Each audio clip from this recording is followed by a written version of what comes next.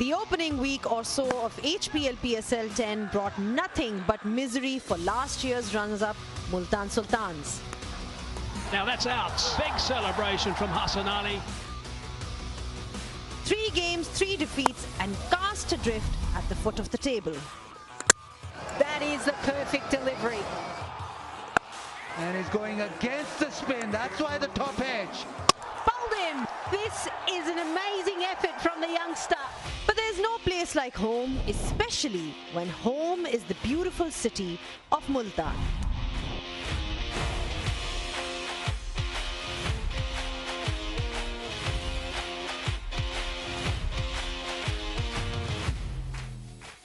Would familiar surroundings bring a change of fortune? After winning the toss last night, they batted first and in some style, racking up to 228 for 5, the highest score at this ground in the HBL PSL. The highest total here at this ground, 228 for 5. Could they defend it though? No problem. Ubaid led the way with 3 superb scalps. Bold, beautiful delivery. Kamran Ghulam takes it, so that's a massive blow. Today though, it's a repeat of last year's final against Islamabad United, who are 4 from 4 this season too. Can Multan Sultans continue their winning ways, or will Islamabad stay unbeaten? Hello and welcome back to Multan Cricket Stadium. It's the HBL PSL 10 and it'll be interesting to see which captain out of those will be lifting the trophy in the end. For now, it's the home side once again and they are up against Islamabad United in match 13 from Multan. Hello and welcome to Pitchside once again when Multan Sultans are up against Islamabad United. Multan Sultans finally getting off the mark in yesterday's game. What a fine win it was. Perhaps the much needed confidence for them as a side. Islamabad United are the defending champions and they've been in a great run of form. Right from the start, they are the undefeated side in this tournament. So 2 very good teams up against each other. One very strong here. Pretty much their fortress in Multan Cricket Stadium. So plenty to talk about with my guests on Pitchside. It's Bazid Khan and Mark Butcher. Lovely to have you guys here once again. Baz, Multan Sultans winning finally yesterday. Islamabad United has been the pick of the teams, but different conditions altogether for Multan. So they seem like a different team all of a sudden. Yeah, very different for us too. These bugs are making hay. Multan Sultans back at home in Multan. We've talked about this at length, how comfortable they are in their home setting. It's not just about the crowd, not just about the ground. It's actually about the pitch and the angles. They understand the angles, the bowlers, the batters, the angles of the ground and the way the pitch plays. I think they're very comfortable here. So it'll be tough for Islamabad United to beat them here. And what Multan Sultans are hoping for is a run of good results in Multan so that they're back on track and back in those top 4 for the playoffs. Conditions aside, let's keep the conditions on the side. Islamabad United has just had a great run so far in the HBL PSL 10. And I mean, it's been consecutive wins. You know, if you just combine the ones from last year as well, they just look like such a great, overall team when you look at the balance and composition. Yeah, I mean, it's 9 out of 9 now, isn't it? If you go back to last year and their run through the playoffs, the final, and then the start this year. So they are looking the complete team who have managed to pull out performances when they're under real pressure as well. So it's not just simply a case of they prefer playing at home or prefer playing in certain conditions. When things have been very tough and they were had their backs right up against the wall, they have come out and played magnificent stuff. And I think that's really sort of taken them forward to this year as well. I'm kind of looking down the lineup and thinking they look maybe a little bit light through the middle order. A lot of all-rounders in there, not so many specialist batters, but it hasn't hurt them at all. And the bowlers are all playing superbly. And Shadab himself is taking wickets, scoring runs. And of course, then you throw in Jason Holder, who's the player of the tournament at the moment. And you've got a team that are ticking on all cylinders. And that trio of Mike Hesson, Rehan and Shadab, I mean, that's pretty much the think tank, the major think tank of Islamabad United. It seems to be working well in the sense when you look at the other team and their strategies, they seem to be very much aligned in their strategy and execution. Yeah, look at all the seasons, barring I think just one season where they had a bad season. Otherwise, they've been a very, very consistent side, and that is down to the actual process of the draft. We don't talk about the draft enough. The way that they structure the team, the way that they pick the players that they want, and the certain players for certain positions that they keep on depending on and make sure that they align with the way that they're going to bat and bowl and field. So Butch talked about all-rounders, and they have all-rounders to burn. They've got so many all-rounders. I think a couple of years ago, they even had Fahim Ashraf. So they banked themselves on being an all-round team. And I think with the draft, you always look at the draft, and after the draft, you always think, well, Islamabad United did well. And it is not by fluke. I think there's a lot of background work or homework going through the draft, which actually makes the squad so good. All right. I mean, we're talking about Islamabad United here and how well they've done overall as well. Multan Sultans, their leader is going to be really relieved because much needed win like we spoke about yesterday. Also the fact, the kind of belief that he's been able to instill in their side. We'll find out more from him because we are ready with the toss now. It's time for the toss. It's over to Ramiz Raja, and he's out there with the two captains.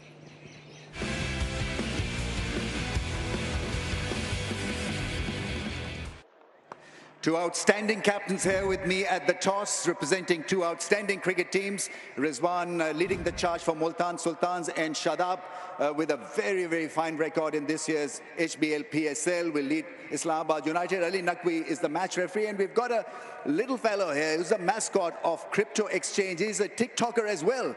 Malik Fawaz, well done. The youngest TikToker, I believe. Well, Rizwan, आपके पास coin है? चलें जी, शुरू करें. चलो ना फेंकेगा तो बोलूँगा. Heads. क्या करेंगे रिजवान? बैटिंग करेंगे. बैटिंग करेंगे. पिछला मैच लाजवाब खेले, आप घर में आए हैं और इस पिच को बड़ी जल्दी ठीक रीड किया. आज की आपकी क्या रीड है इस पिच को लेके? रमेश भाई, पिच थोड़ा सा डिफरेंट है. जो लास्ट पिच था थोड़ा सा मुझे लगता है कि शायद ट्रिकी टाइप चली है तरफ, मगर ये है कि जो हमारी स्ट्रेंथ है उनकी स्ट्रेंथ को देखते हमने बैटिंग का डिसाइड किया हुआ. एक जो आपकी स्ट्रेंथ इंप्रूव हुई वो थी स्पिन बॉलिंग में. बहुत अच्छे स्पिन बॉलिंग हुई आपकी तरफ से. जी बिल्कुल. अल्हम्दुलिल्लाह हमारे पास जिस तरह ब्रेसवेल ने बॉलिंग की और सामा अपने वापस एकदम में आया, अल्हम्दुलिल्लाह इफ्तिखार हमारे पास चॉइस है. तो इसी वजह से देखा है कि अगर इंशाल्लाह अच्छा टारगेट सेट करते हैं तो हमारे पास ऑप्शन है.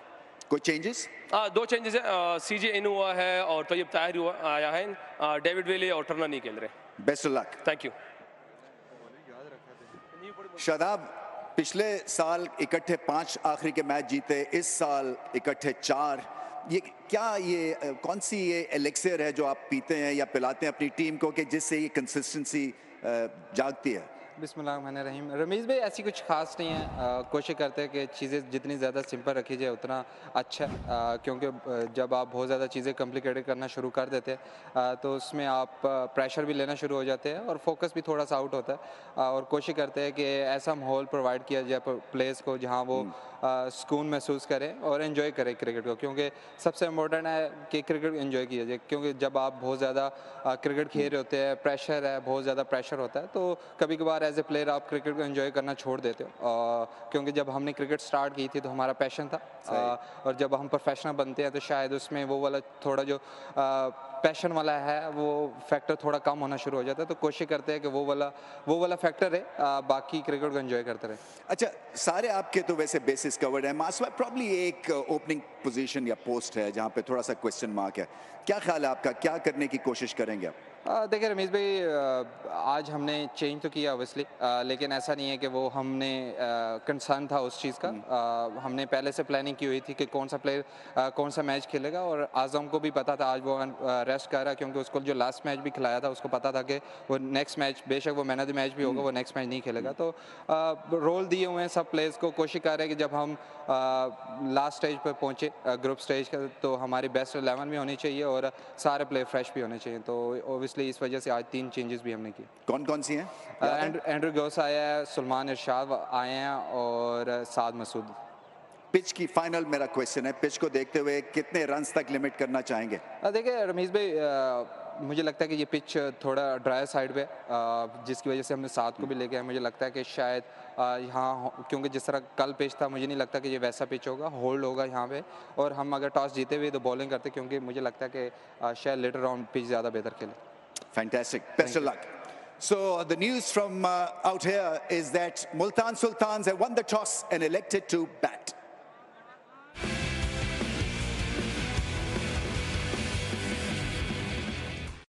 All right, that was the toss brought to you by Exchange on Multan Sultans winning once again, and they have decided to bat first. They've also made 2 changes. Butch, you've got Tayyip Tahir in that middle order, and Chris Jordan comes back. Yeah, Chris Jordan, who has won probably more T20 titles around the world than anybody else I can think of, comes in, will strengthen that lower order and of course give you a bit more firepower at the death with the bowling. The guys to highlight really for me from Multan from yesterday were Bracewell, Ubaid and of course Osama Mir. I thought they had brilliant games, and that's not of course to downplay the contribution of Yasir Khan at the top of the order. Let's hope we see more of the same from him again today.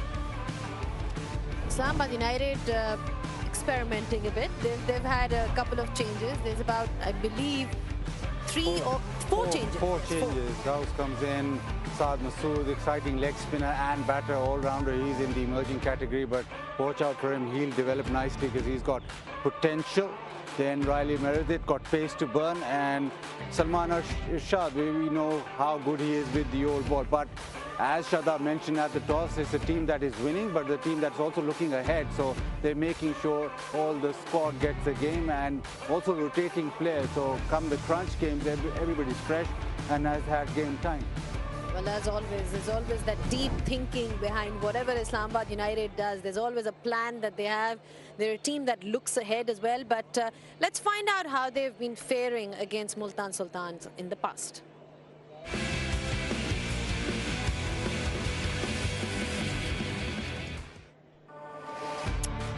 All right, these 2 teams then, overall, they've been playing each other for like 17 games, out of which Islamabad United has won 9 and Multan Sultans has won about 8. So pretty neck to neck, you would like to say. But when you look at the last 10 games, it's a tie. That's how good both these sides have been. 5 have been won by Multan Sultans and 5 have been won by Islamabad United.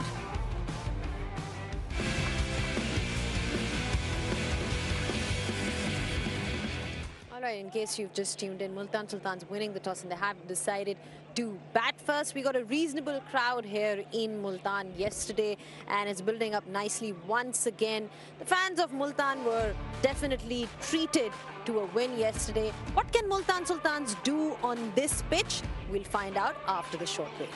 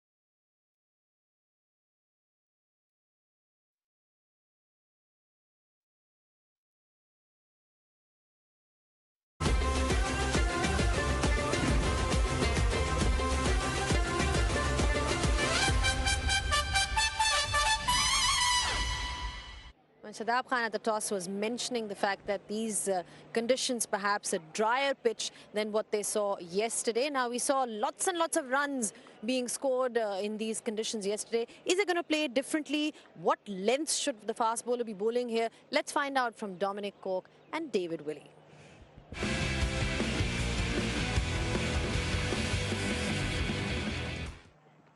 Match 13, and we saw a really good win yesterday for Multan on that surface over there. We've now moved probably about 3 wickets along. It still looks an absolute belter. The dimensions are exactly the same as last night, 65 from the middle and obviously 75 down the ground. So still not a big hit, but enough. And in these conditions, the ball seems to travel.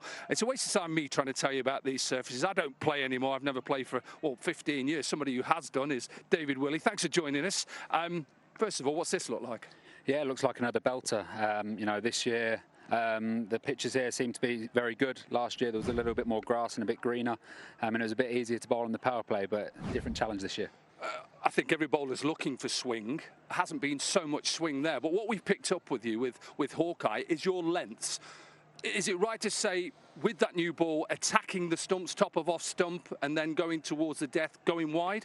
Yeah, definitely. I think, you know, my strength is swinging the ball, so trying to bowl a fraction fuller, you know, trying to hit the stumps and take early wickets. I feel, you know, you've seen a lot of the games have been high scoring, so I guess I'm looking for that shape early and trying to make some early inroads. But the risk there is when it doesn't swing, as you said, it's a much more hittable length. What do you do when it doesn't swing? For any young boy or girl out there, how do you change? What do you change if it doesn't swing? Yeah, I think in the power play, you know, I generally try and bowl 6 to 7 metres when it's swinging, and then if it's not swinging, drag it back to 7 to 8 metres and then run it across the right-hander. But I think when the pitches are flat with these small boundaries, it's really important that you do your homework and understand where you can try and shut guys down if they get going.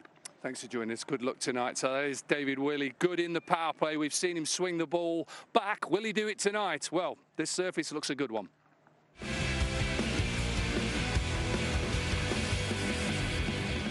So here are the thoughts of David Willey, where you should be bowling in these conditions. But looks like an absolute belter once again, and Multan Sultans has that advantage because they are batting first. Time to hear from the experts what they have to say. Who's going to be winning today?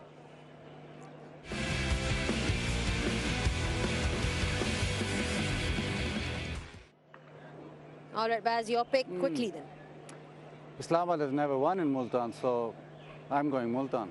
Multan, because Islamabad's never won in Multan. Hang on, you're a treacherous to your own That's team. The way, yes. Ah, well, I was going to go for Multan anyway. Well, all right, I'll go for Islamabad then. I'll tell you for why. Just simply because the confidence that they're playing with at the moment. I think they will bowl better bowling first than Qalandars did yesterday. They'll have seen that and realised what they can and cannot afford to do and allow them to get away with. So I'm going to go with Islamabad to go 5 from 5, just in order to back up Bazit's home team. He's abandoned. Abandoned ship. All right, so we have two contrasting opinions from Butch and Bazit. That was the expert predictions for you.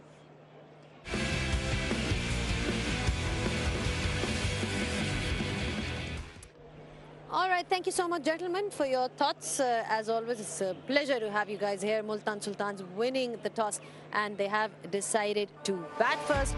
Nice crowd building up. It's always nice to have Multan fans come in huge numbers supporting their respective sides. Quick thoughts on the total, gentlemen.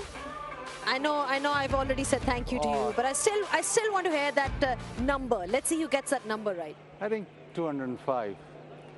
Oh, I'm going 185 tonight.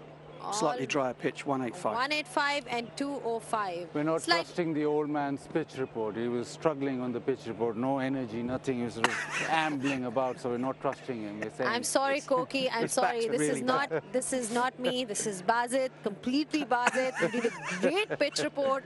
So well done on that, considering the back and all. Anyway, back to the cricket then. We don't have much time now, so take a short break and see you guys on the other side. It's Rizwan versus Shadab Khan. Don't go anywhere.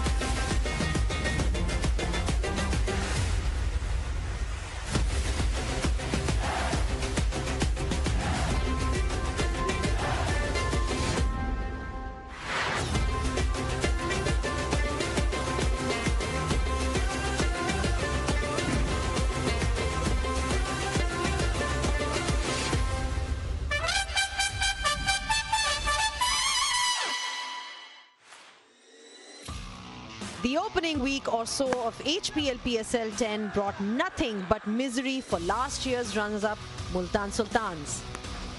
Now that's out. Big celebration from Hassan Ali.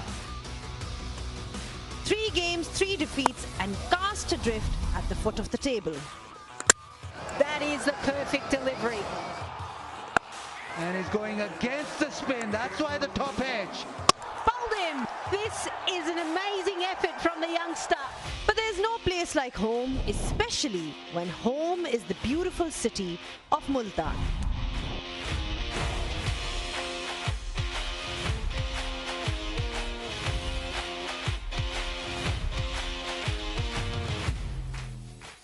Would familiar surroundings bring a change of fortune? After winning the toss last night, they batted first and in some style, racking up to 228 for 5, the highest score at this ground in the HBL PSL. The highest total here at this ground, 228 for 5. Could they defend it though? No problem.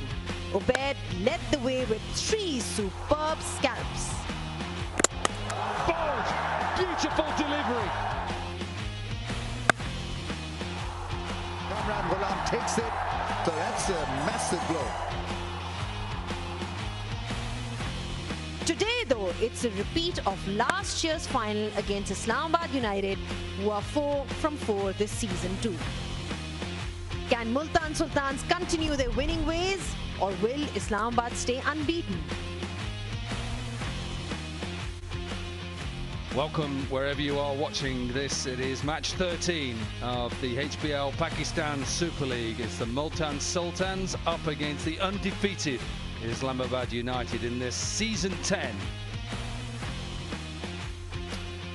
Little bit more comfortable tonight. It was quite humid and hot last night, a little bit more comfortable out there, and it's good to see the crowd are coming in. They were excellent last night, and they'll be hoping that the home side can go 2 from 2. Have a fantastic home record here at the Multan Cricket Stadium, and after a big win last night against the Qalandars, there's lots of smiles within the team of the Multan Sultans.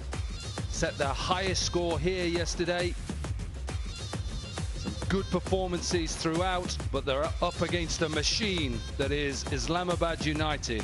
9 wins on the trot, going back to last year's edition, and they're looking to go 10 tonight. Show you exactly where they are. Even though Multan Sultans are bottom, they're off the mark with a couple of points. Quite a good victory against the Qalandars, and Islamabad United, quite simply, at the moment are the best team, winning all their 4 games and a real good positive net run rate at 2.5 as well. Reminder that the top 4 teams qualify. We've moved to pitch number 9. It still looks an absolute belter. Flat.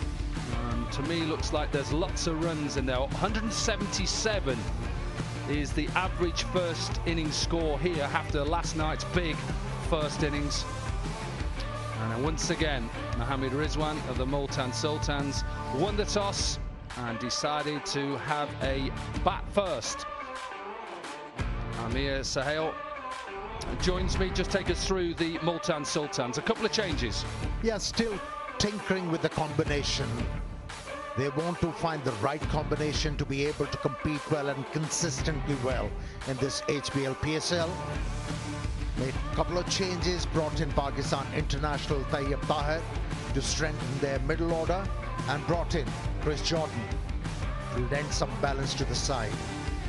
Lisa Stalaker, they are a machine, Islamabad United, but they have made lots of changes. Yeah, very surprised to see that they've made 4 changes. Andre House, Saad Maqsood, Riley Meredith and Salman Urshad coming in for his first game. But really, Farhan and Munro have been excellent with the bat in hand. And then from a bowling point of view, Jason Holder, Imad Wazim have been exceptional. Probably looking to just give people a run out with the squad that they've got. Shadab Khan is captained really well throughout the first 4 games. It's easy when you've got match winners and players that have really performed. Jason Holder and Colin Munro with the 2 overseas. They've made a few changes. You'll see one there with his gloves on. Andreas Haus, who's going to keep wicket in place of Azam Khan. He's done it throughout his career, a South African who now plays in the USA. 90-odd T20 games, and he's kept in, well, 60 of them, so he's a regular wicket keeper. And the big man there, Jason Holder, who has bowled beautifully and batted as well, really well. So they've got a well-oiled machine that are looking to go 5 from 5 and to win 10 on the trot. Hassan Raza and Chris Brown. Chris Brown on the left.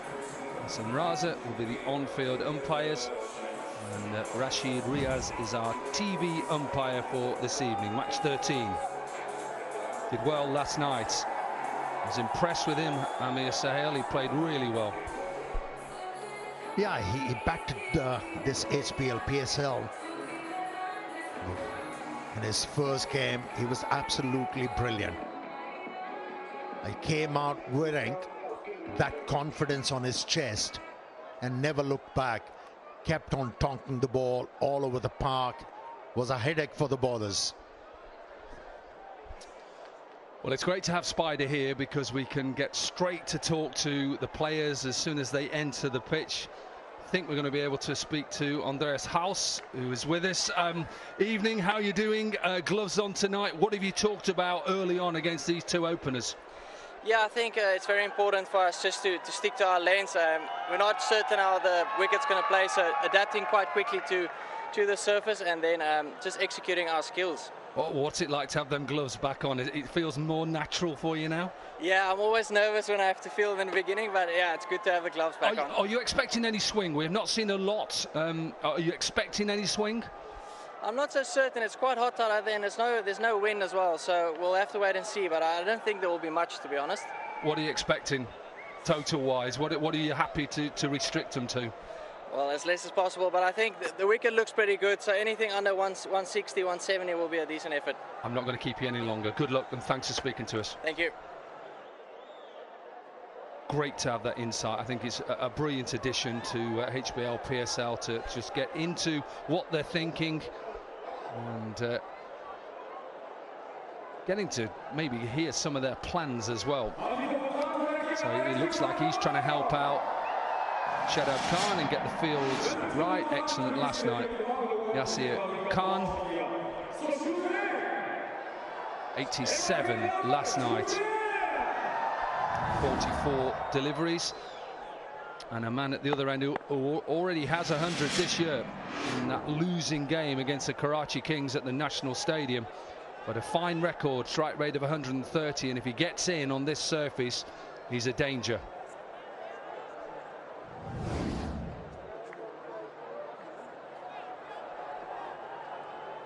Riley Meredith, just his 3rd game, couple of wickets, economy of 8.7, has pace.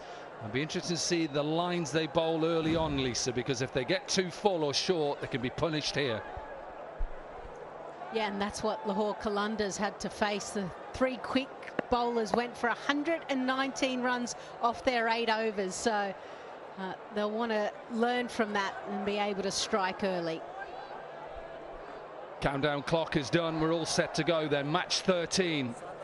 We're in the Pepsi power play, so only 2 fielders are allowed out. That is a deep square leg and a deep third as well. Chris Brown says, let's go.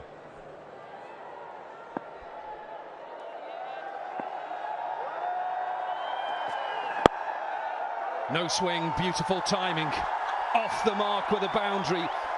Just what you want as a batter, Amir Sahel. A lovely half volley leg stump. Yeah, if the nerves were slightly fraught, I think they are settled now. That's what you want as an opener. Feel of the ball onto the bat. And that was a gift. With a field placed strongly on the offside, and he prefers to hit the ball on the onside. That was a gift. He's off the mark in style. Once again, Yasir. He just got greedy, didn't he?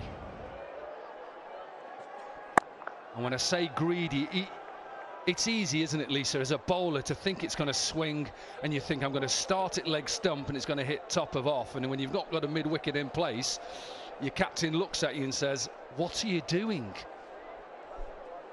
I guess that's why it's important bowlers warm-ups, they get an understanding of what's the conditions. But still at the end of the day, you've got to get your seam position and your wrist position absolutely perfect for the ball to come out and shape away. Did a little bit the second ball, didn't the first. It's also about completing your action. See, that is a completion of action and a quick single. I like that as well. It's easy in T20s, Amir, to just think about boundaries, but it's also about rotation of strike and putting the fielders under pressure. It's very important. It's very important. That's what keeps the bowler honest. Keep them on their toes. If you have the skills of hitting boundaries and sixes, and then you mix it up with singles, that creates a lot of headache, not only for the bowlers, but also for the captain. How to go about the job, placing the fielders. Brings the captain on strike. He's played some beautiful looking shots where he's pulled length over mid-wicket. Same field for Mohammad Rizwan with 4 in the circle on the offside. Little bit floaty still. One thing that I mentioned was the fast bowlers. So Shaheen, Haris Ralph and Zaman Khan, you can see it's a scattergun approach, but only when they got the Yorkers you can see that it's 25% strike rate either side, well over 250. Now I'm not saying they need to go to Yorkers in the first over, but this is something to keep in mind, that this is a batter's haven. So it's hard work for the bowler, so the execution is really important.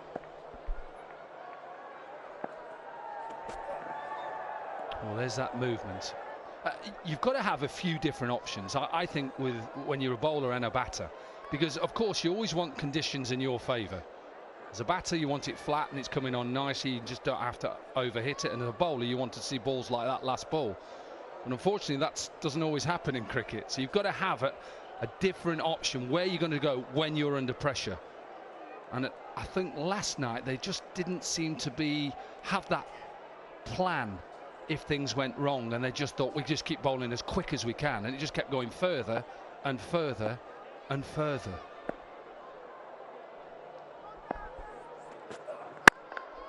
That's a nice delivery. That is a nice looking delivery. Not a bad over to start. 6 without loss.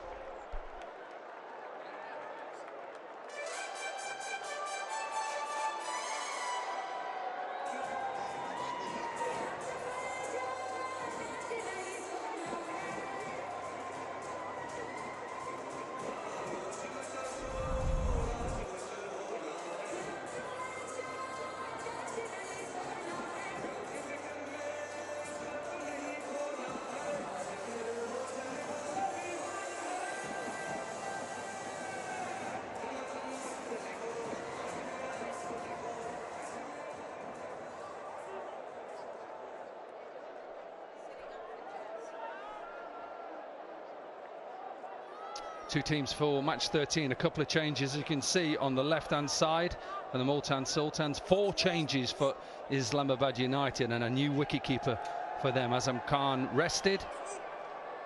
Andres Hals in as a keeper, and they brought in Salman Urshad. Want to spin straight away. They do this quite often. Islamabad United, Imad Wazim. And he'll just bowl little in-swingers.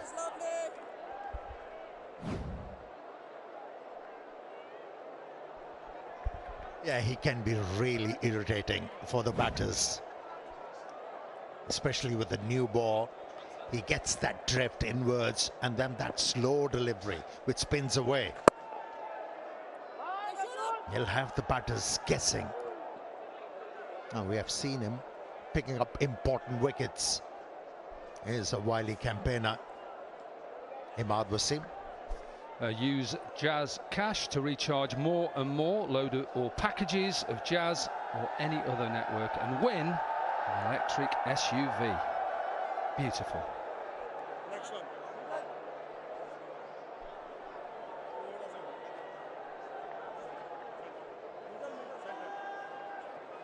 Let's just check the field he's got at the moment, so you can see what the angle he creates, and he's just trying to run it back into the right-hander, so the two fields you can't see on your right-hand side are out. Deep mid-wicket, deep long on.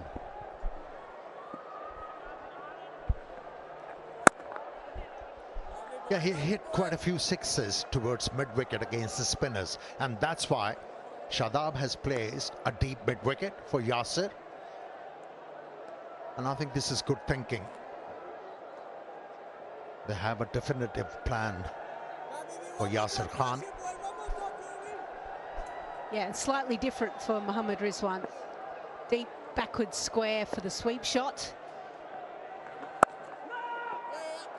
But the real question that Imad Wasim is asking, do you want to go and hit me through the offside? I dare you.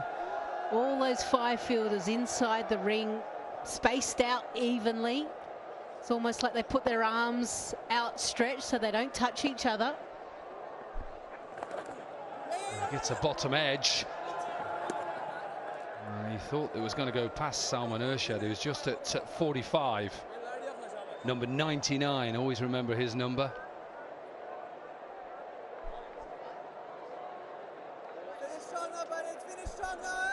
Plays in a lot of franchise cricket, hence why he's always number 99, and it always pick him out all the time.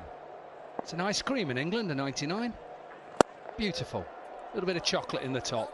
Sort of day you could have one today. Anyway, 2 overs are gone and it's 9 without loss.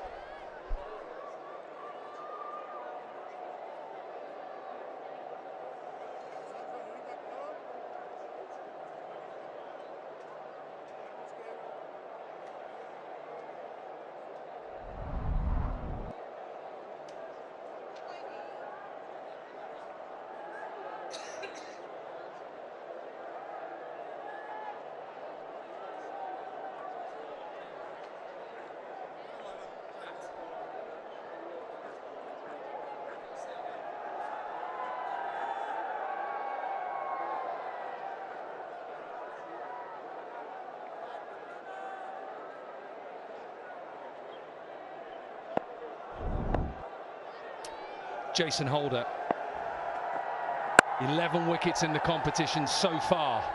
His opening game, he got a Player of the Match award with his 4-foot back in Pindi. He actually has 2 Player of the Match awards. Good economy. Economical and at the same time very threatening. He has picked up wickets for his side at crucial juncture of the game.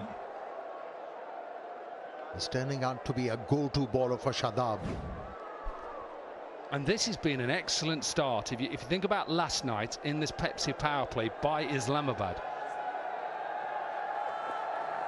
79 runs in the Pepsi power play. That's a good-looking shot, though. Slightly over-pitched. And you said you can't be over-pitched on these type of surfaces, Lisa. Yes, thank you, Dominic. You're absolutely right.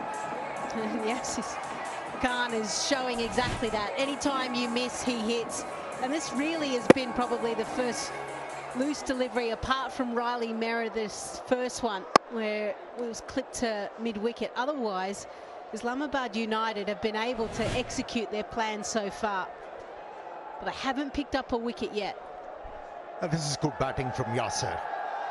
Holder was looking to create the angle, and he used it quite well.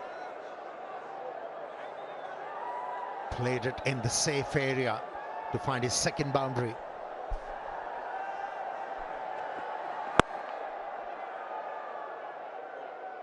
Highest power play average the Multan Sultans have it.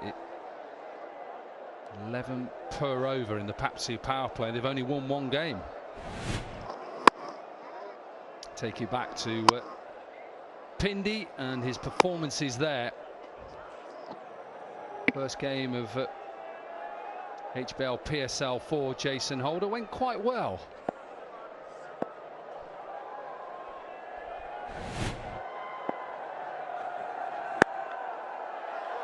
This is into the gap. They'll push two.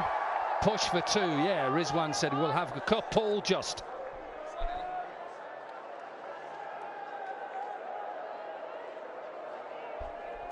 BYD leads the world in new energy vehicles, and PSL leads the game in talent. BYD is giving away a BYD seal on your screen now. Beautiful. There's a prize for the player of the tournament, so stay tuned.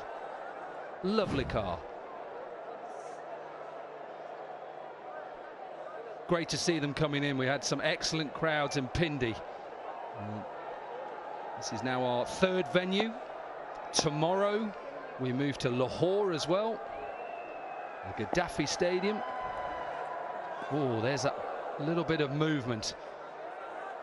Just looking at the umpire then, Chris Brown, and I was just about to say, do not give a wide. Wasn't good thinking from the bowler, asking the batter to reach for it. And you know, when a batsman is trying to reach to play through extra cover, always provide an opportunity to the bowler. This is good thinking. Into that surface again, good length. It will just be a single to finish off the third over, and the Multan Sultans 18 without loss.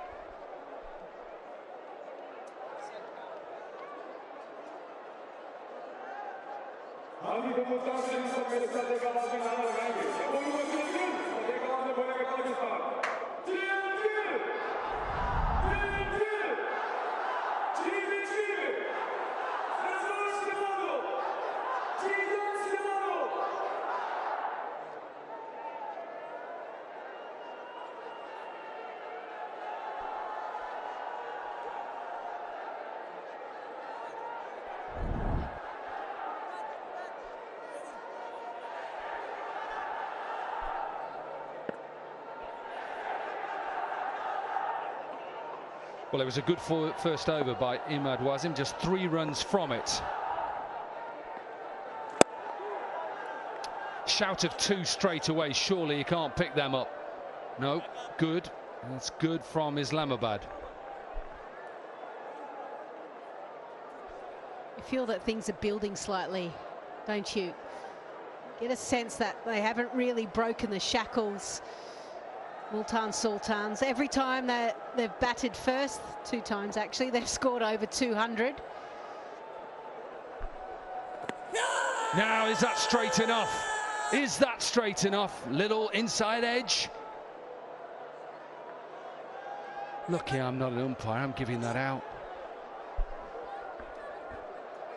Stick with commentating and coaching, Dominic. Just give that out. Let's have a look. Is it going down? Is he hit it? Oh, it's close. Oh, it's close from that angle. It's not out. Dragged to that man in the deep. Just gets enough of it. First maximum of match 13.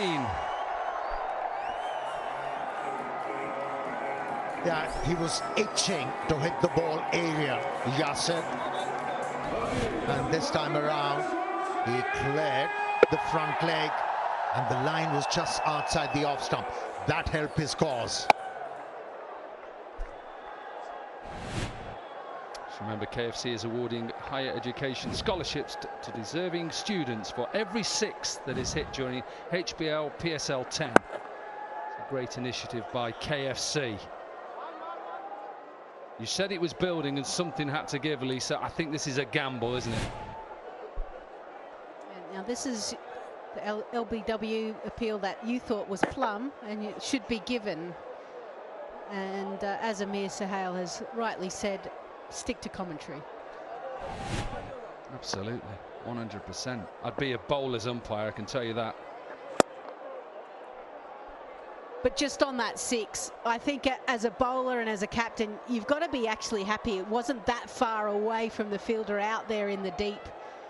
A batter is allowed to hit the ball and get it over the fence.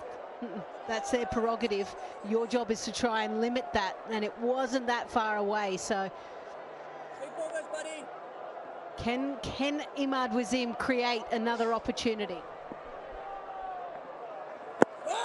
Now then, this is now sliding down again. I'm still giving that out, but it's not out. I'm giving them both out, but this one has to be sliding. If that first one is, this one is as well. But having to think, Shadab, is he going to go upstairs? Is he going to go upstairs? 7 seconds, quickly, he is. He's having a look.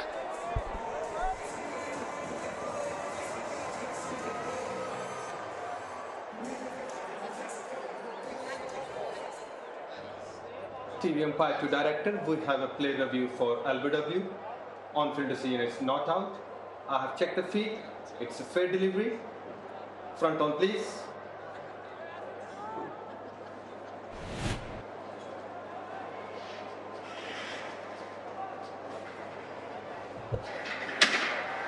Ball is close to the bat. Let's confirm with the ultra edge, please.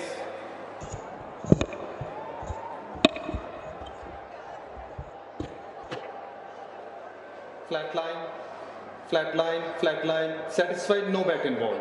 Move on to ball tracking when it's ready, please.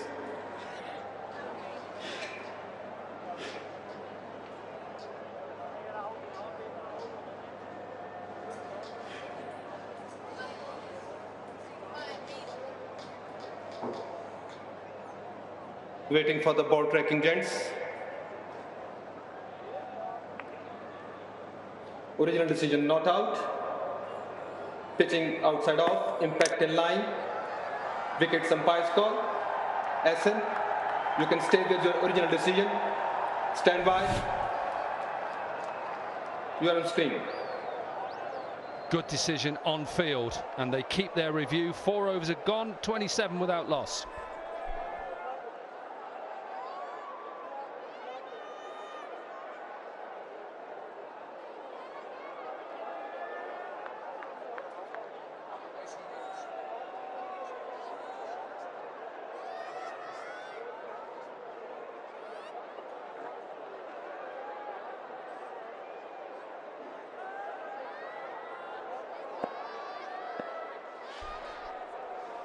Jason Holder with his second over. He's getting a little bit of movement. He's always going to get that bounce because of the height. He must be 6'6".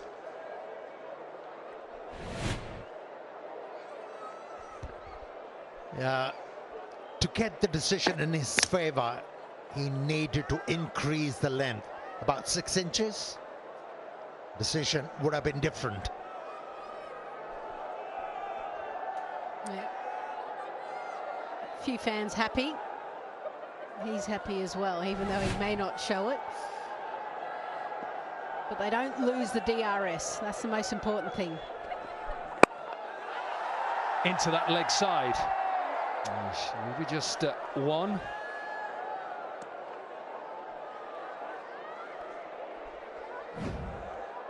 Parkview City question, free hit for fans, win a house contest. In which year did Pakistan win the ICC Champions Trophy?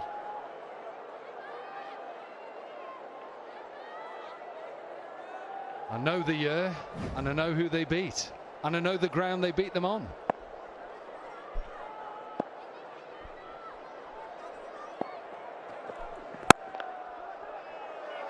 Water shot, just over pitched.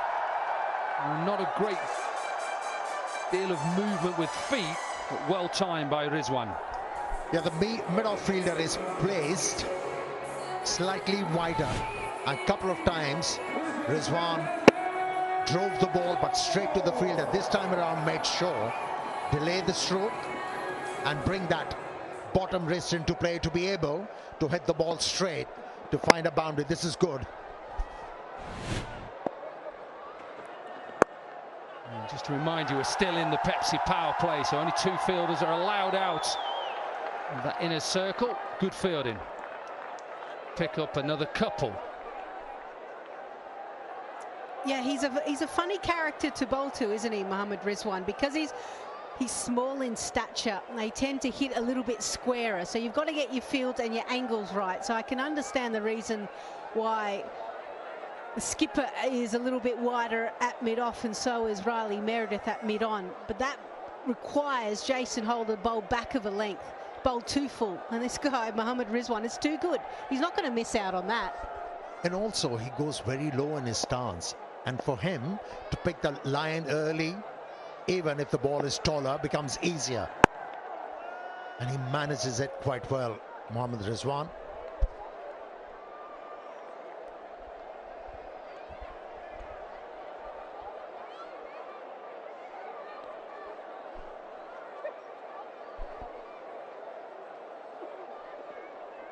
So things will slightly change because Yasir is on strike. Riley Meredith, bottom right screen, so you can see he's straightening himself up. And Shadab Khan will also straighten up a little bit. Oh, actually, no, he's still going quite wide.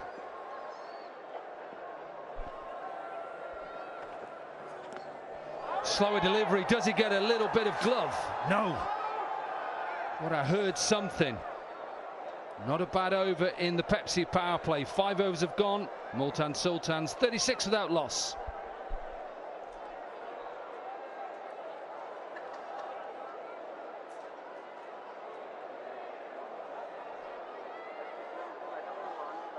इस time को match से 5 over का match complete हो चुका है। मुल्तान सुल्तान ने 36 run बनाए हैं बगैर किसी खिलाड़ी के नुकसान के।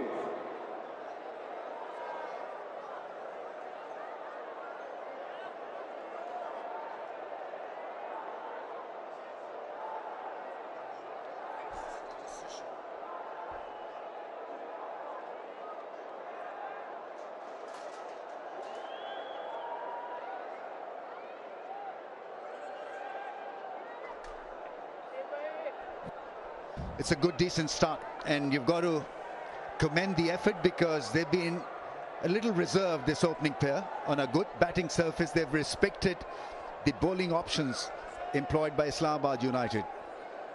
Shadab has once again played a very, very smart hand by introducing Imad Wasim, not just for 1 over, but for a couple of overs. So he has actually slowed down this process for his skipper. Yeah, it's not the flyer that we saw yesterday from Multan against the Qalandars. Not the same surface either. I feel it's perhaps a little bit drier than yesterday. Vigo's selfie moment. It makes you look good. Women power.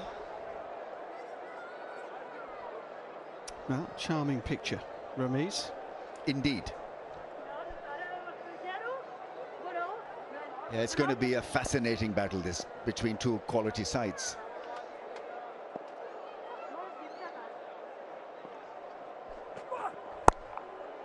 Now you got to do that variation, change of pace on the surface. Because if you bowl one-dimensional, you can absolutely be taken to the cleaners. It was just interesting to see that last delivery. Just stayed down a bit when he took the pace off. Here's the first over. Found a little bit of outswing. Trying to get the ball up there, making it do something. Looking for wickets with a slip in. All in all, first ball aside, it was a pretty good over. Ultra pace, extra pace may just work on a surface like this. Hit that good length and let it fly, let it rip. Well, we know is let it fly and let it rip. It's Yasir with a magnificent 6. He picks up the length so early, and then his base is so strong when he's hitting those big shots. It's consecutive off-cutters from Meredith. The first one, Yasir was just a little bit early on the ball, chopped it into the leg side, into the offside, sorry. This one, he's waiting for it. Look. Just held the bat up, waited that fraction of a second, down it came, the off-cutter, and off it went. And off they go as well. A lot of support for Multan Sultans. This is their home, their fortress. And they've begun this innings in such a good fashion. Not panicked, haven't improvised a great deal, played most of the deliveries on merit, except for maybe 1-2 instances where Rizwan got a little bit restless.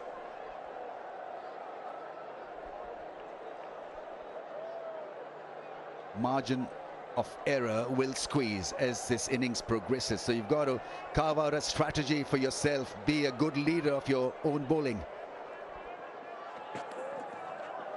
Short ball down the leg side. perilously close to the gloves or the bat. That's been given a wide base. Yeah, good option.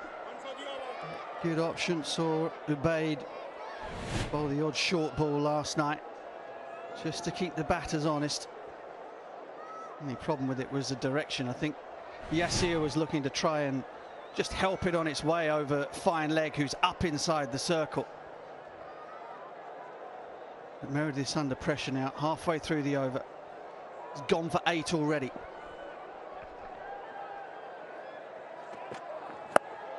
Short ball dealt with. And you can make out the pace of the shot by just looking at how the fielders generally react in the outfield. They've got to really get cracking straight away because he's middling everything, Yasir.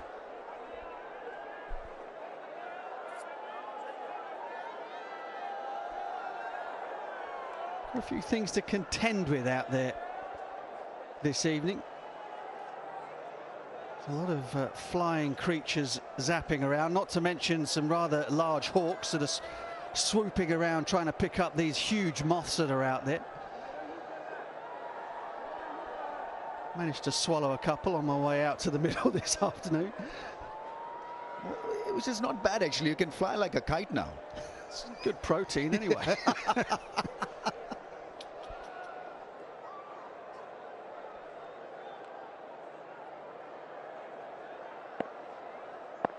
Right, last 2 deliveries in this over. Run rate of almost 8. Yeah, slower in pace. Plays it straight to the fielder at point. It's been a bit of a cat and a mouse, where you're looking to get free and you've not really been given that leverage. The bowling has been pretty decent, even though they have not picked up a wicket, but this is not a bad result at all. Yeah, I absolutely agree with you there. They haven't lost control of things. The run rate is below 8 and over in the power play. And just given what we've seen at the moment, I think scoring might become that little bit more difficult as the ball gets a little older. Very different sort of surface from last night. The pitch is just that little bit whiter. You can see from a distance, drier.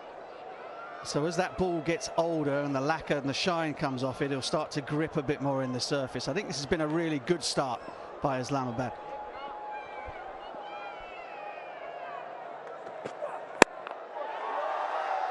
Yeah, I mean, there's a lot of strength behind those shots. He puts it away from the infield. The running has been very good from this pair.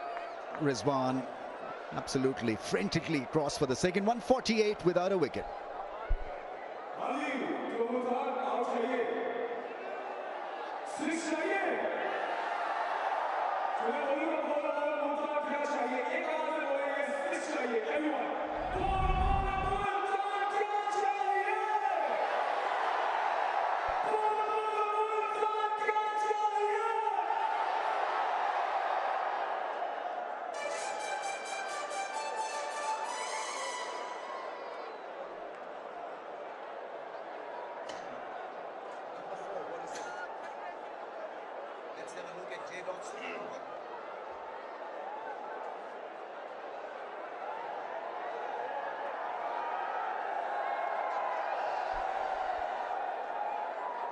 Tapalti area, corner still to come.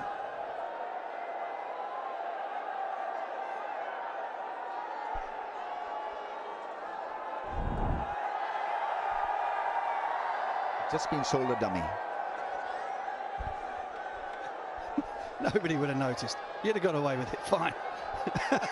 There's so many really to talk about. Right then, Mohammad Nawaz, another all-rounder of quality coming on to bowl. Shadab at the toss was talking about the utility, efficacy of spin on the surface. Imad Wasim, a different left armer to Nawaz. More flight, probably more spin. Yeah, no surprise that Shadab goes to him now that he's got a little bit more cover outside of the Pepsi power play. Perhaps not quite as accurate as Imad, so he needs that little bit more assistance with fielders on the boundary.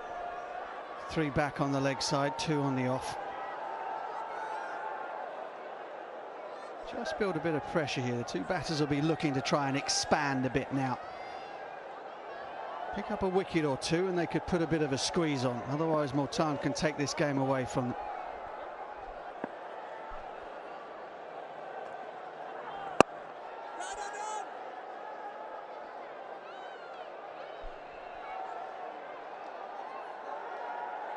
.50 comes up for Multan. Look your best this HBL PSL, as 𝐄𝐍𝐆 is rewarding the best dressed spectator every game with a luxurious 𝐄𝐍𝐆 gift hamper. Fifth 50-run opening partnership, this for Multan Sultans versus Islamabad United, and it's been well accumulated with a lot of common sense. They've not been allowed any freebies. Really had to dig in and work hard to get to a 50, which has come at a relatively good pace. It's a different pitch, as Butch was just mentioning, ball sticking more into the surface. And Islamabad United, there's a reason why they won 4 out of 4. It's a well-gelled team that believes in itself, a lot of self-belief, and they've been led extremely well by Shadab. Yeah, they haven't. They've won the games in different ways as well. Beat Lahore chasing by 8 wickets, Karachi chasing by 6 wickets, and then defending 𝐿𝐶𝐆 by 102 and Multan by 47. So they've done it both ways. That's gone up in the air. This should be end of Yasir. Long on, takes the catch, and it's Nawaz who breaks through.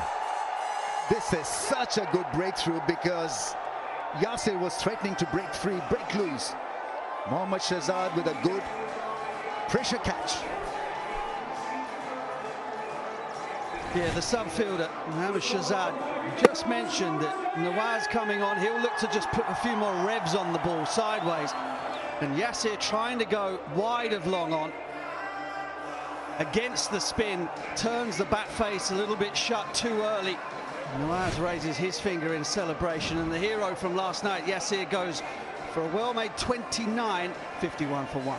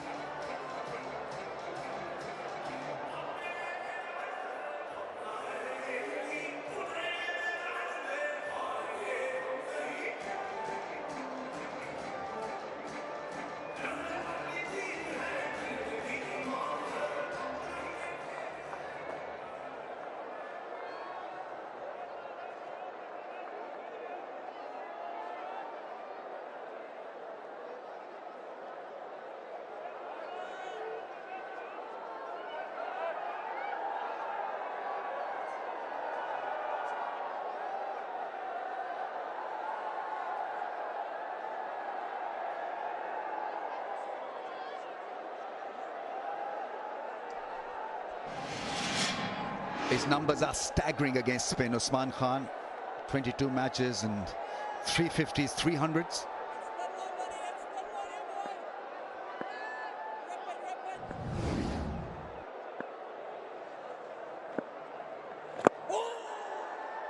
This is good start from Nawaz. Wicket to wicket, getting the ball to spin just enough.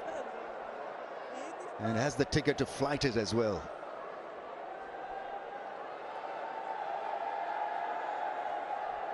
Yeah, just a little bit of grip. And that's what did for Yasir. Just watch here. Bit of flight from Nawaz, a little bit wide. Tries to drag it leg side. Just grips the tiniest bit. Catches the outside of the bat and gone.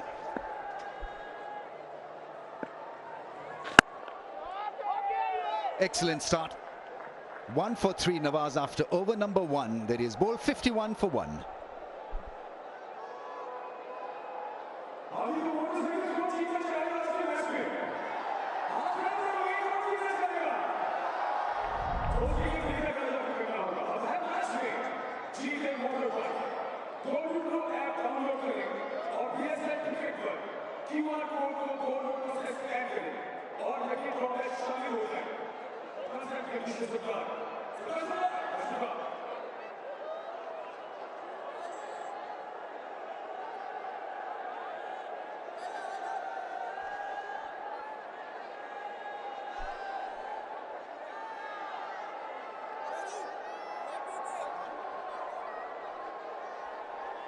I don't know whether there's a term like onus is now on Rizwan, because in T20, onus is on everyone. Everybody needs to chip in. But in layman's term, Usman's record against spin, we've talked about it, is phenomenal. He goes at a strike rate of 171. That means that he would take 32 balls to score a 50. Well, it looks as though he's going to get plenty of opportunity. Shadab brings himself into the attack straight away. 2 for 17 in the victory in their last match at the National Stadium in Karachi. He's got his tail up as a leader and as an all-rounder at the moment, Shadab. Important part of the game this, you feel.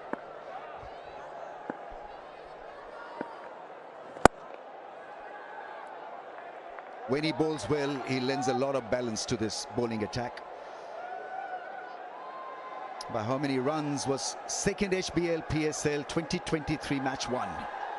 Jazz Fan Pulse question 2153. That would have been awarded as a white, probably. Went after it. Yes, always look, it's a real trademark of Usman Khan's to sort of stay leg side and try and get the ball backward a point, either front or back foot. I just wonder if Shadab's playing on that with him a little bit. He's got 2 men backward a point, and he's bowling it quite slow and quite wide, maybe hoping for a top edge in that area. Oh, that should have been more than a dot. Really was a half trekker, and well, he somehow found the fielder at cover. Well, it wasn't any old fielder though. It was a man with the wingspan of an albatross at extra cover in Jason Holder. He's an A380 in the field. you need a special runway for him. Yeah, he covers a lot of area. Gets in and narrows that angle at extra cover and spreads those wings. Yeah, another good over by a spinner. And so the fun continues for Islamabad United. They've put a lid over Multan in the innings so far. 54 for the loss of 1.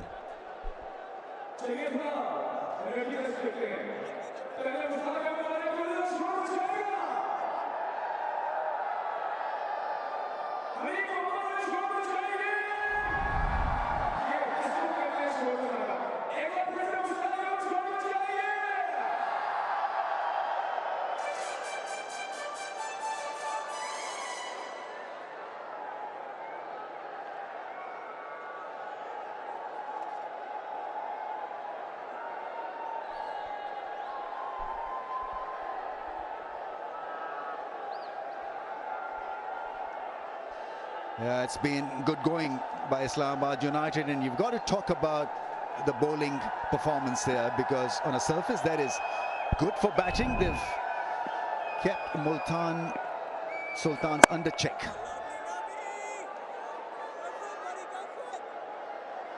What next then, Butch, from here for the next 3 overs? How should they be reading this, both sides? Here's the dismissal of Yasir once again. Another good innings from him. Just when Multan needed him to kick on a little bit, they've had to regroup with a new batter at the crease.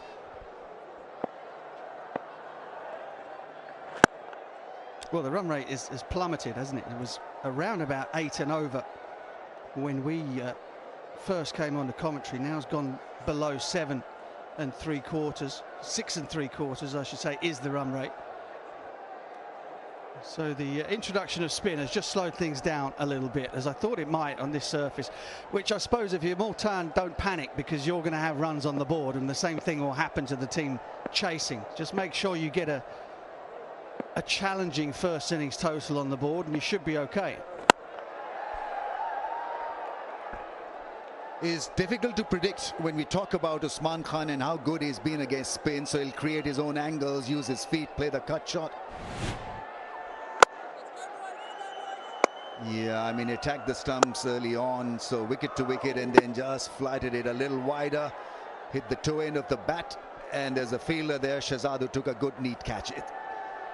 to get a set article out is a big deal in T20, and we know that Yasir could absolutely hurt you.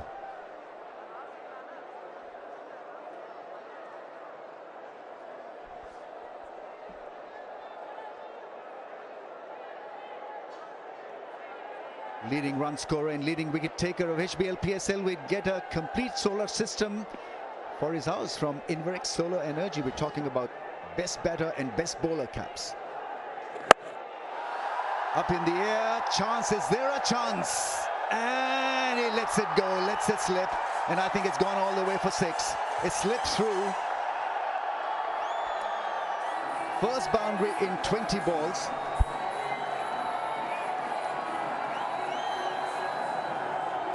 Saad Masood, the fielder. And Shadab, they're asking whether it was a 4 or a 6. Looking at the fence, he's perilously close to the rope, and I think that may have just got him distracted a bit. Yeah, he never looked happy. He was looking up at the ball, looking down at the boundary cushions. And as it was, he needed just to get himself into position a little bit faster. And then he could have steadied himself, but he was still moving, still trying to turn away from the direction the ball was coming in, and just never got into any sort of balanced position to take the catch. Modern terms, that's a poor effort. You see guys take catches that are a lot more difficult than that out there on the boundary rope. Correct, and there was this partner there just lurching around for a pass. He didn't palm it back.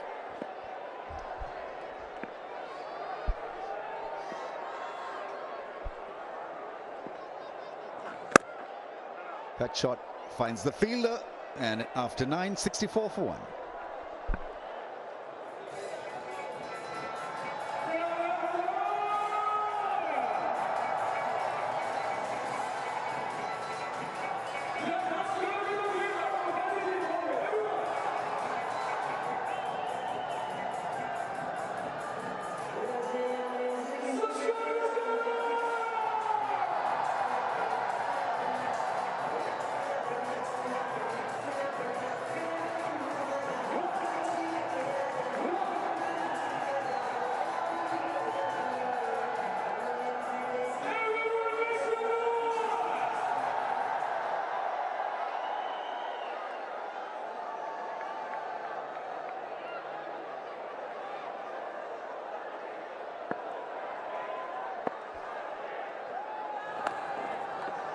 Sweep shot is definitely on, and that's a well-played sweep shot. How good is that?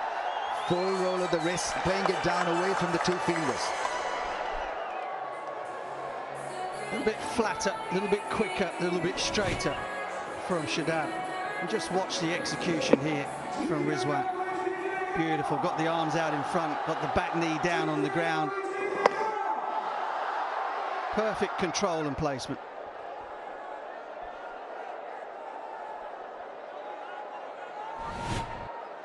It's always of value if you can get a 4 off the first ball of the over.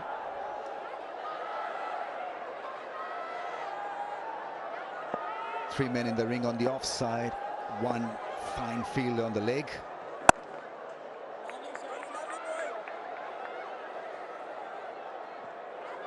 It's a complete set of spinners. We're talking about a leggy, we're talking about 2 left armers, are very different in style.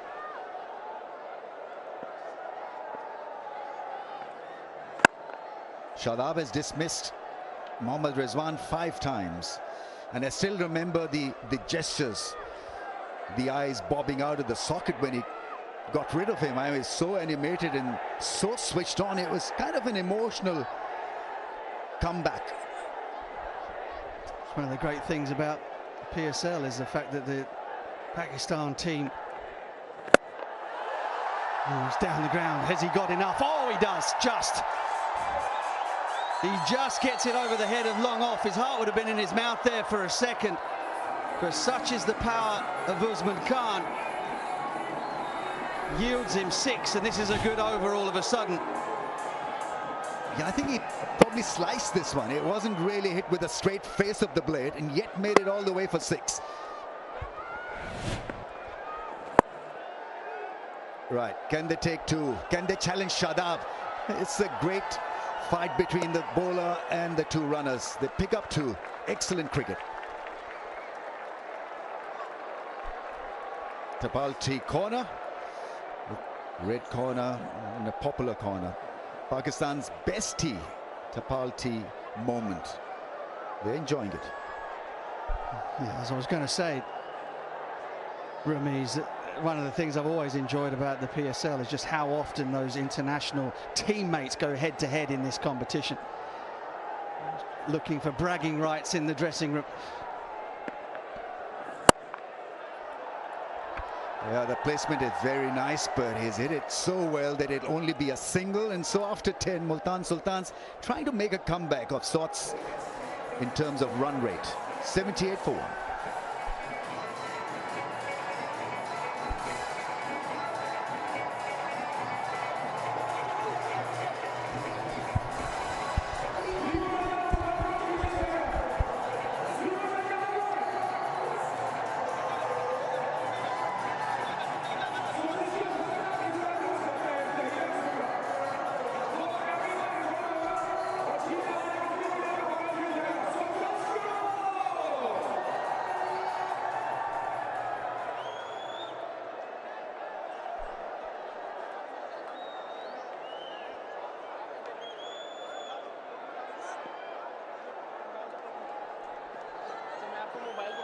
$78 for 1. There is excitement in the crowd, but Multan Sultans just need to up the ante. Imad Wasim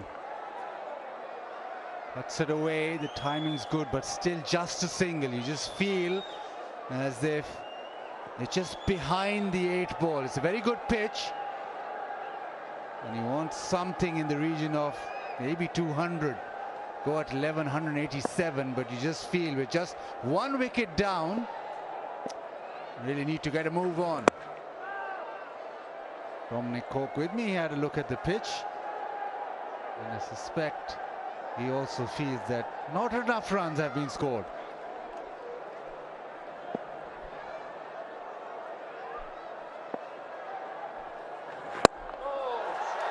Inside out, beautiful shot. Just 1 bounce and goes to the fence, but it was all made by the nifty footwork. Really good this from Rizwan. Yeah, I think with them being 1 down, I think they've got to look to now attack, especially with Imad Wasim coming back into the attack. They know he's not going to really turn it square, hence why he's trying to get inside him and into that vacant area over extra cover. It's a good shot.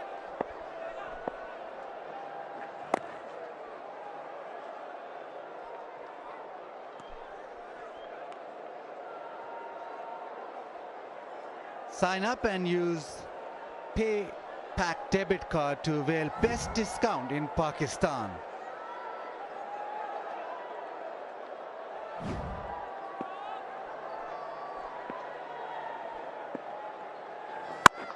Shot pulled away, he's got all of that and some.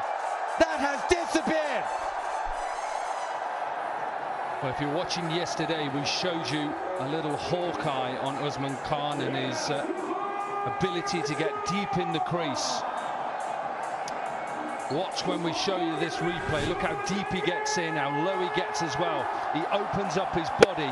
It's not a bad delivery. He's hitting probably top of the stumps, but look how deep he gets. He gets underneath it and probably flies that a good 90 meters.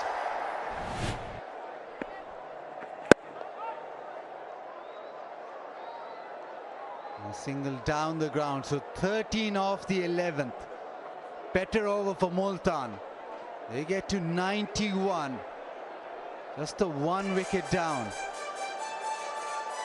Shadab has think about how to take a wicket, while Rizwan probably think about how to up the ante. And it is time now for the Tapal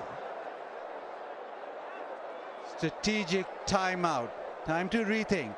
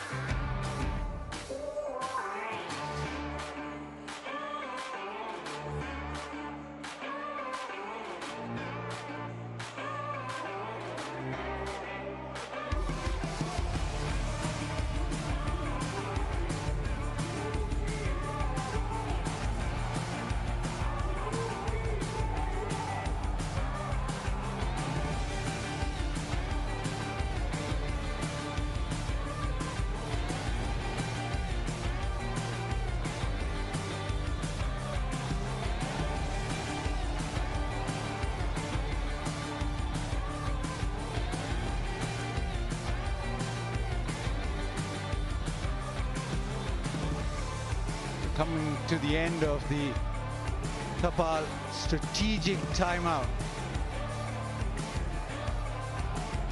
Multan Sultans last 3 overs, 37 runs. It's just going the right direction now. That was the drop chance in the deep. After that, it's been Rizwan and Usman Khan. Both very good players off spin. But suddenly they flicked a switch and are able to get boundaries. Just make sure that they up the ante and get to a rate after having won the toss and batted first. 29 for Yasir, but this partnership 40 of just 27.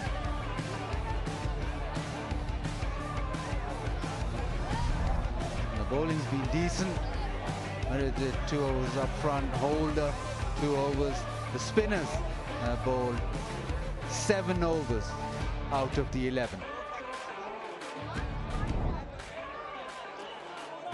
So back to pace. Salman Irshad gets his first ball. Straight away call for 2. Just be 1. You just got the license now. You've got 9 overs remaining, all 8.45 overs. Still got 9 wickets in the bank, so really have to play a shorter ball and try and get as many as possible.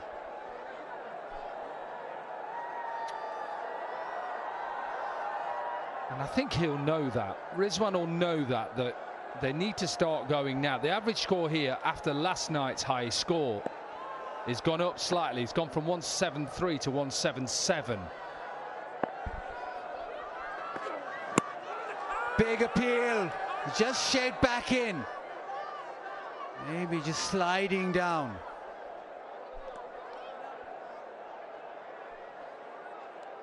He's not asking for it. He looked at wicketkeeper Andreas Haus and he said going down. He's sort of that bowler where he just gets a little bit of movement back in because of his slinginess. Like the calmness from Haus then, he just said no, slipping down. Just see it just pushes back in.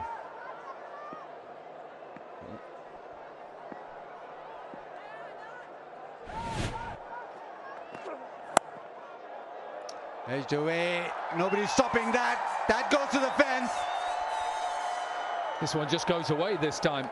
Salman Irshad into the attack, one that just goes back into Mohammad Rizwan. And this one just holds up a little bit. Thick outside edge that beats Meredith down at 3rd. And they're closing in on 100.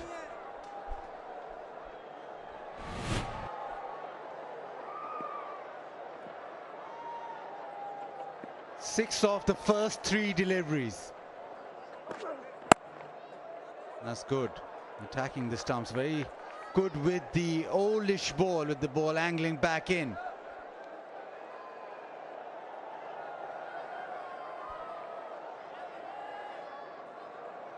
Yesterday was a real batting day for Multan Sultans. They were at their best. Need to replicate that in some way. Need to get to maybe 200. The platform is set.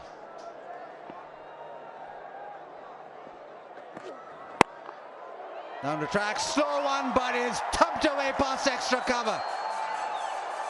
Goes to the fence, and the 100 also brought up.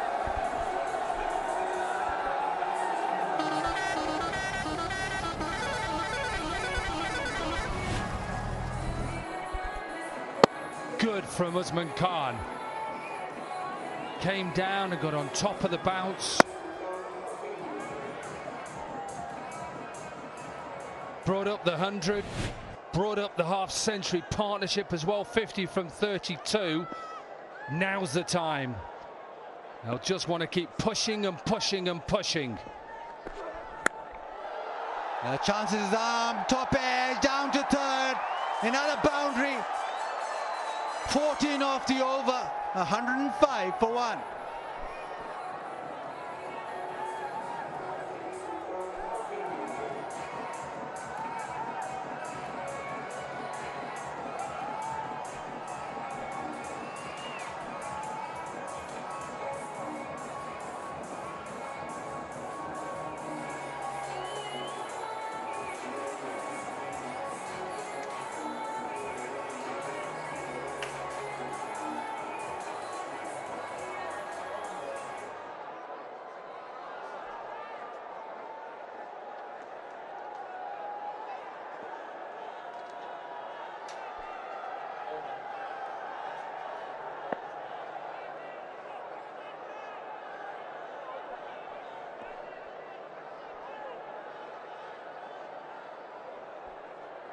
This partnership, 54 of just 33. Usman Khan has been very strong. 39 of 22. Rizwan just going overrun a ball. It's time for him now to get those boundaries flowing. Jason Holder starts off with pace off.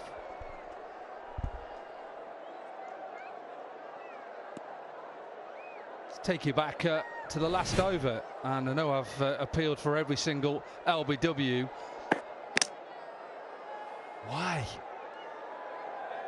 Why didn't they just have a look? Andres House is the one that said to Shadab Khan, no, it's going down. But I just think when you're trying to break a partnership, it's worth a gamble. They've still got 2 reviews left. Easy in hindsight, I know, and standing up here and having a Hawkeye to show us, yes, of course it's easy.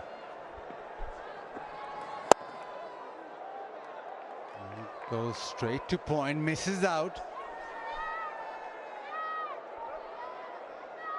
And just look at the angle, different to Imad Wazim because it's coming from wide. He's a little bit slingier. And yeah, they've missed out. And how much will that cost them? He can't do a lot because he's at extra cover, so he's looking at the keeper, looking at the bowler. Quick single. They get through, but first 3 deliveries, just a couple of runs.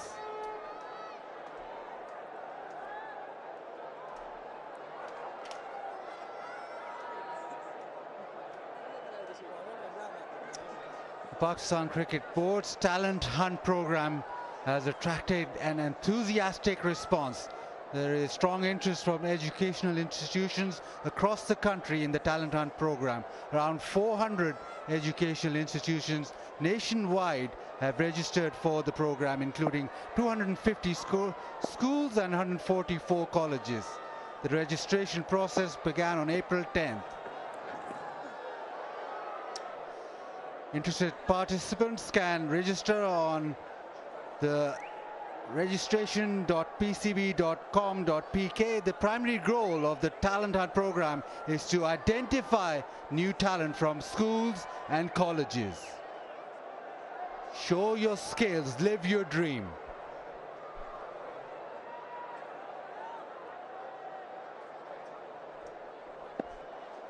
This has been a very good over from Jason Holder so far. 4 deliveries, just a single and a leg by. This one thumped away, but still just a single. So he's come back into the attack and he's holding his own.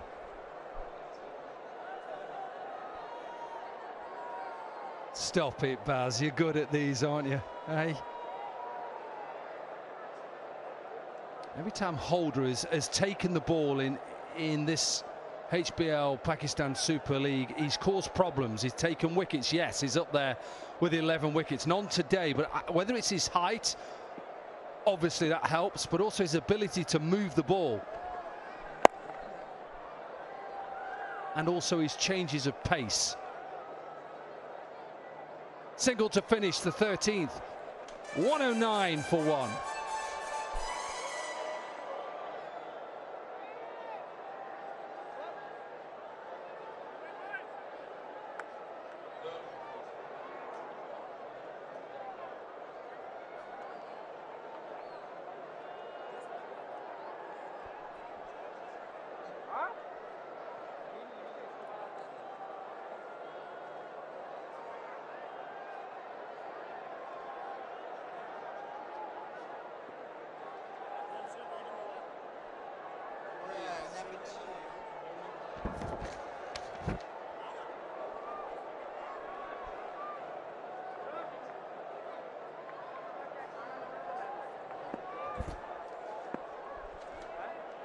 Shadab Khan goes wide, that is in the air, and he just thinks he's nailed it, and he has.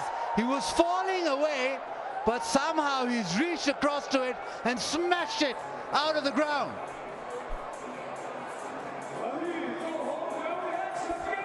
He's absolutely nowhere near this. Feet, nowhere near it. It's all about hands, get underneath it, don't worry about balance, and top arm, just smash it out of the park.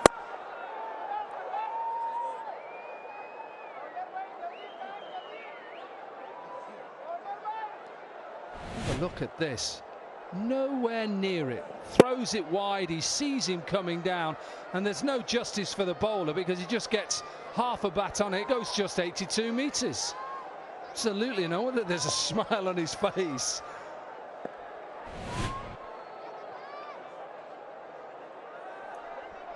Yeah, Rizwan 36 of 36. You keep looking at that because he's consumed quite a few deliveries. Needs to go in the air, and well, he's gone the wrong way. He's gone to the dressing room and needed to go big, but Shadab Khan yet again, he's got Rizwan's number and dismisses him through a soft dismissal at cover. Sixth time he's got him out, and it's his 100th HBL Pakistan Super League wicket. It just slightly holds in the surface. Captain gets captain out. Gone for 36, Mohammed Rizwan from 37 deliveries, 116 for 2.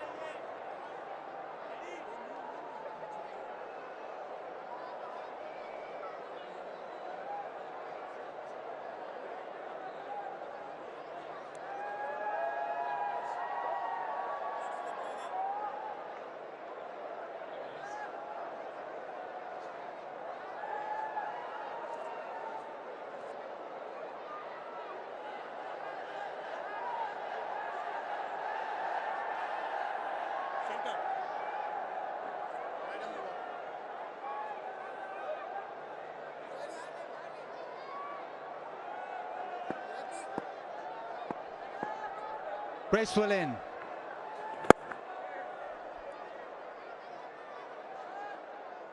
Shadab Khan, first spinner in the HBL PSL to get to 100 wickets, and this is how it happened. Didn't get to the pitch, just poked at it in the end and spooned it up to cover. Saad Masool accepts a very easy catch. Shadab yet again dismisses Rizwan.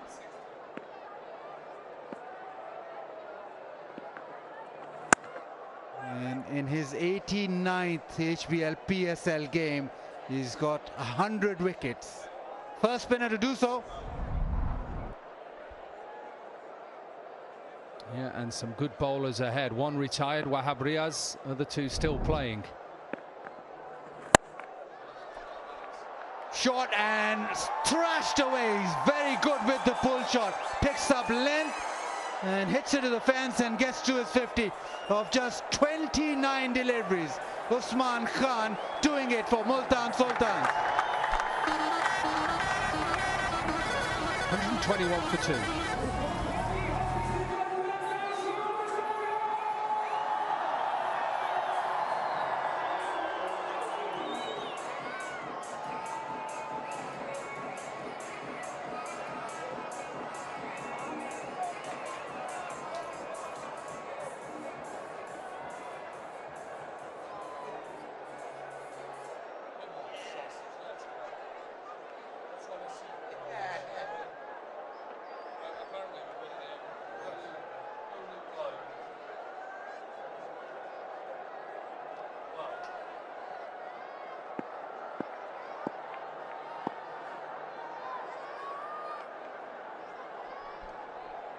Salman Irshad. Bracewell calls for 2. It is placed well in that little pocket past extra cover. Couple of runs for Bracewell.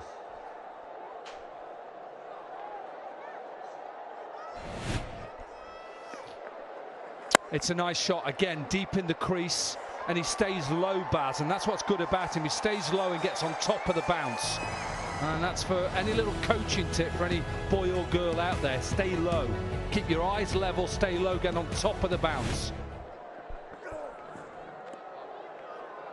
Playing abyss.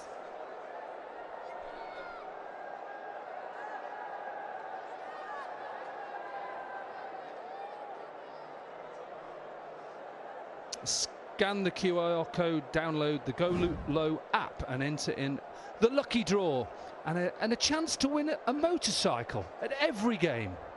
Terms and conditions apply.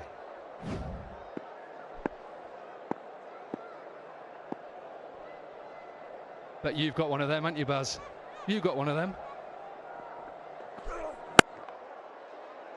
No, I didn't get through the T&Cs. Did you not come on your bike from Islamabad? Oh, I tried. They don't let me on the motorway. I wouldn't let you on the motorway. Anyway. You'll be heading back there tomorrow, will you? Back to Islamabad? Hopefully. You'll be back there. And you'll be chilling in Multan? Absolutely. Will I? 7 days. Shopping. Isn't there a song, 7 days? 7 seconds. That's the one. Correct.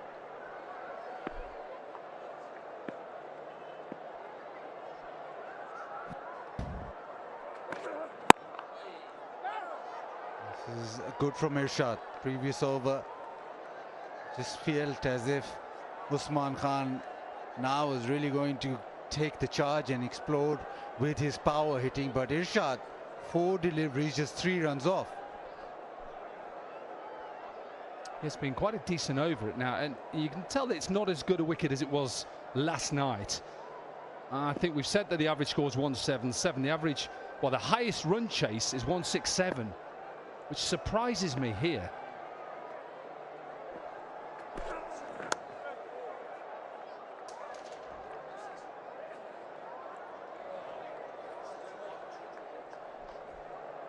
Download the app, www.exchangeon.io, world's first arbitrage crypto exchange.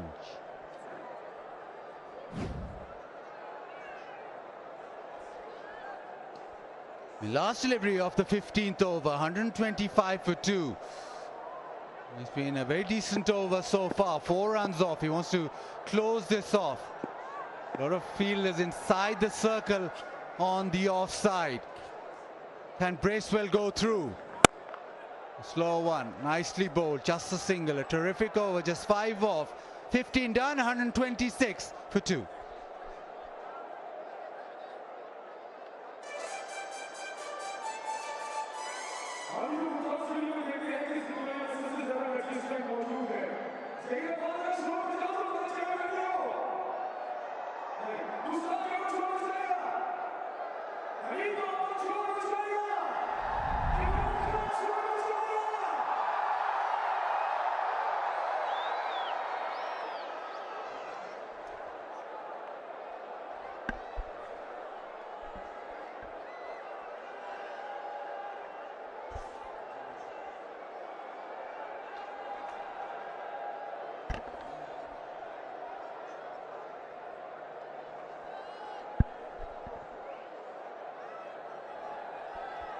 So ideally on a good surface after 15 you would want to be 150, 10 and over, but this is not a bad going by Multan Sultans on a different pitch, on a pitch where bowlers have bowled splendidly well. They are not that indecently placed. Yeah, you have to give it to Multan Sultans batter. They are adopted to the conditions quite well. This pitch on a sluggish side, offering a bit of grip. As a batter, you need to get your eye in, get the mayor of the pitch before you decide to go after the bowlers. That was in the air for a little while, but into the gap. Starts the over in a grand fashion. Boundary for the batting side. Yeah, one thing that Riley Meredith does give the batters is that extra pace, cross-seam delivery, and he gave width on this occasion as well. And Bracewell, all he had to do was lace into it. And he didn't actually know where he was hitting it, but hopefully it went with some power, and it did. That's a modern way of playing a shot, no-look shot, so there's a different one. who was looking towards mid-wicket and mid-on probably and hit a cut shot. Around the stumps, trying to tighten the angle. Hits it hard and finds the fielder. Perfectly finds the fielder. Mohammad Nawaz is an excellent outfielder. So a shot that was absolutely nailed and middled has cost him his life. Life is a little bit extreme, but certainly he'll be disappointed. He would have felt so good hitting that out of the middle of the bat, but he didn't get the elevation that he wanted. Riley Meredith has a grin because he's gotten away with it. Nawaz just thinking, do I need it to come in? No, you didn't have to move an inch. Bracewell goes for 9. Multan Sultans 130 for 3.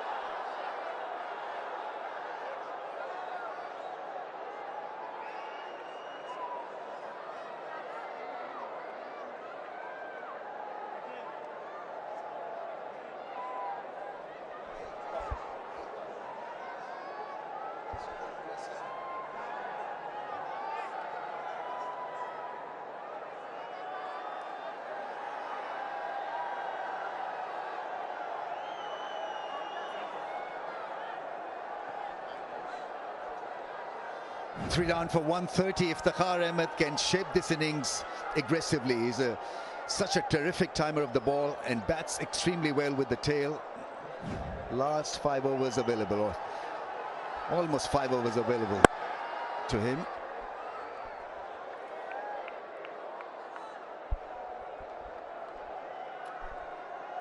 Yeah, this is not the first time Bracewell has attempted the stroke and met success. Twice in this HBL PSL, he got out playing that stroke. I don't know whether at this stage you can find a steady head because you want to go absolutely berserk, but still I think you've got to find something going for yourself. So shot selection has got to be a bit better. This was almost the end of Iftikhar also.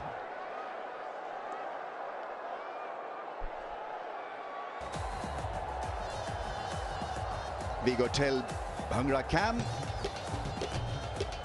and he wins it hands down.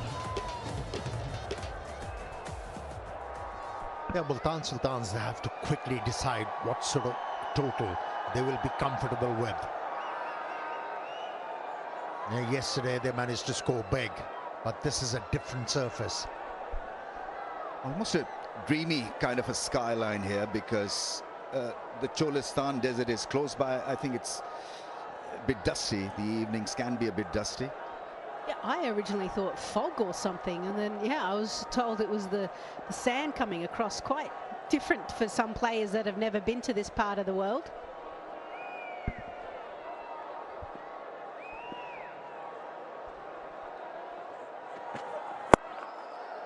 Walks back into the crease and somehow creates his own shot, his own angle. I mentioned it earlier, it's very difficult to predict. Usman Khan moves around the crease and very good against spin, not bad against pace also, and I mean his strike rate suggests that he gets a 50 off 32 balls or something like that. On target once again, 53 off 32. This period right now is going to be a defining moment for Islamabad United. Both players can go big, we know that. They can accelerate this run rate really quickly. Slow ball, hit hard, and should come back for 2. 134 for the loss of 3 after 16 overs.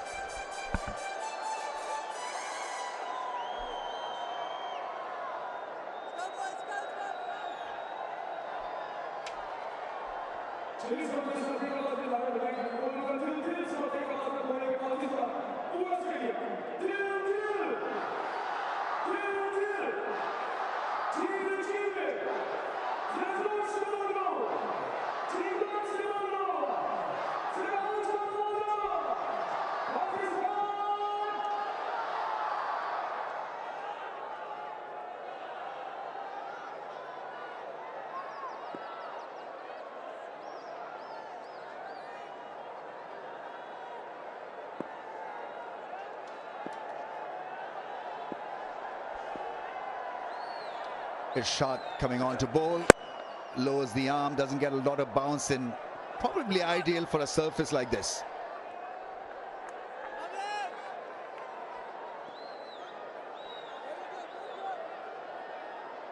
Time for the fans to enjoy cricket with Pakistan's own brand. Tapal at the Tapal Tea Lounge. #1 tea brand of Pakistan. No doubt about it.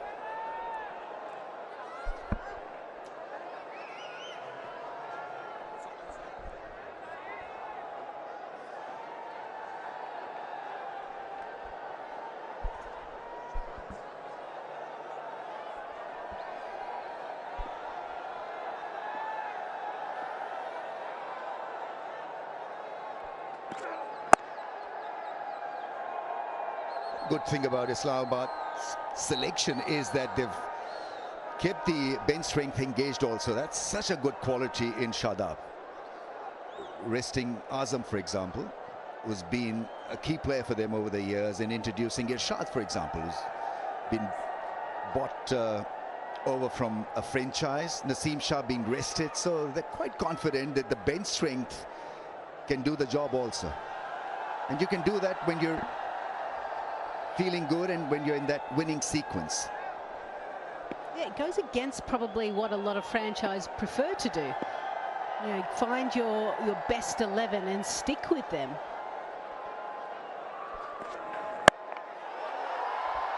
Well, that's, yeah, just about makes it on the bounce to the two converging fielders in the deep. Yeah, you've got to enjoy his batting. He's a little different in style. His methods are a little strange, and I mentioned it earlier because he creates his own angles. Very difficult to predict. Comes down the track, plays deep inside the crease at times. Unorthodox, but entertaining. Effective too.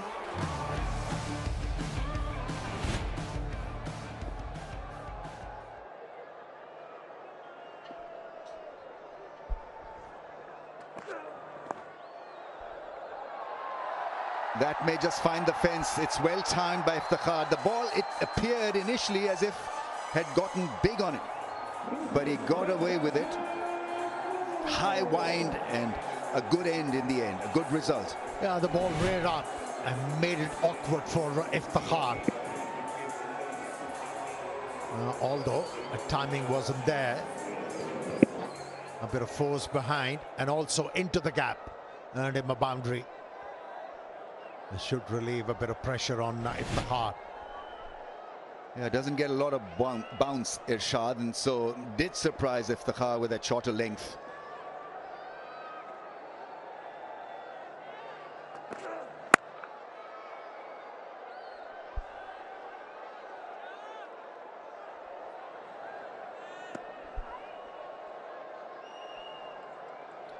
Jazz fan pulse moment. What was the runners-up NRR in HBL PSL 2023?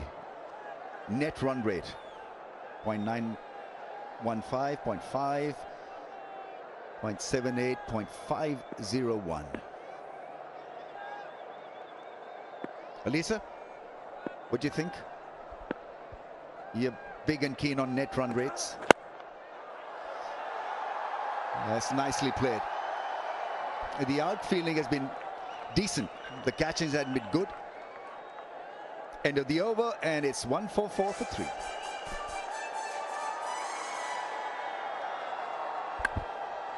When in doubt, at school, when you had your questionnaire or your exam in A, B, C or D, always go for B.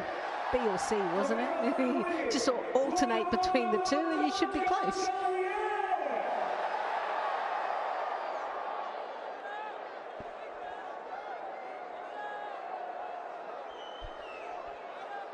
Mark Butcher at the start of the day actually said, look, this is a bit of a slower pitch.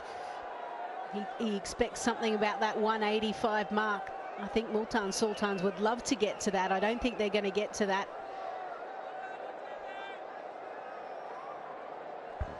It's been decent bowling effort. 4 extras conceded only. 17 overs. And have kept Multan Sultans under check, Islamabad United bowlers.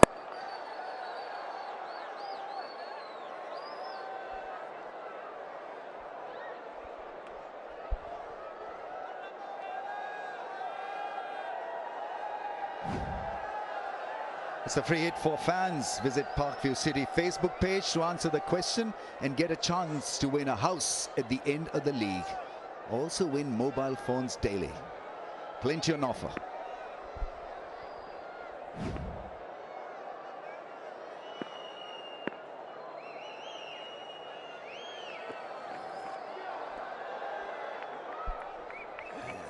Is a really decent bowler to bowl at this stage. He's tall, there's variations, get the ball to bounce just a little bit extra every now and then.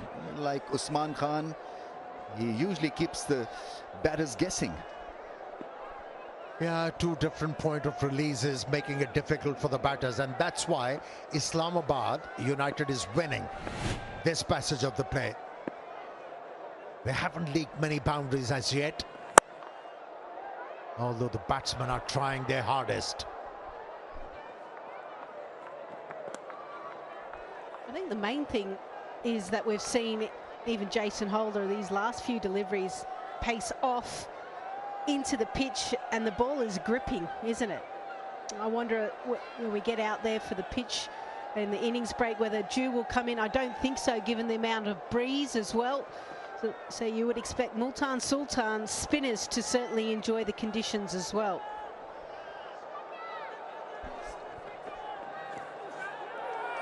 Catch it is the call, and I think he's a goner.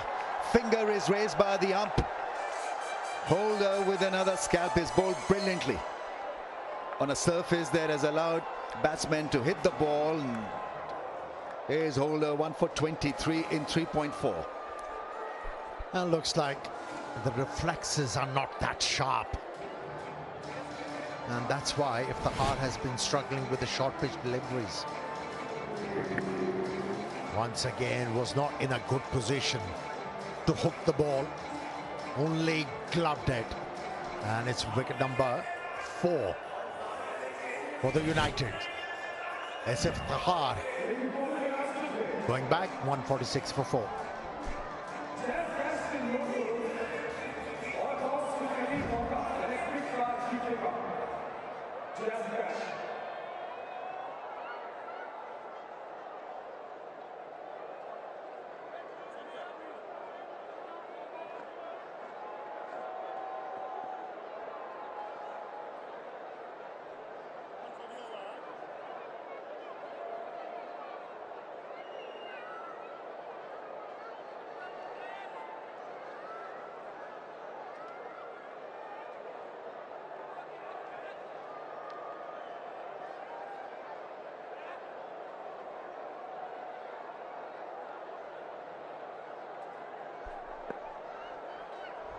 He's a good all-round cricketer. Chris Jordan is on strike. Bats it down for a run. So they need a lot of runs really to get to 177. They need to go at 14 and over. This was beautifully bowled. Tried to hit it a little too hard as well. Iftikhar wanted a 6 probably. Late on that one, gloved it to the keeper. Yeah, I just think he doesn't move his feet at all. There's no transfer of weight, so then he gets stuck. And then he just hopes that just swaying on the inside and throwing his hands at it might be successful. There needs to be some transfer of weight, whether you're going to play it on the front or the back foot.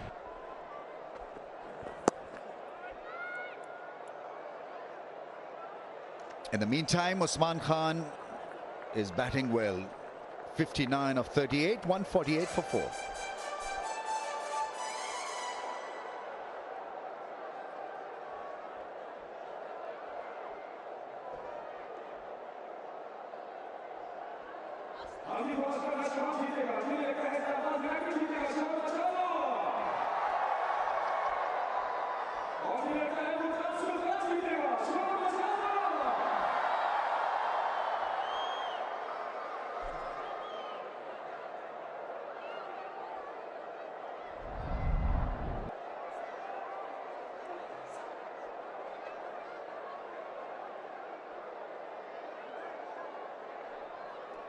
Multan Sultans bat deep. There is Kamran Ghulam to follow. Tayyib Tahir is playing as well, so I think they've wasted a bit of Tayyib Tahir. He could have been engaged, involved, maybe up the batting order. But I'm sure the roles have been defined. And reason why Multan Sultans are a good side is that they've got options. And there's clarity in roles as well. Yeah, he's been promoted to wield the willow, Jordan. He's got the ability. He cannot hit the ball long. They're certainly desperately looking for a big over here and finish off the innings on a high note.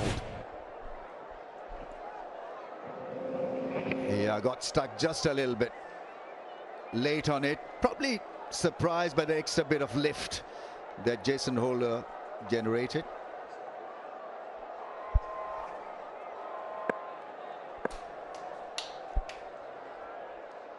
High fives all around. It's a crucial breakthrough. 150 comes up for Multan Sultans. I think they've tried to hit the ball a little too hard also. I think this is a pitch where you want to time the ball more than absolutely bludgeon it. You have to give credit to the bowler as well, because in this situation, not many bowlers, they are brave enough to bowl a bouncer. They're just looking to bowl wicket to wicket, or thinking about Yorkers. Not many bowlers think about bowling a bouncer, and he was rewarded for his thinking. Turned out to be a masterstroke.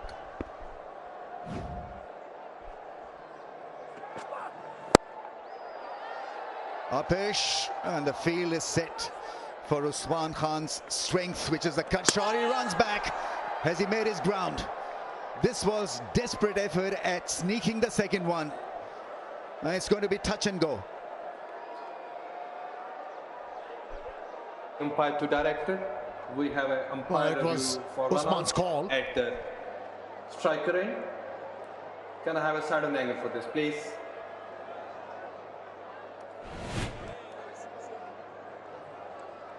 Freeze it here. Batter still short of crease. Bails off. Satisfied. Ready to make my decision for the big screen.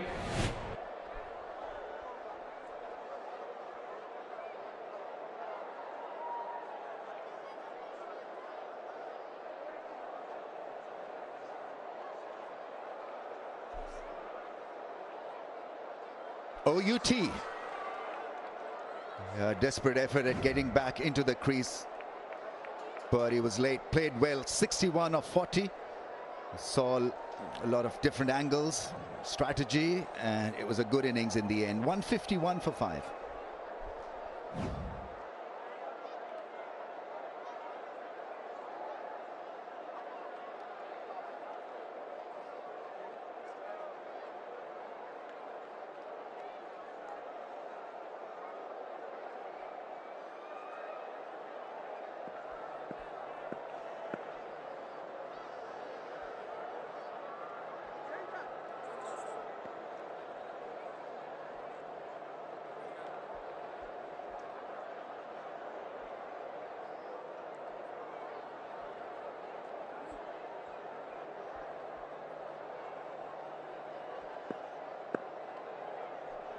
Kamran Ghulam is on strike.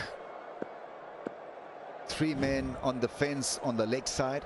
There's a mid-off that has come in, so there's an invite for the right-hander. Go over the top, but the angle is a good one. Just slowing up the pace and making sure it's a wider angle. Well, the reason why Ghulam is out there, he wanted the 2 straight away. What we didn't show there was actually the clever work in the field by Farhan. Did very well to get the throw also right next to the stumps. Everyone else was quite willing to put the finger up except for the umpire. Yeah, he ran for the first one leisurely and suddenly realized that I have to go for the second one. Oh, slipped, but stopped the ball. That's good fielding in the end.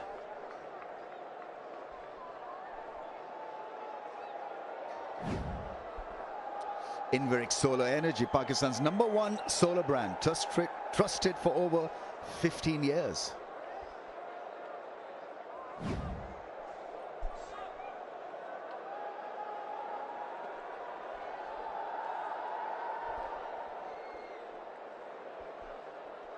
Losing a set batsman at this stage will certainly hurt Multan Sultans. They needed Usman Khan to carry on for another over or two. Ghulam is on 1, Jordan is on 4. He's covered the stump, slashed it to the fielder at cover, who does a great job.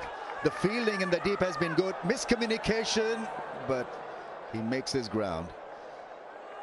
After 19, 5 down for 155.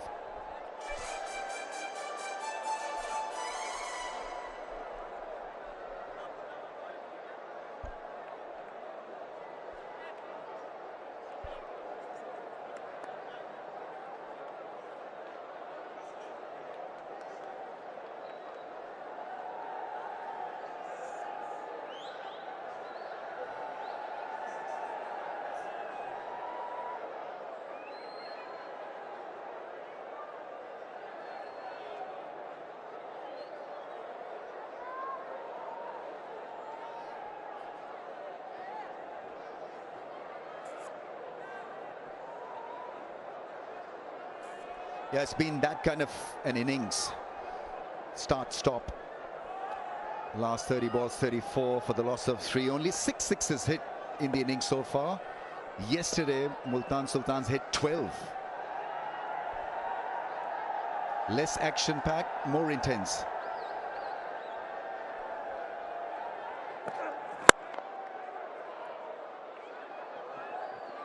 How about the running? Will they come back for 2? Once again, Jordan very keen to be at the striker zone. He's not a happy man, is he? Because he wants to be facing as many of these last deliveries.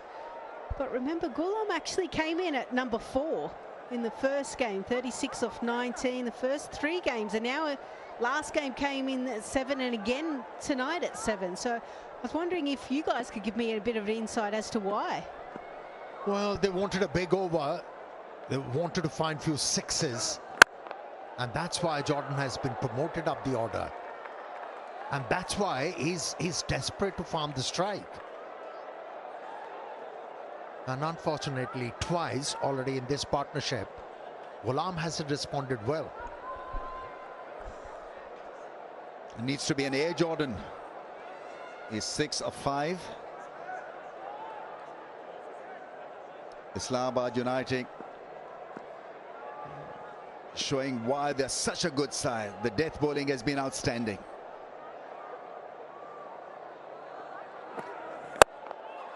In the slot, and that's gone all the way, probably for 6. Yes, lovely shot. First boundary after 16 balls. Took a lot of time, but the effort in the end was worth the wait. Well, you can understand the reason why he was not desperately running for the second Kamran Ghulam. He told Jordan that you were promoted up the order to hit 6s. You haven't been able to do so with 5 deliveries. You just watch from the non-striker end. I'll show you how to do it. 3 balls left in the innings. He's standing deep in the crease, Kamran Ghulam. I'm sure he'll go again. Yeah, goes square this time, finds the fence. This is good batting, good hitting. A lot of method in a couple of shots that he's hit. Yeah, but he's disappointed because that one was in the slot as well, and probably just loosed his shape a little bit more and dragged it to the onside, slower delivery. But the most important thing was that he found a boundary. And as you mentioned, Ramiz very deep in the crease because he knows that's what he's trying to go for, the Yorker length delivery. So if he misses, it's the perfect length for him to get up and under. Mid-off push back. So we've got long on, long off, straight mid-wicket, square leg. And hits it to Holder, who picks it on the bounce. Doesn't shot the stumps. So it's a dot.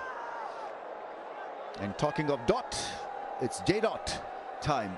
Official styling partner of HBL PSL.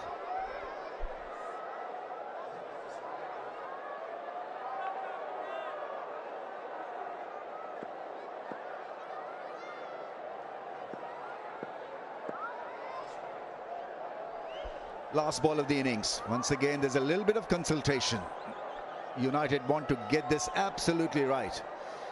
Run rate of 8.37. And jury is still out whether it's a good score or not. But runs on the board always matter. And so expecting this pitch to slow up a little bit more, grip a little bit more for spinners. Long on being straightened. Long off has gone a little wider, covers the stumps, hits it straight back, and probably be 2 of the last ball.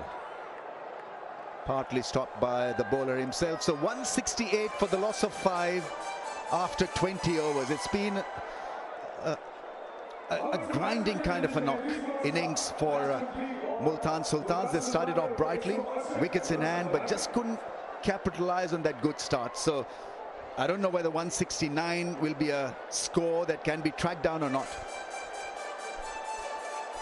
It's a fighting total. And if you look at their final 11, they have 3 spinners in their lineup. And if the conditions are exploited properly, they can make a match of it. But you have to give credit to Islamabad United bowlers. First 12 overs, it looked like Multan is going to snatch the initiative, but last 8 overs they gathered themselves, bowled with the right ideas, pace off, and it worked. Yeah, very few teams in this HBL PSL have got this capacity to bounce back in a bowling performance. So once the game is snatched away from you in the first 6 or 7 overs, there have been hardly any comebacks. And well, Islamabad United just showed us why they're such a good hand at bowling, because it was a remarkable comeback. And remember, at the end of the day, they made 4 changes. They haven't lost the game, but 4 changes. It just shows that they've got real belief in amongst all of the squad members that they can execute the skills. For Multan Sultan, the top order, as you mentioned, 51-run opening partnership. The first wicket partnership also 50-on runs. Usman Khan really the standout there with 61 off 40 deliveries, and then the middle to later order struggled to find the boundary because of excellent bowling by Islamabad United. Well, they've got horses for courses, that's for sure. Islamabad United read the conditions very well. That's why they brought in Irshad, who likes to take off the pace, and Meredith was exceptional as well. Let's go down to Zainab Abbas for an interview. Well, he's been the star bowler of this HBL PSL 10. Jason Holder's next to me. Jason, 90 for 1 they were, and then it seemed like you guys managed to pull things back a little bit. Yeah, it was a great effort by the boys to pull it back. You know, after the start that they had wickets in hand. I wouldn't necessarily say the game was went away from us, but we were able to peg it back in the middle with some wickets and some tight bowling. We saw how you got Iftikhar out as well. I mean, is that the key in terms of bowling that kind of length in these conditions? Obviously, very different conditions to what we've seen in Pindi and Karachi. I think today we had the luxury of staying into the wicket a little bit longer. It is a little bit slow, or on the slower side. So I think it's a situation where, you know, after you get out the power play, it's a matter of just mixing it up as much as you possibly can. And I think if you get through the power play from a batting standpoint, you know, you just got to carry it very deep if you're in. Overall, it's been back-to-back wins for Islamabad United, and there were a couple of changes made in the team as well. I mean, is it a case of really sort of changing it up as per the conditions? Because we've seen that Islamabad United likes to innovate, really think about what kind of strategy they should be going out there with. Yeah, I think you hit the nail on the head. It's more about horses for courses. You know, we've had variable conditions, and it's just a matter for us just to make sure we've got the right personnel to execute best on a given day. You know, having said that, we've got really good depth in our squad, and the boys have been playing some really good cricket. What about 169 then? That's the target. We saw some great batting yesterday, but that was a different wicket altogether. I mean, what do you make of this target? Yeah, I think it's a total that's definitely chaseable. I just think there's a matter for us just to set it up quite nicely. And as I said before, if we've got a batter that's in, that batter has to go very, very deep. So, you know, hopefully the batters can take responsibility now and win us this game. All right, you bowled really well today, and good luck. Thank you. Thank you. Very clear and positive in his thoughts. Jason Ola is having a great HBL PSL now. Islamabad United, can they track this down? 169 is the target for Shadab and his men. We'll take a break and come back with live action.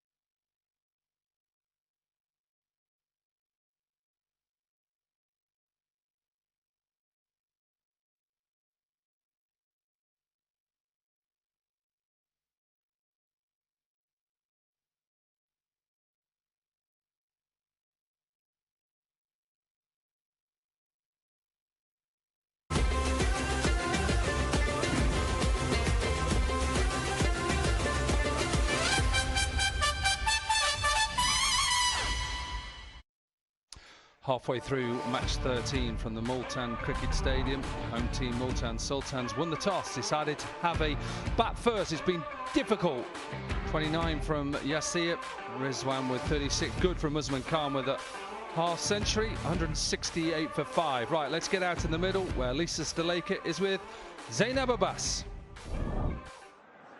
169 is the target then. Different conditions. Lisa Sthalekar is here with me. Lisa, different conditions to what we saw in yesterday's game, and Islamabad United made the most of it.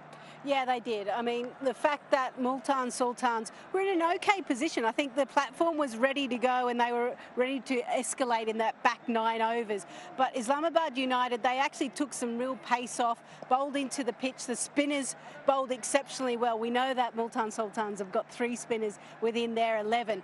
But they were able to execute line and length really well. And the fact that literally they were able to pull it back, I think 180, 190 would have been a target that Multan Sultans were aiming for. They didn't even get to that.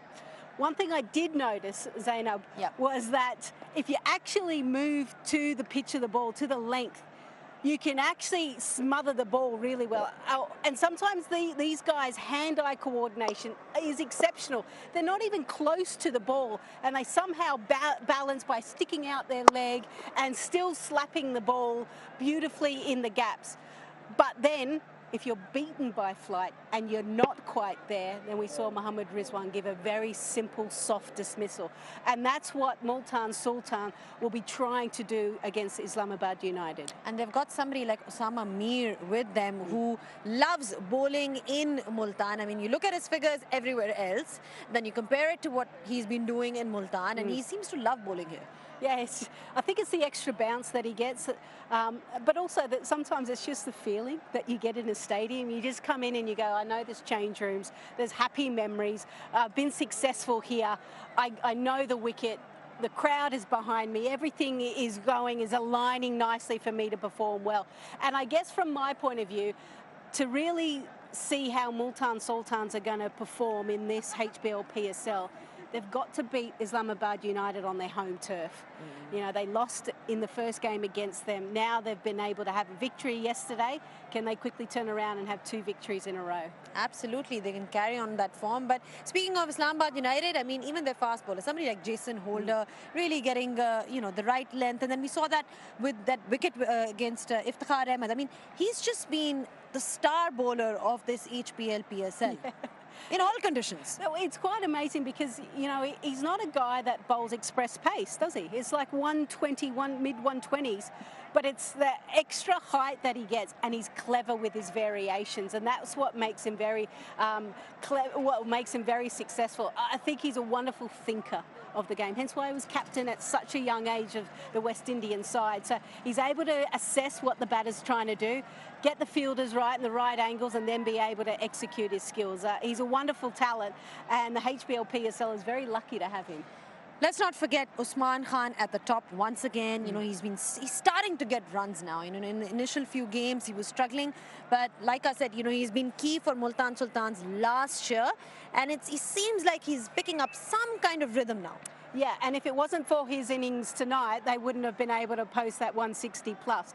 I think that he's got such wonderful ability to go through the gears. He moves around, he hits into different areas and different pockets, which makes him a handful sometimes when he's batting really well. It is good signs that he is starting to find some form because he's a talent to watch. He's also Islamabad United. Watch out for the moths, man. I know. I've been doing that all day here in Multan, but we've been lucky so far because it hasn't gone in our mouth. You know, we've been talking, so great job on that, Lisa. But Saad Beg, you know, another guy who is Islamabad United is playing today. And again, they seem to love the horses for courses strategy because they keep changing it up. Now, Shadab Khan spoke about it at the toss. He said, the pitch is slightly dry, so we're going in with the, you know, one spinner. So one can expect, you know, they've been very intelligent with their selection so far. Well, they've been quite open and honest about their very data-driven team, aren't they? So they're looking at numbers, stats, matchups and going, okay, what is our best 11? Now you see in so many different tournaments, let's stick with our best 11 and play them throughout the tournament. And if there's an injury, oh, well then let's just hope that someone else is ready to come in. But I like this, the format that they're doing. They're giving everyone an opportunity. It actually shows you the strength of the bench. And I actually think if you've got a strong bench, then you're going to win a tournament because sometimes things aren't always going to go well from an injury point of view. Chris Jordan has been brought back in. Remember, he was taken off in the other game, and then he's now been brought back in. How important is his role going to be? The umpires are coming out, so we need to wrap it up. Well, I think just quickly, I think he's got to almost bowl very similar to Jason Holder. That kind of length, those pace-off deliveries, maybe bowl out of the wide line. I think he's going to be a handful, and he's got that bouncer, surprise bouncer. I know he's not as fast as he used to be, but he's still handy in these conditions. We've seen that, especially in this format. Just needs to get a bit of form going behind him. I'll tell you what, Multan Sultans versus Islamabad United, it's been 5-5 in terms of results so far, the last 10 games. So I can promise you that it'll be a cracker of a match. Keep watching HBL PSL. Yeah, brilliant from Zainab and Lisa there, out in the middle. And work for these two to do right now. 168 is where Multan Sultans got themselves to after 20 overs. Maybe slightly underneath where they wanted to be, but ultimately they have a score on the board, and the highest run chase here is 167, so they're one ahead of that. And we've just heard Lisa talk about the data. There's definitely an R in data. After which A? Whichever way you want. Both of them if you want. But they are a good side, and they know how to win games, Islamabad. We know they are 9 on the trot coming from last season. He is in the side again. Joshua Little. Willie has been left out. Chris Jordan back in. Mark Butcher and Bazid Khan joins me. What do you think total-wise? I think it's an okay total. I think Islamabad, very fine bowling side, well led by Shadab. One curious thing for me in that was that Salman Irshad got through 4 overs, none for 41. Imad and Nawaz didn't finish their allocation, and both of them were going at far less in terms of economy rate than Irshad ended up doing, and they might regret that later on. What they won't regret is the fact that they have Poos and Farhan out there in the middle. We'll be looking to get off to a fast start in this power play. Little was a bit expensive yesterday. Came back well towards the end as Multan closed the game out. I think there's a bit of inexperience there that can be exploited in the power play. They get off to a flying start. They've got the nows to see this one home. Here we go. Little bit of movement there. Bazid Khan, you're sticking with your selection. You went with not your hometown. You went with Multan Sultans. Happy at the moment? Yeah, I'm nervous now. They're slightly light in terms of the runs that they've scored. They have to bowl out of their skins. I reckon they'll have to have the best display in this Pepsi power play, bowling wise, and also throughout this 20 overs. It's probably the bowling performance for them of the HBL PSL 10 if they're going to win this. I think a lot rests on how well the spinners do bowl. Swings back in, and it's just neatly driven down the ground. Timing is excellent as usual, and it's gone to the fence. Yeah, nice confidence booster for House. Really kept his balance beautifully. See how the head stays in line with off and middle stump. Doesn't topple over to the offside. Leaves a nice gap for the bat to come down past that front leg and drills it back past Little. Tiny bit of movement back into the right hander for him to work with though.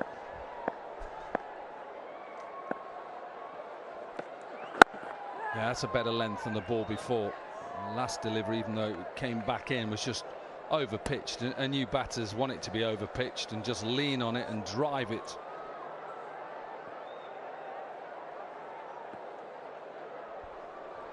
We saw how Islamabad United used the conditions, Jason Holder especially, into the pitch. Even the slow ones were into the pitch, didn't arrive. Now spinners will have to have a big day here, a big night I should say. But Multan Sultans back on the spinners, and those are the most potent in their bowling attack.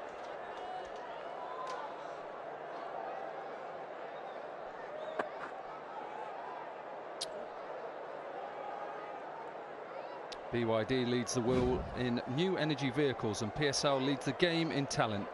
BYD is giving away that car there, the BYD Seal, as a prize for the player of the tournament. So stay tuned.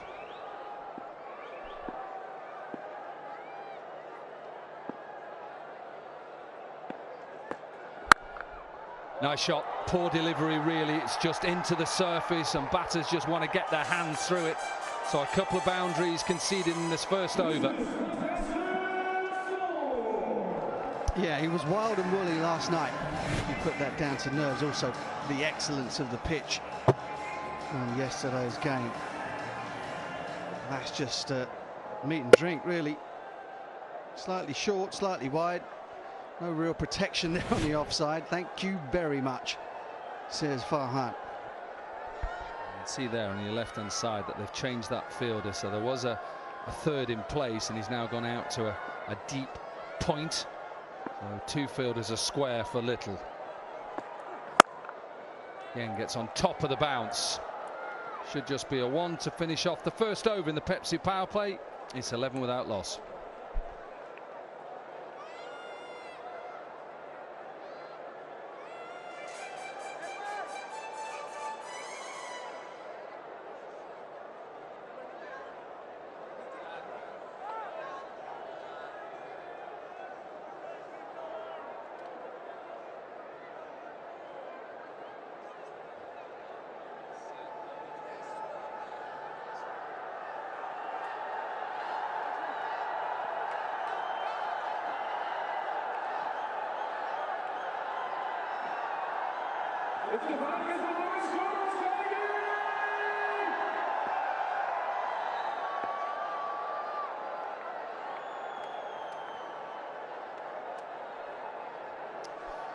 Going with a bit of spin, Michael Bracewell will bowl the second over in the Pepsi power play. Usman Khan once again keeping wicket. Got a punch last night, didn't he?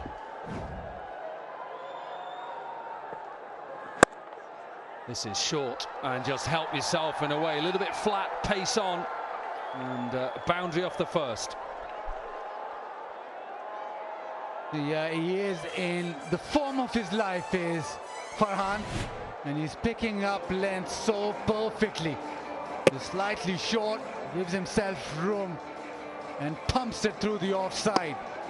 So he's off and running. 2 boundaries in his first 5 deliveries.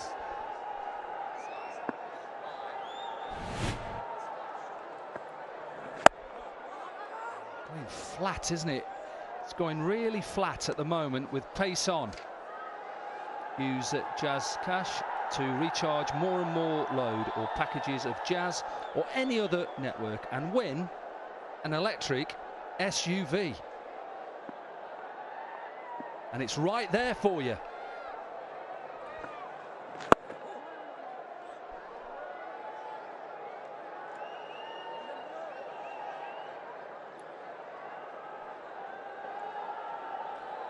Great deal of protection on the leg side for Bracewell bowling in the power play. He did it well yesterday.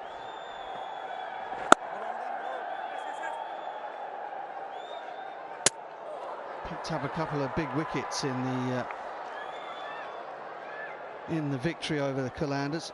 Naeem and Shafiq both dismissed early on in the piece. Gone for a 4 and for an unnecessary overthrow in this over.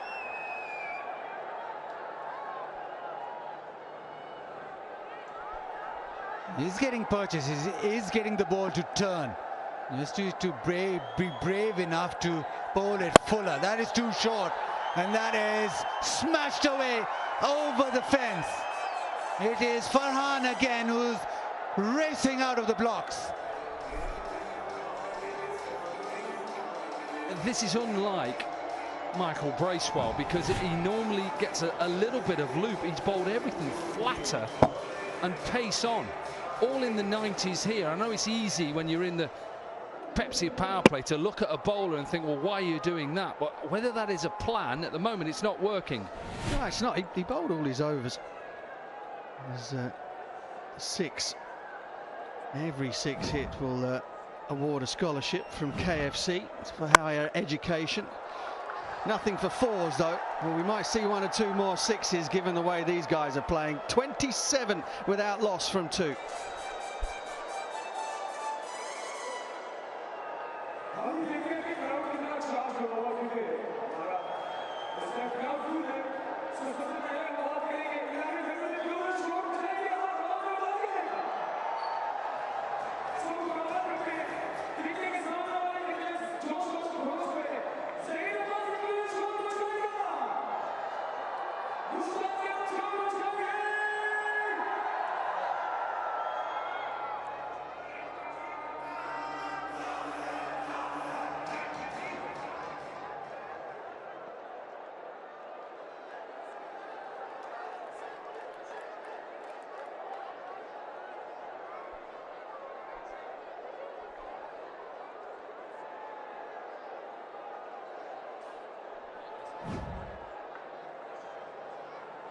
Three wickets last night for Ubaid.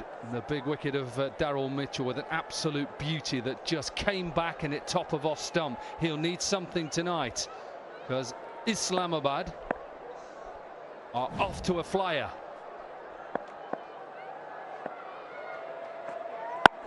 Oh, that's not a good start. Wow, wow, wow. Straight on that finger.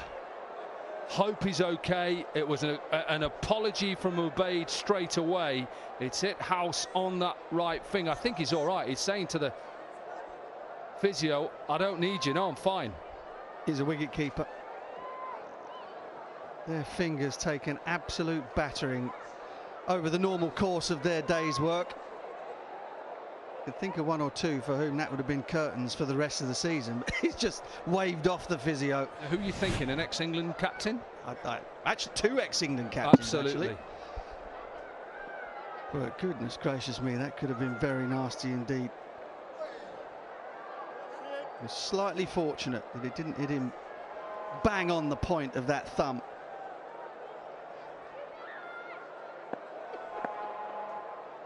Sorry. He didn't get that right, but he got that second ball right on the money.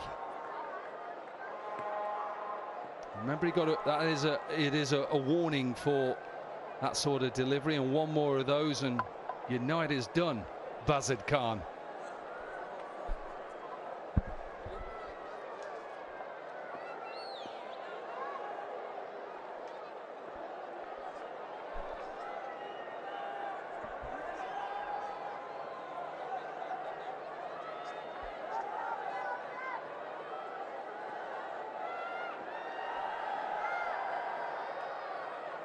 Brings Farhan on to strike.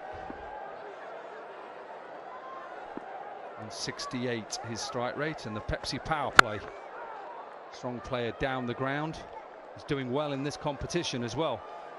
Hanif Mohammed cap to be given to the highest runs of the tournament. Fazal Mahmood cap to be given to the highest wicket taker.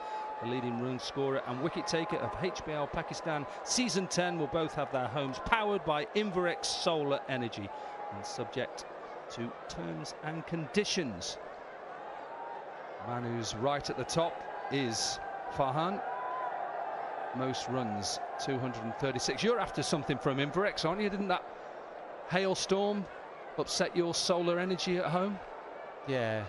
Smashed all your solar panels? 5 of them.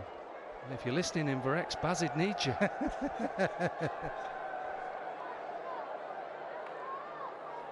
Trying for you, Baz. Cheers, Dom. Even though you slated me in the pre-show. Anyway, Ubaid, pace 142. Just not getting his length right at the moment. Yeah, you just feel right now Multan Sultans need a wicket. They've leaked a few runs. But with this Islamabad United batting unit, if they bat anyway through these overs, they'll be able to chase this down the way that they bat, especially the way that Farhan is batting. So they need wickets. They need to stem the flow, and the only way they can stem the flow is if they get back-to-back wickets.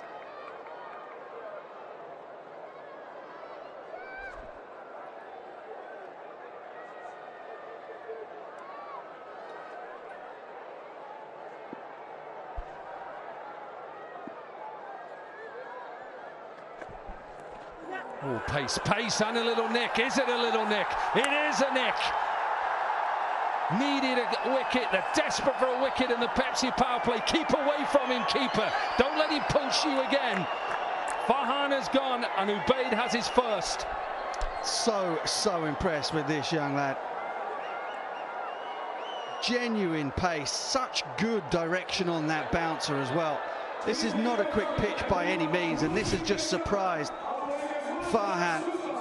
Wide of the crease, he gets the ball to jag back into the right-hander, and it's just cramped him up nastily. In fact, he tries to get off leg side of it to get his head out of the way, because that was going straight to the orthodontist had it got through.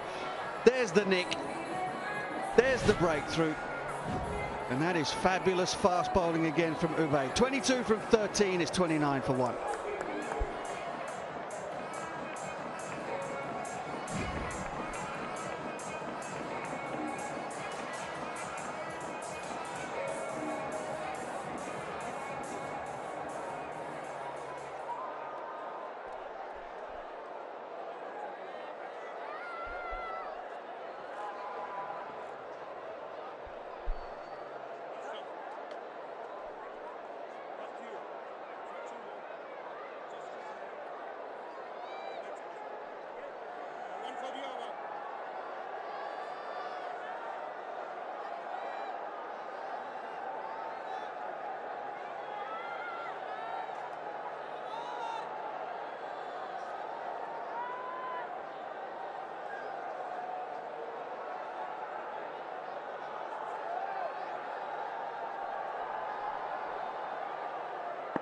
Colin Munro then in at number 3. Ubaid with his tail up, bowling with pace, a wide slip in place in Iftikhar.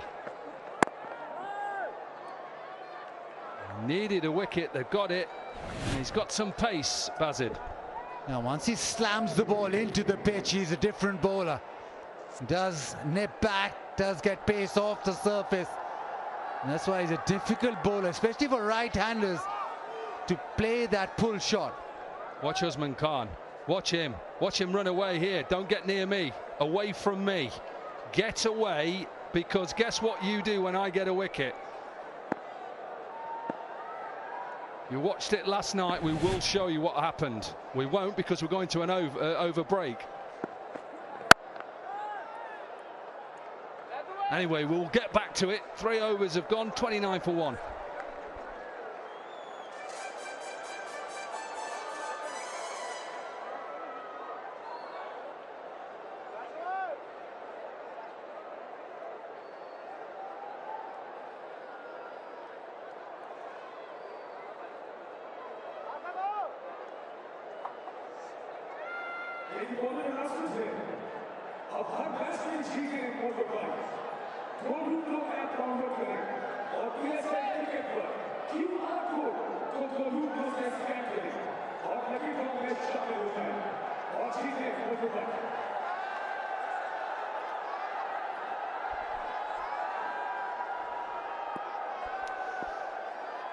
Three overs are done, 29 for 1. Ubaid had his just got his first wicket, and we're showing you he's keeping away from Ubaid, because the previous night when he got a wicket, just watch this, he runs through, got the wicket of Billings.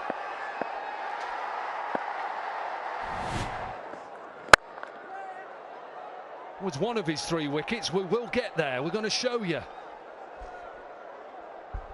Longest ever build up to this punchline. Boom.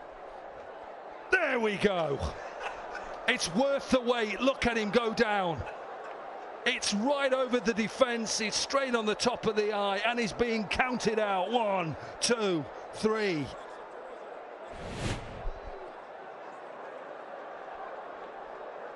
Smile about it now.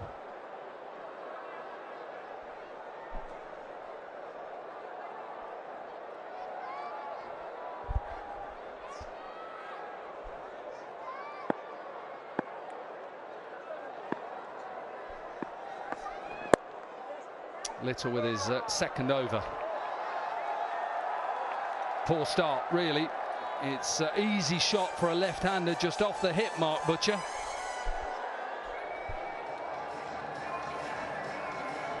Yeah, nice friendly way to get off the mark. You'd have been feeling a bit under the pump. Oh, yeah. Right on the thigh pad, drifting down the leg side. Monroe, you bowl it at his hip, he will smash you all day. That's just a nice little caress for four. Even in T20, down the leg side, that will be a wide. Even in T20 cricket, you need partnerships whilst bowling. Ubair just picked up a wicket. They needed a good over here from Little. But he started off just a little haywire. It's tea time for the fans at the Tapal Tea Lounge, Pakistan's own brand.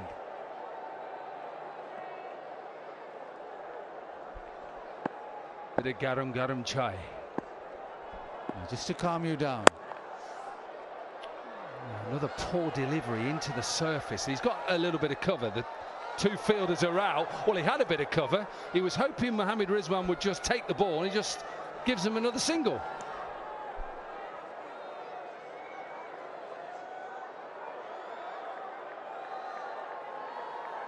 I don't think it cost them anything. I think the batters were quite watching. They'd seen it go into the hand of the fielder, and they just thought, well, that's our lot. We'll get two and we're done. Extraordinary bit of misunderstanding between the captain and the fielder there. Pulled into the gap. As Mark Butcher just told you, bowl anything leg side to Colin Munro and he's going to hurt you. Yeah, it really is not where to bowl at Munro if you've done your homework at all. Sort of waist height. He will pull you all day long. Little will be aggressive, will try to run up and hit the pitch, but there's no real venom in that at all. They're just long hops.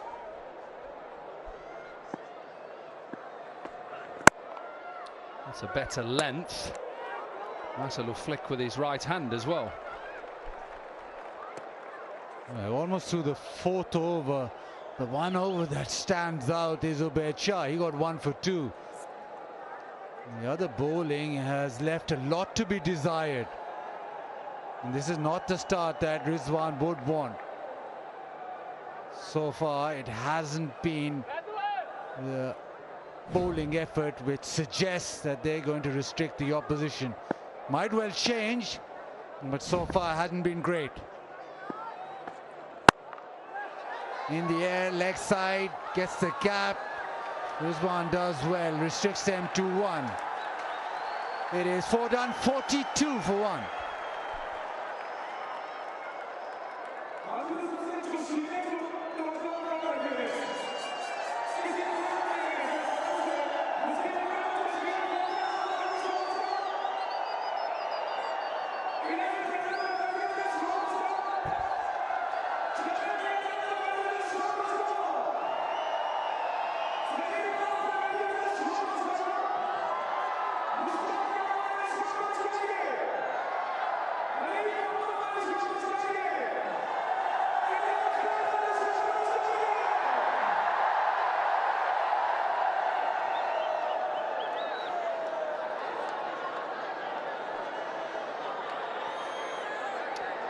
Not a full house, but it is quite full-ish, probably about 3/4 full. Good to see, never easy back-to-back games. And hoping this man on screen now can just get another couple of breakthroughs. Good first over. Be careful bowling that line. We're still in the Pepsi power play. They need to be accurate, need to bowl stump to stump. It's only Ubair Shah who's done that, and yes, you've done it well. Got the ball to drift back in. And J.Gift hamper. There have been quite a few gifts given by the Multan Sultans bowlers to the United top 3. This guy hasn't. He's bowled terrifically well. Can he produce another moment of magic? Nearly. Again with that angle. See what House is trying to do, because all the fielders are up on the offside. He's trying to open that up. It's a risk.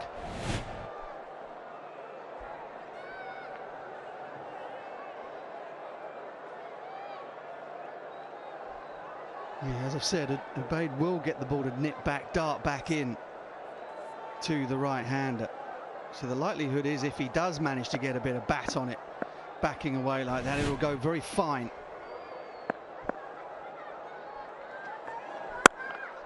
Pulled into the gap. There is a field at deep mid-wicket, but won't stop that. I think this will fly all the way for a maximum. Picked up the length really quickly. I think that's a better direction to go. Try and get inside the line of it and go leg side against Ubaid, and he's pulled off a magnificent stroke and broken his bat in the process.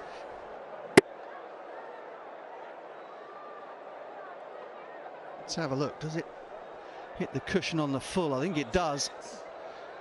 Yeah, bullseye.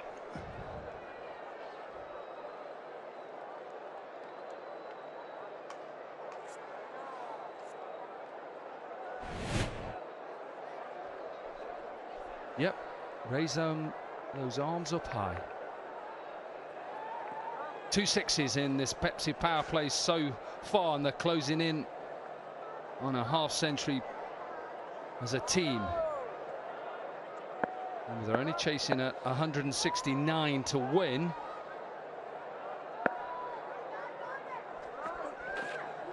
Oh, this one goes away. Bounce, and this one just holds. Certainly getting the ball to react off the surface. He's pounding the surface hard. That's why he's getting that reaction. He just backed away, it goes, trying to hit it over extra cover. And he's too much nip off the surface from Ubaid Shah.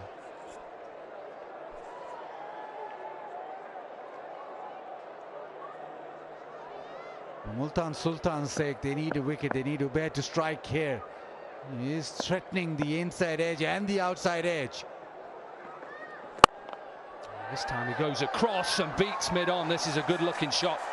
Decided going leg side is not the way forward. It brings up 50 for Islamabad United. It's been calm, hasn't it? It's been really calm, this response, as you'd imagine from a team that have won 4 on the trot this season and 9 on the trot in total. Slower ball, Ubaid changed things up, perhaps didn't need to. Got full, got underneath the bat. Long half volley, and it was spanked back down the ground.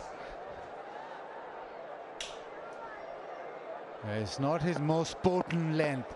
Short of a length is where it's at for Ubaid. This time over cover. That is a classy shot. Let the ball arrive and just place it away with extreme timing. Boundary to end the 5th is 57 for 1.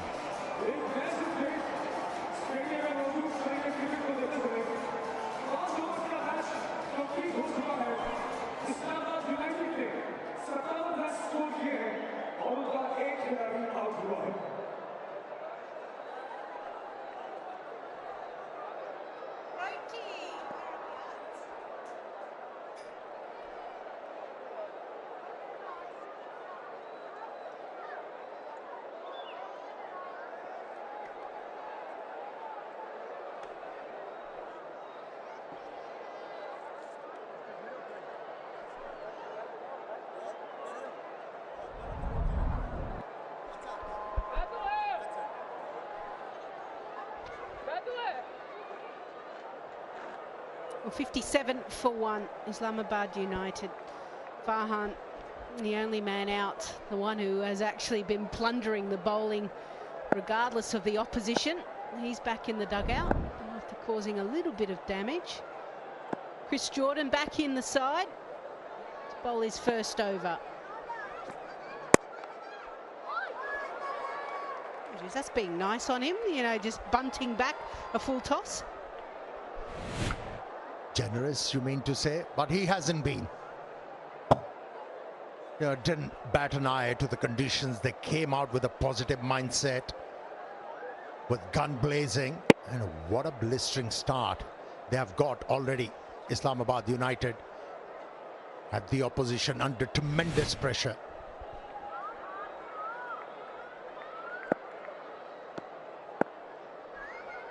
A man with so much experience, played all around the world. Clipped nicely in the air, and it'll just sail over his head.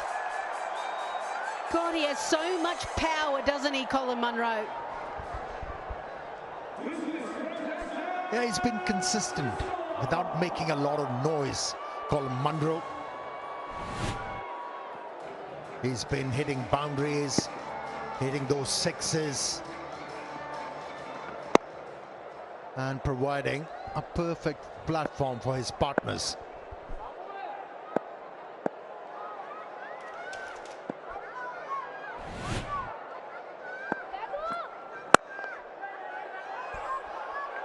Just through. We're talking about timing. Low full toss this time, instead of just bunting it back to Chris Jordan, he finds the gap and another boundary. If you want to pitch the ball up to the batters on a surface like this, you have to take the pace off. At the moment, he's pitching the ball very close to the batsman's feet. In fact, low full tosses. And batting has been very easy.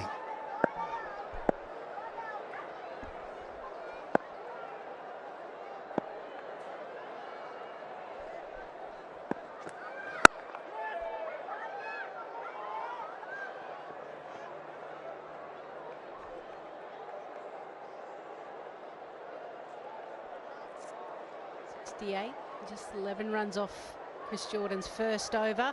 PCB and HBL PSL in partnership with Exchange On and donating for humanity. Every 4 and every 6, those amounts will be donated.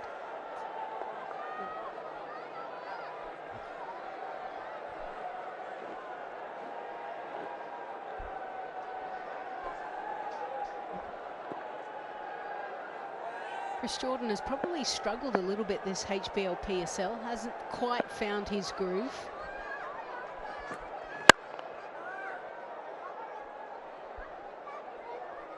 It's taken out of the side, and there seems to be almost a bit of a rotation. Josh Little came in, whereas now they decided to go with both the fast bowlers. Now maybe the surfaces aren't suiting his style of bowling. He's kind of a bowler who likes to pitch the ball up to the batters. Last over and last delivery of the Pepsi Powerplay. 2 fielders out on the leg side. And cramps them up nicely. 12 runs off that over. It's 69 for 1.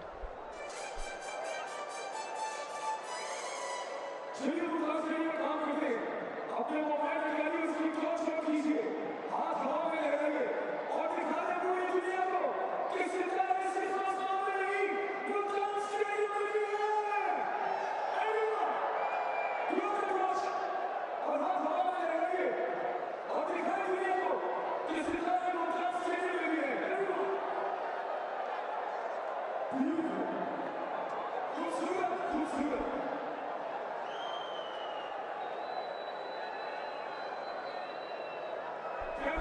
We can see the difference. Multan Sultans 48 without loss, 21 run difference. Obviously a wicket. Islamabad United have lost, but you look at their depth and how well they've performed so far in this tournament. They'll be feeling comfortable at this stage. But this is where spin starts to come in, and Osama Mir, who loves this ground.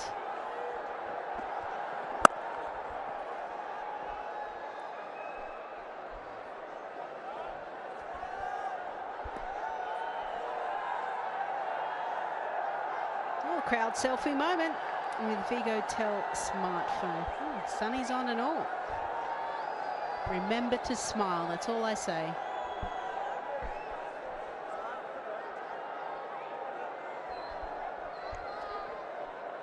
Yeah, desperately looking for bundle of wickets here. Multan Sultans captain. And that's why Osama Mir has been introduced into the attack. It's make or break for them. He has to come good.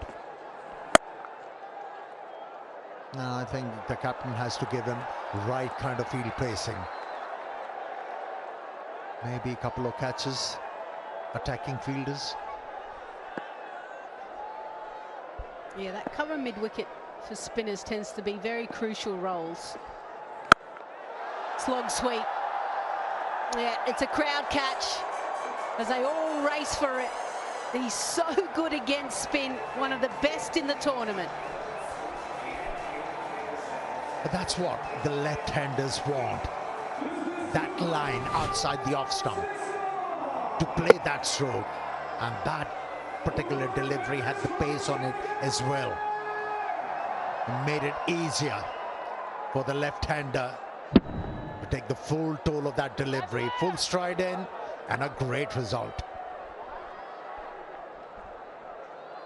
When you look at Multan Sultans spinners last match, they bowled 8 overs, 4 for 56. But they're coming up against the guy, Colin Munro. Since 21, his strike rate is 175. He feasts on spinners because he uses his feet so well, and that slog sweep is so effective. This time, picks up length, just rocks back and takes a single.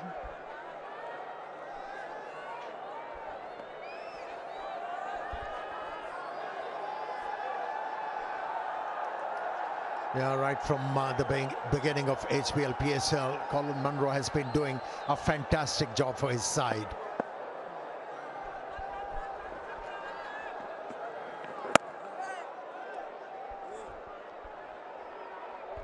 Yeah, you win the battle once as a batsman. You start to deal with the spinner off the back foot. And at the moment, these two batters are winning the competition against the left right arm leg spinner, who's been very successful here at Multan Cricket Stadium. There you go, Colin Munro right up there. Most amount of runs and the strike rate as well since 2021 of the HBL PSL. That's the key. Oh, well done.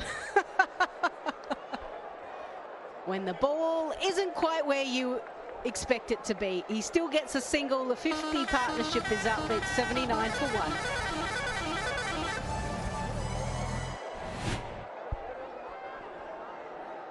Yeah, bowled it slower this time around. Osama Mir, hence a bit of confusion because a batter set himself away too early and realized the line and the length is not there. Did well though to block that one.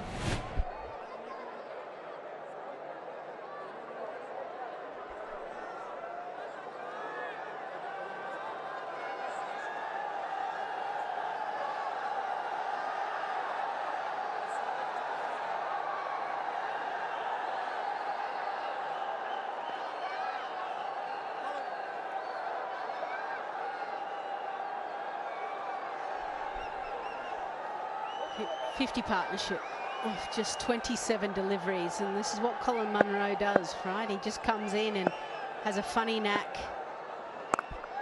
Michael Bracewell hoping to break this partnership. Yeah, he bowled a horrendous over. Leaked plenty of boundaries in that one, and he's got the opportunity to redeem himself by picking up a wicket here.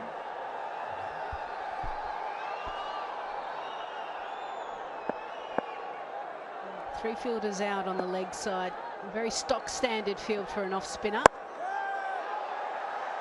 Just out in the deep for 1. Seems that he's reluctant to pitch the ball up in this game. It's not the first time we have seen him bowling too short. Let's have a look. Sorry, scan the QR code and download the GoLutlo app and enter into the lucky draw. You'll get a chance to win a motorcycle at every match game. Terms and conditions apply. Yeah, maybe there's a fear of what Colin Munro can do, and obviously Andres House as well, understanding that he's striking the ball nicely as well, 166. So maybe he's just trying to keep them a little bit quiet, maybe starve them of a boundary and maybe throw a wider one. Maybe that's a possibility or a plan. Try and bowl it slow, like that. There's no point darting the ball in. See, Amir, T20 cricket and spinners, when you're turning the ball into their arc, got to try and think of other ways, don't you? So even that last delivery, I don't mind the fact that he dragged it a little bit wider. I think the darting in is to sucker them in for that wide one, isn't it? Can he get this one to grip and purchase? Yeah, I like the term you used during the last game, ball away from the arc of the batters. And so many times we have seen bowlers gaining from that. And honestly, I'm not a huge fan of bowling wicket to wicket on such surfaces, and especially in T20 format. The secret is not to become predictable in this format. Better, wasn't it? Away from the arc. Simple. 84 for 1.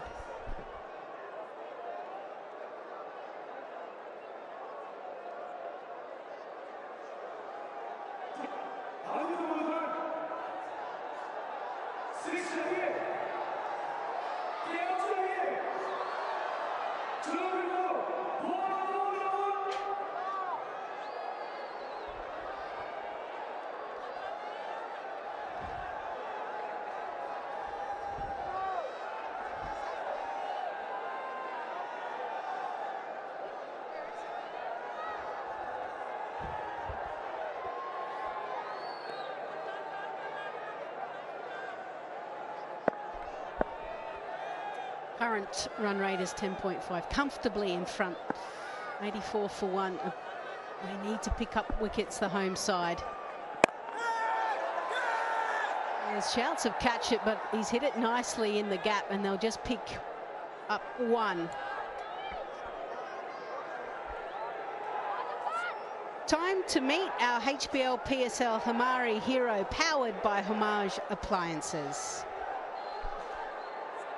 Well, Zishan Masood is with me, who's basically an MMA player and also holds a Guinness World Record. ये बताएं कि ज़ीशान, आप पहले तो हमें ये बताएं कि रिकॉर्ड किस में आपका? ये मिक्स मार्शल आर्ट्स में एक मतलब एक कैटेगरी है फिटनेस की. इसमें एक रिकॉर्ड आता है, डबल लेग टेक डाउन का एक रिकॉर्ड था मेरा. ये चैलेंज रिकॉर्ड आता है Guinness book of world record वालों की तरफ से. तो उसको आपने एक्सेप्ट करके फिर आपने उस पर मतलब एक काम करना होता है, फिर ये ब्रेक करके करना होता है. कितनी देर में ये रिकॉर्ड आपने किया था जो आप बता रहे हैं? पहला मेरा रिकॉर्ड था 30 सेकंड में डबल लेग टेक डाउन्स थे. डबल लेग टेक डाउन्स ये मैंने 47 किए थे double leg take down 30 seconds में. ये इंडिया का रिकॉर्ड था.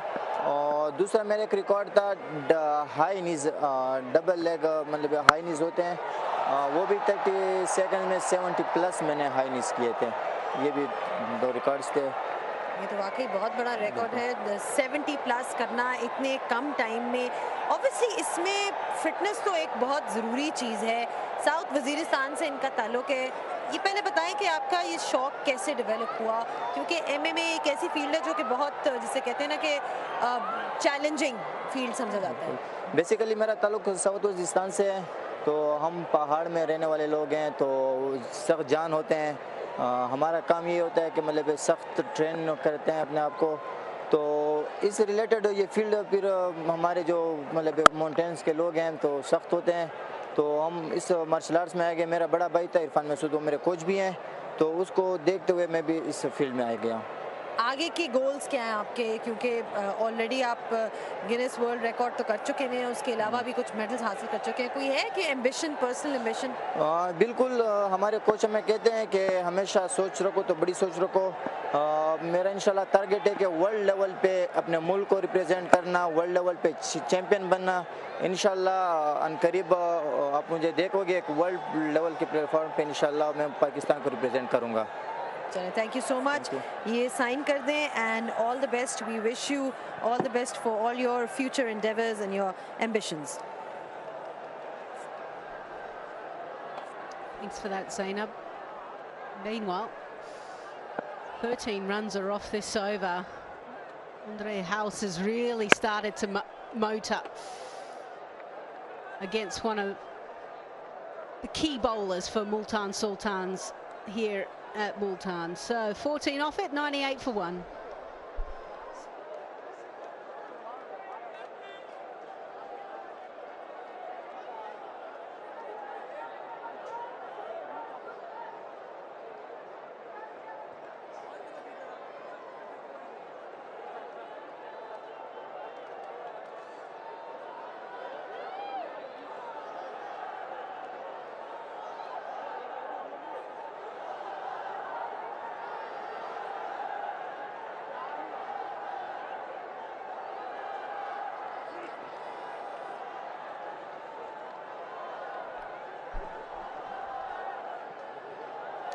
Well, it's eerie times for Multan Sultans because this partnership just keeps flourishing.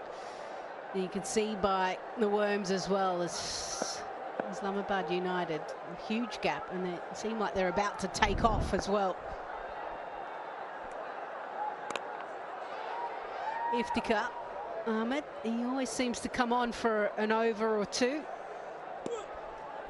Well, he has to gamble. At times, if nothing is happening, as a captain, you have to go on a punt, and that's what he has done.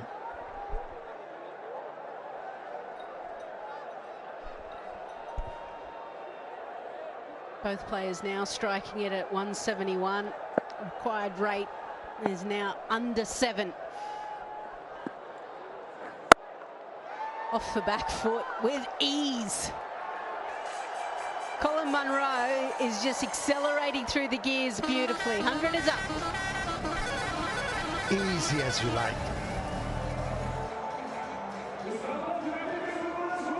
And he knew this pitch is offering a bit of grip, waited on that delivery, brought the bat down at the right moment. And the contact was from the middle of the bat. Yorker length. Oh dear.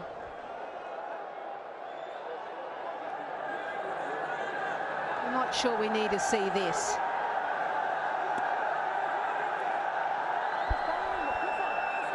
Isn't it umpire's job to determine whether somebody's throwing the ball or not? Yeah, correct. And you can understand that it's riled up a lot of people. One thing I will say is it's clever bowling because Colin Munro is batting outside leg stump, showing all 3 stumps. He backed away and was able to hit the ball comfortably over. So I like the fact that Iftikhar has gone for the Yorker. It's quicker. That one was 101 kilometres an hour. Well, that gesture from Colin Munro has ventured a very strong reaction from Iftikhar. Did not like it, even a single bit. Still fuming. I don't know if there'd be too many players that are comfortable or happy with someone calling you whether you threw the ball. Find me a player in the world that's comfortable with that, so you can understand the reaction. And Colin Munro has a way of just getting under opposition teams, whether it be with his performance with his bat or sometimes with a few words. Yorker again, well bowled. He goes, oh yeah, that was a good one. Well, Iftikhar has shown a lot of control. 2 Yorkers he found with 2 consecutive deliveries. Oh, he wants his wicket. Let's come back for a single. Yeah, just watch out for this. Watch out for this little conversation. A few mutterings under the breath.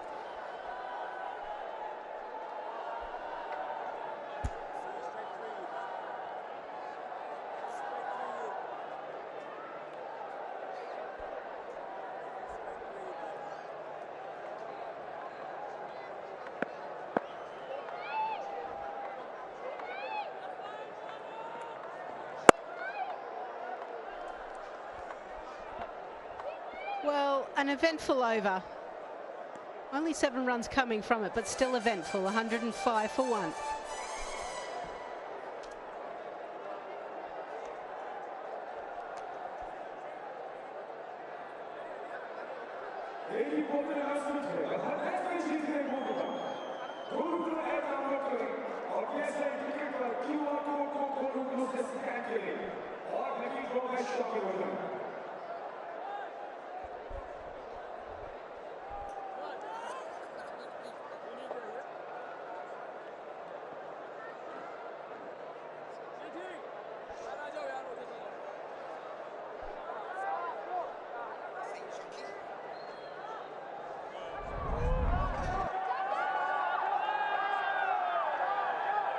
Islamabad United then ahead in this game. They only require 64 from 60.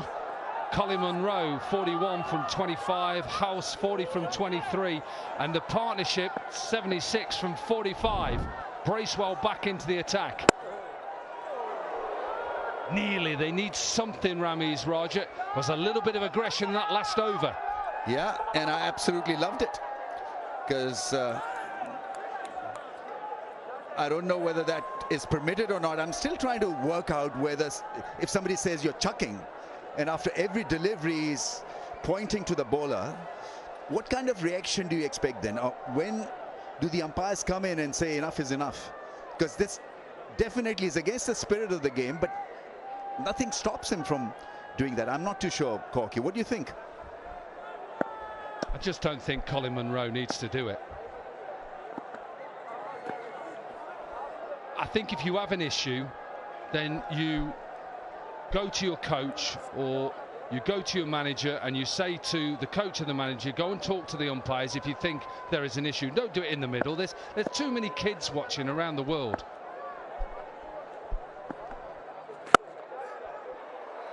Oh, that smash through the offside is batted beautifully. There's a lot of flow, there's a lot of class. He's normally known to smash the ball and be a bit of a basher and a slogger, but this innings, he's been so much in control and very classy. Yeah, you're right. Just look at this. It's a lovely shot. Just uses the drift. It comes into the middle of the bat. He opens up the face, gets it past Rizwan, runs away. That's gone up in the air. There's a chance. There's a chance. And taken is Iftikhar, who's taken the catch. Well, is it poetic justice? I'm not too sure, but it must feel great for Iftikhar. Just seeing if he wants to say anything. He's just keeping his calm, Iftikhar, and it's the best way. Munro wanted to get involved. He's walking past. Good. I like that from Iftikhar. Leave him alone. He's gone. There's a game to be won here. Munro's innings was good though. 45 from 28. The one fielder, Ramiz, don't pick out. It's Iftikhar. I mean, the facial expressions were priceless. There's a smirk, there's a little smile, and well, he's gone after playing a great, lovely innings. 45 of just 28. Saw the entire range from Colin Munro. It's 110 for 2.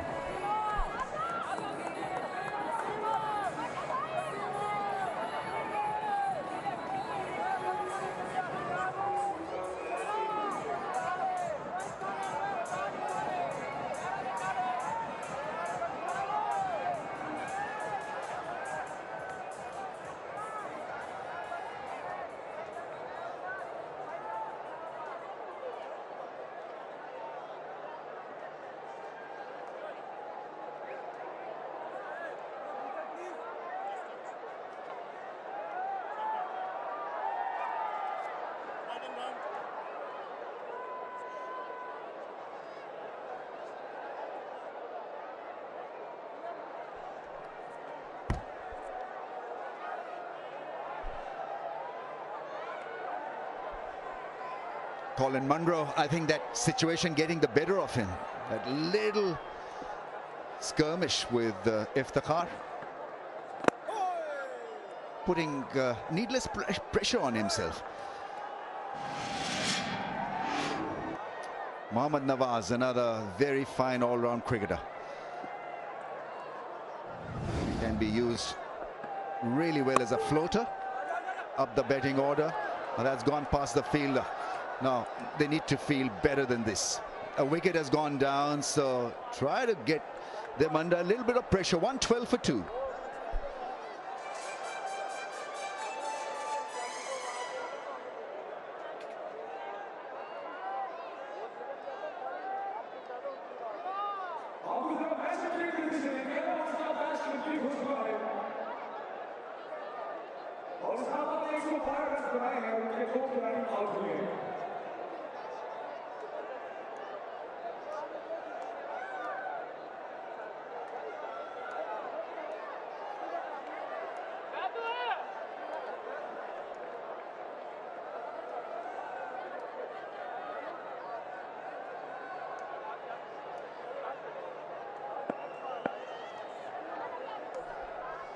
Yeah.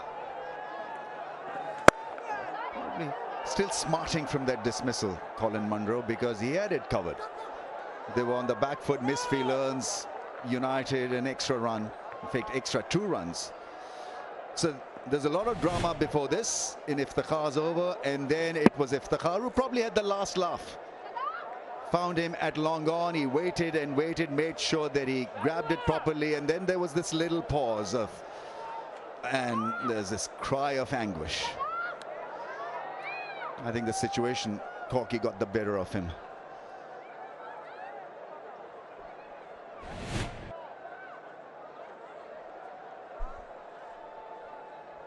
Well, that's not great. Mohamed Rizwan, whether he's got one on the hand or one on the thumb. Ball was hit quite hard at extra cover. Fingers heavily taped, hence probably why he's not keeping wicket, because he would surely be the best keeper. I asked him that question at the presentation. He says he wanted to be near the bowlers. Some of them are inexperienced, so he wanted to help them out, like Obed, for example. So that's the reason why he's not padded up. But his fingers swayed in bandages. Rizwan at cover, feeling the heat of that powerful drive. They didn't have a lot of time, got a bad bounce as well. And you're a little hesitant also because your fingers have been into the wars, as they say.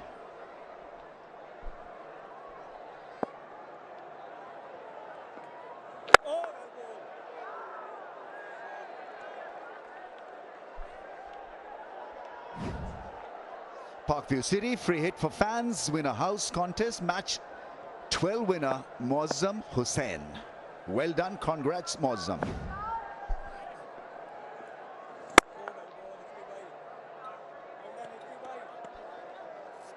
He's bowled a barrage of Yorkers at pace. None for 9 in 1.3 Iftikhar.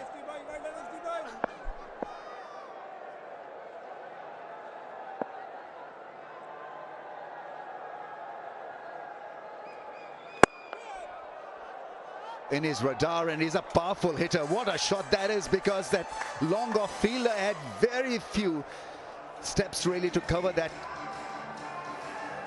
drive, and he couldn't do anything about it. Well, it was one of the picks at the draft. Andreas Haus, Hessen went for him in the draft, and he's repaying him right now. 47 from 28. Well, that's gone for 6. Half century is raised with another great hit off the back foot and hitting it with the spin. This really has been a very fine innings. Help on his way by Munro, because Munro was so good and influential in exchanging the strike, running the singles and helping him out. This really was massacred, absolutely nailed. Yeah, and his first 50 in HBL PSL season 10.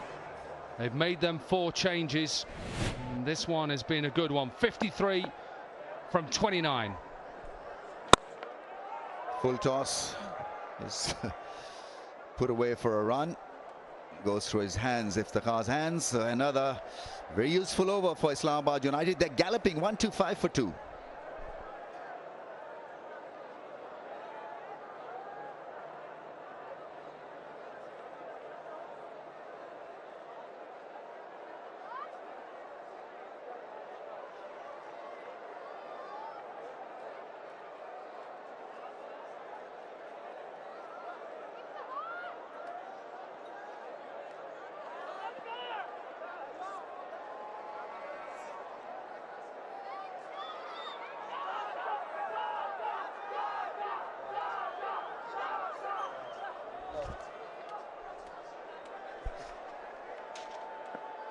Bracewell has got to come to the party. 1 for 28 in his 3.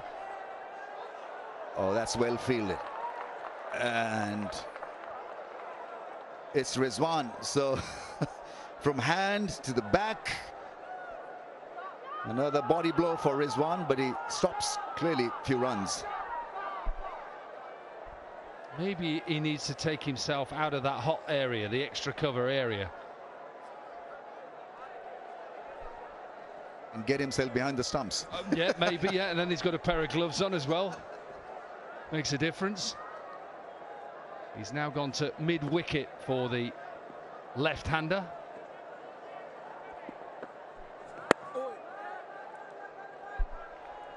Can they retrieve the situation, Multan Sultans? We're talking about 43 from 46 balls. What can they do? Wickets, maybe adjust the field?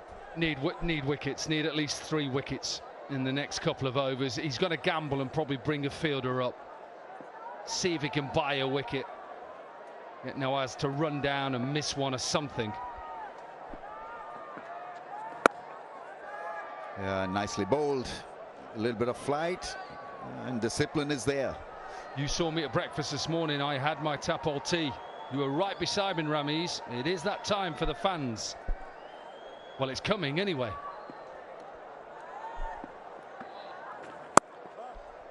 Beautifully set up by 𝐄𝐍𝐆, tapal tea. And he'll appear soon. In the meantime, couple of runs for Nawaz. Fans enjoying the match with Pakistan's own brand, some garam garam chai. And I had a lovely pot of it this morning in our lovely hotel in the Grand Folletti. Absolutely nailed it, 𝐄𝐍𝐆.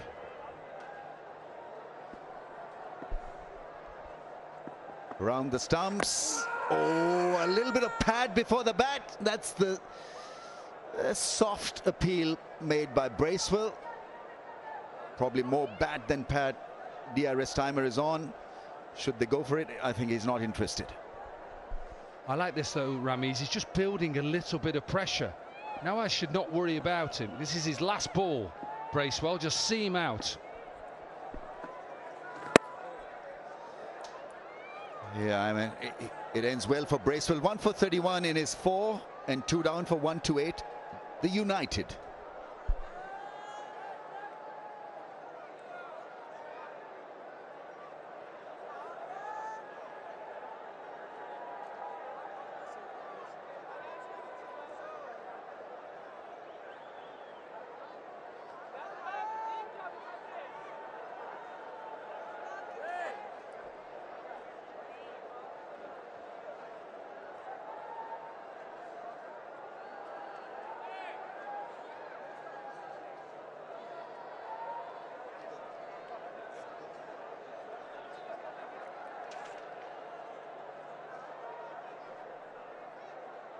It shouldn't be tough for Islamabad United to get this. 41 of 42, 8 wickets in the tank.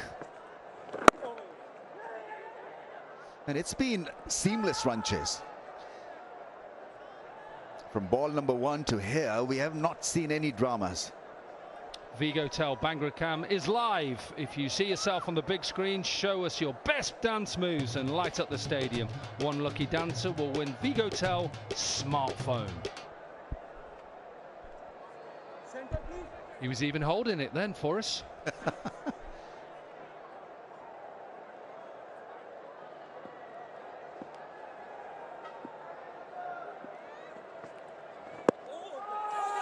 Missing the stumps. Is quick through the air, Osama Mir. Deceptively quick, actually. The ball drops very quickly off his hand. He's tall, he's got powerful wrists and good arm rotation.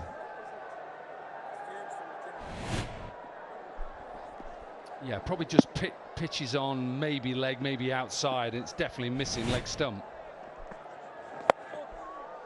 Oh, there was there in the slot and still manages to find the fence. Osama Mir is hurt because it was not supposed to hit the fence. It didn't come off the middle of the bat, but the length was perfect for Nawaz to experiment with this angle.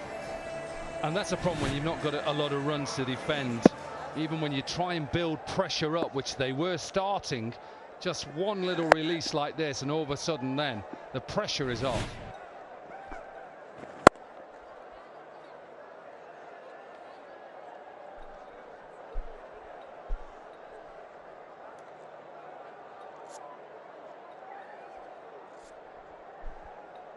Well, we thought, didn't we, at halfway, was 168 going to be enough?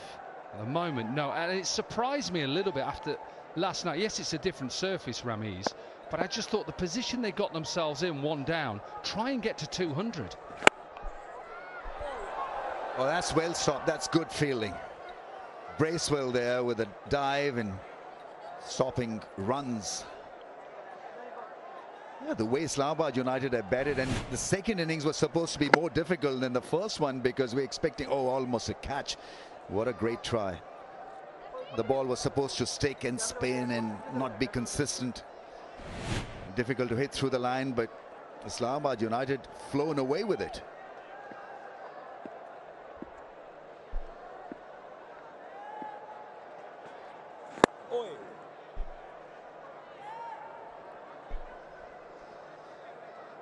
After 14, 136 for 2.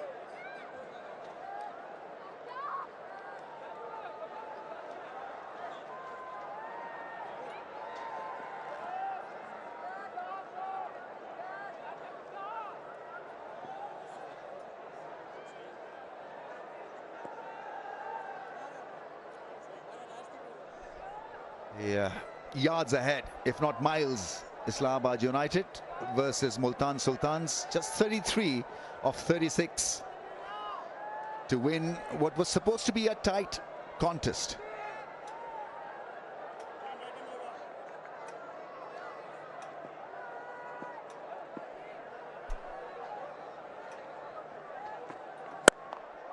Well, that's hit hard and probably, yeah, will be stopped. Iftikhar Ahmed there stopping the ball.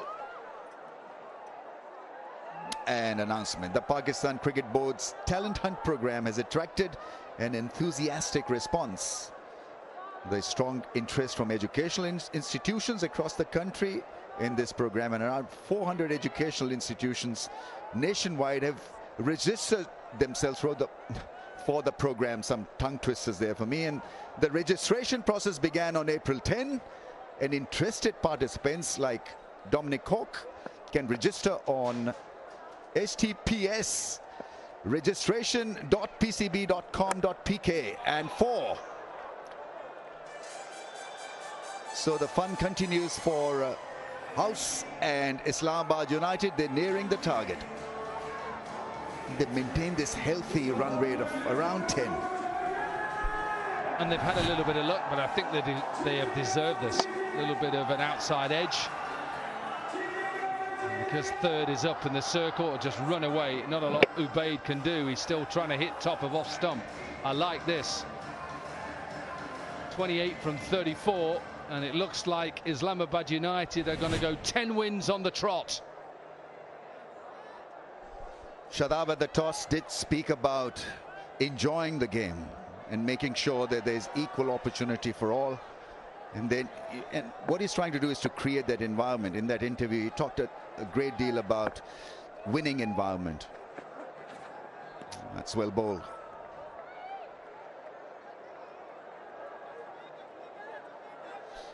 An overthrow, a needless overthrow. There's a little bit of confusion. And that rotation of strike, will it be allowed? It's not allowed by the ump.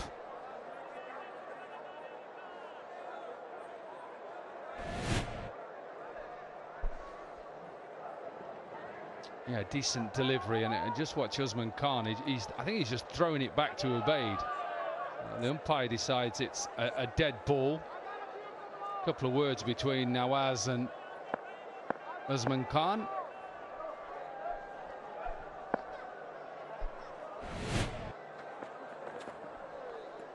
There's been a lot of friendliness between the two sides in the last 10 minutes or so. We like it. I don't mind it sometimes, you know, Ramiz. You're playing for a franchise. It can't all be smiles and enjoying it. You've got to sometimes have just a little bit of aggression. Just sometimes, you know, they're playing a professional sport. Clearly playing for pride also. And this is a great stage to make comebacks, for example, or to prove a point that, you know, we are young and we're exciting, and please have a look at us.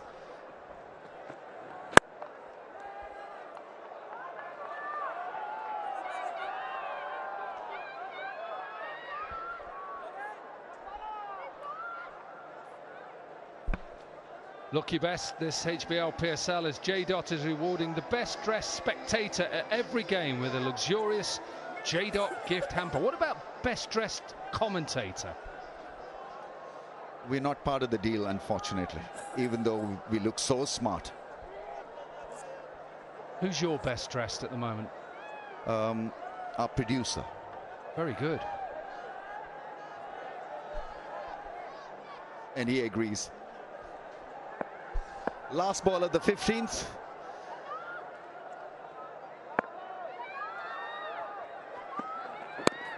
Follows the batsman, Ubaid. Picks him off for a run. He'll keep the strike. Islamabad United flying 144 for 2.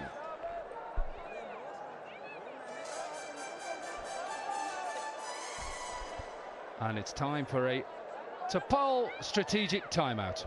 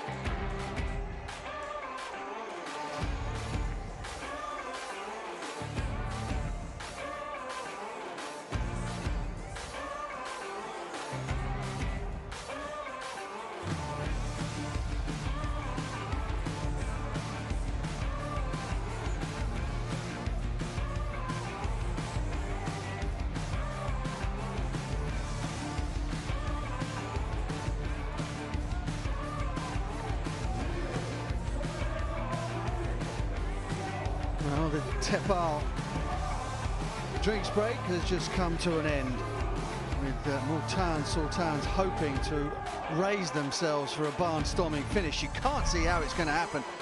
Such has been the control that Islamabad United have had over large portions of this game, not least while 𝐄𝐍𝐆𝐋𝐈𝐒𝐇 has been at the crease. The partnership of 81 between himself and Monroe has taken this game towards the brink of victory. Just 25 needed from 30 balls. Islamabad United have never won here in Multan. And 𝐿𝐶, who suffered a nasty scare when a full pitch delivery hit him in front of his face on the finger from the bowling of Ubaid Shah, has gone on to play quite superbly. 64 from 38 for him. 3 magnificent sixes wide of long on. And he has looked in total control out there. There was a little bit of spice, a little bit of something happening. Colin Monroe decided to have a bit of a pop at Iftikhar. Iftikhar got the last laugh, catching him on the long on boundary. For a wicket apiece for Bracewell and for the ever impressive Ubaid has been the only source of joy for Multan.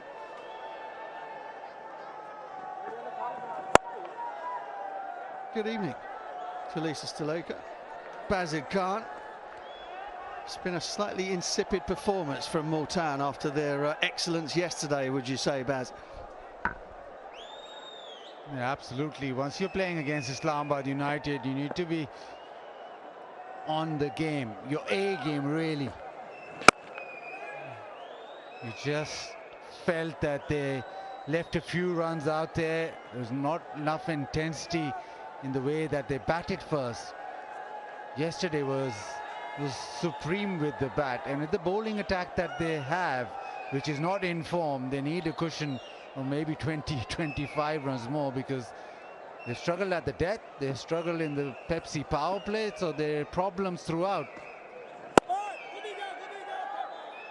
And you look at the other side, it's complete polar opposites, the side that can afford to change 4 players and still win at a canter.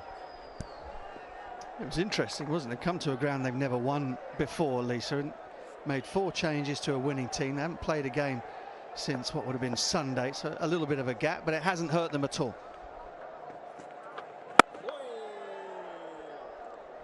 Probably just gives you a wonderful indication of how the group is travelling and their belief and understanding on what their roles are, and that everyone will actually play a role in this HBL PSL. It's not going to be the first 11 selected and you're only getting out if you're injured or poor performance. It's like, no, we need you for certain matches throughout this tournament. Be ready to play. And they all have been. Oh, that's been hit. That's been hit hard. And it carries by a long margin. 150 comes up. Mohammad Nawaz dismisses Osama Mir over wide long on. And this is all over bar the shouting, surely. Absolutely clobbered that. It was outside off stump, so the swing and in the arc. He's actually swept this over long on 82 meters. They want this ending quickly to Islamabad United. Yeah, Osama Mir has erred full when he's missed.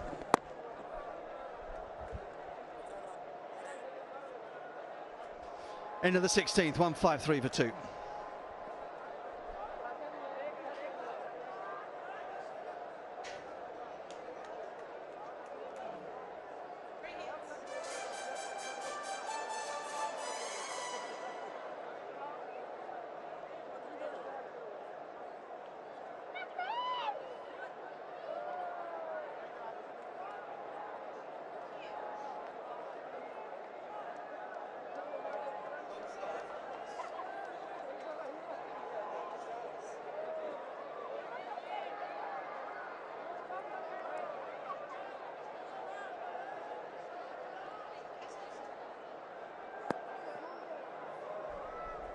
Well, there's a comparison of the phases. Islamabad United way ahead in the power play. It was a decent power play from Multan, but you felt as though Islamabad bowled brilliantly. They bowled smartly to both Rizwan and Yasir. kept the ball away from their strength, went at their weaknesses and kept them down as a result of that. Jordan, first ball is greeted with a bosh over long off. That is almost out of the house. Yeah, probably the one element that hadn't been ticked off by Islamabad United, the opening slot with Farhan, but Ghous has made it his own. That is a beautiful hit. Pure hit down the ground.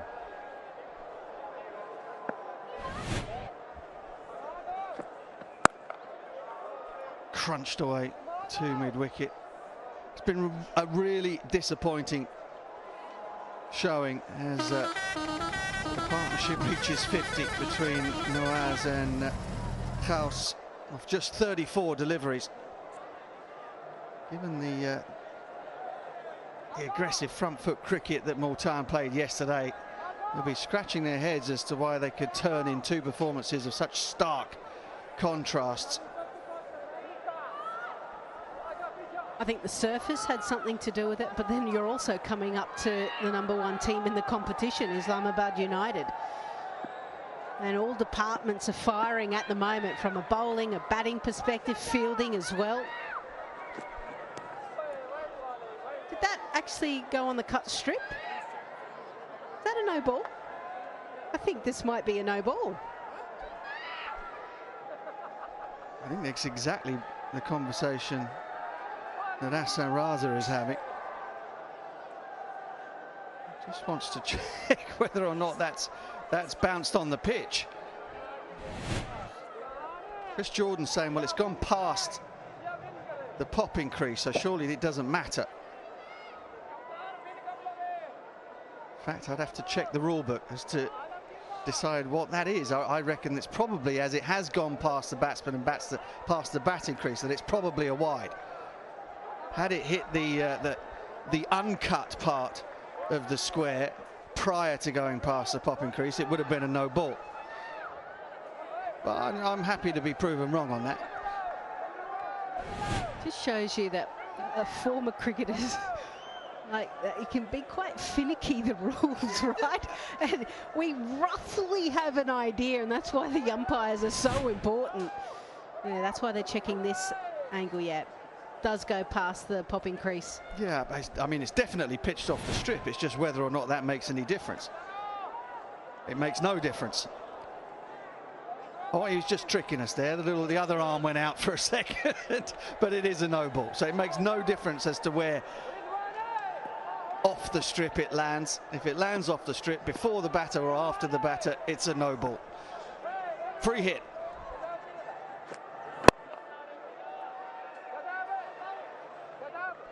Good Yorker. Well, I mean, it's good to get a little bit of excitement. We're not going to get one with the finish.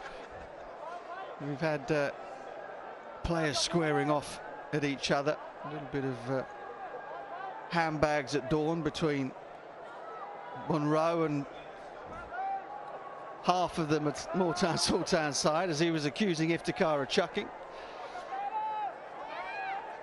I've only seen that happen a couple of times, and it never ends well for the person accusing the other. I think that should be left to the umpires at the end of the day.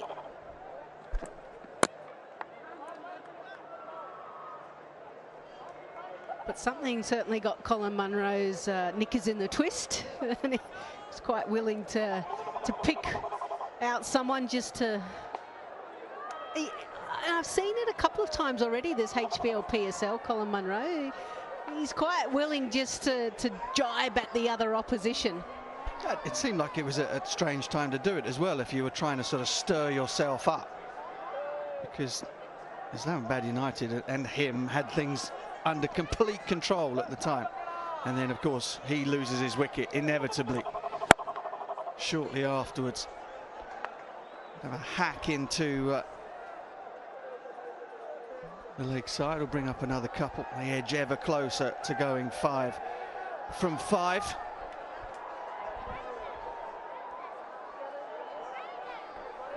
Right, now Jazz Fan Pulse daily winners. Number 1, Hasnain Ali. And number 2, Mohammed Wasim. Will be picking up prizes from Jazz today. Make sure you watch. Make sure you join in with all of these activations. We're giving away an absolute truckload of goodies here in the HBL PSL. Oh, was that? No, heard a little something. Chris Jordan thought he heard a little something.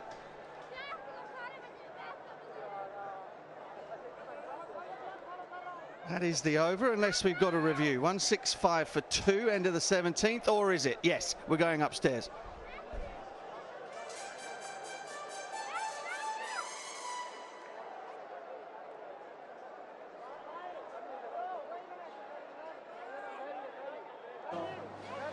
TV umpire to director will have a play review for caught behind. On-field decision is not out. I have checked the feed. It's a fair delivery. Start with the front on, please.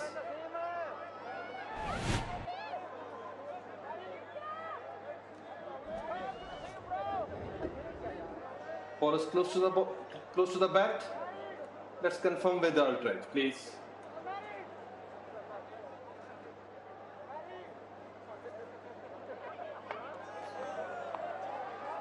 Roll it back, please. One more time, please. There is a spike. Roll it back, please. Now roll forward. Let's freeze it here. I can see a spike when ball next to the bat. SN, you need to reverse your original decision. Stand by. We are on screen now. Make a signal, please. Yeah, I thought so. I thought I heard a little nick. Jordan seemed to think that there was a bit of contact from Mohammed Nawaz's bat, and so it is proven. Rashid Riaz, the TV umpire, has gone through the protocol. That's the end of Mohammed Nawaz for 21, 165 for 3.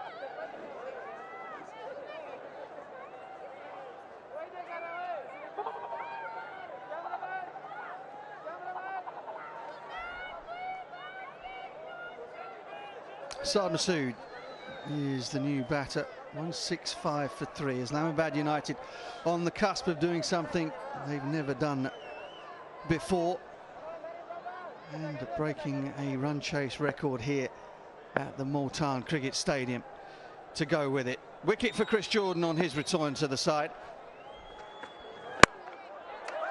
Smashed away, and that will be that. What an emphatic way to finish the most emphatic of victories for Islamabad United. They have now won 5 from 5.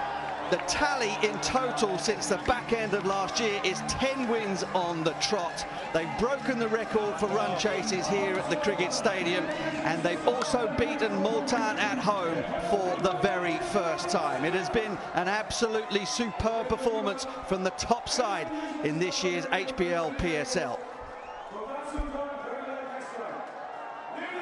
You can't fault them, can you?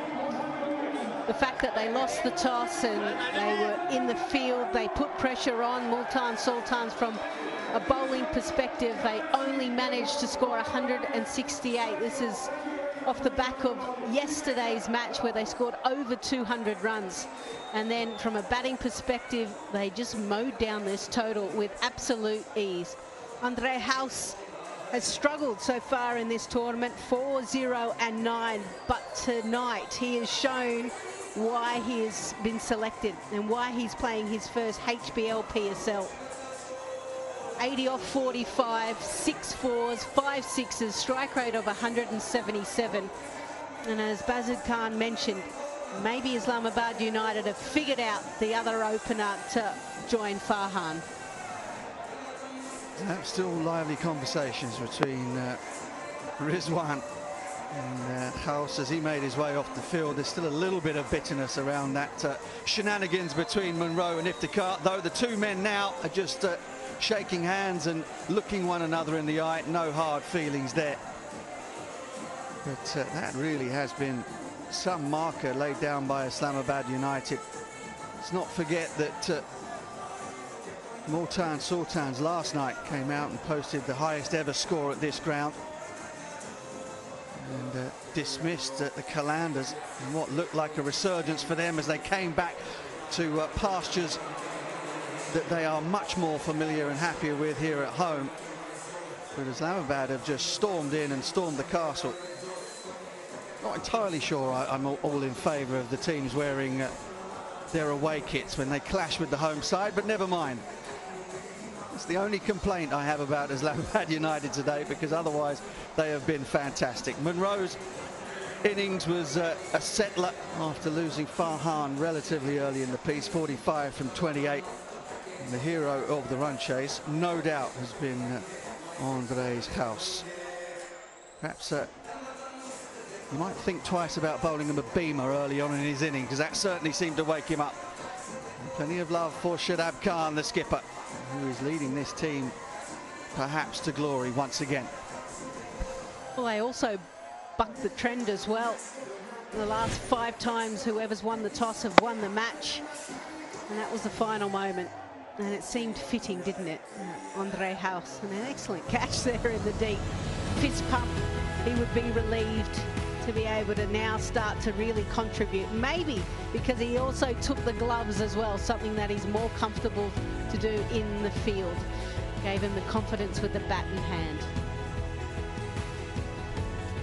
Yeah, absolutely right. Azam Khan sitting this one out. Mohammad Rizwan and Co will have to go away and think about it. They've got more matches to come here at home in Multan. All is not lost for them, despite the fact that they sit firmly on the foot of the table. But the gap is growing ever wider between Islamabad and the rest. They'll move on to 10 points with a 4-point gap between themselves and Karachi.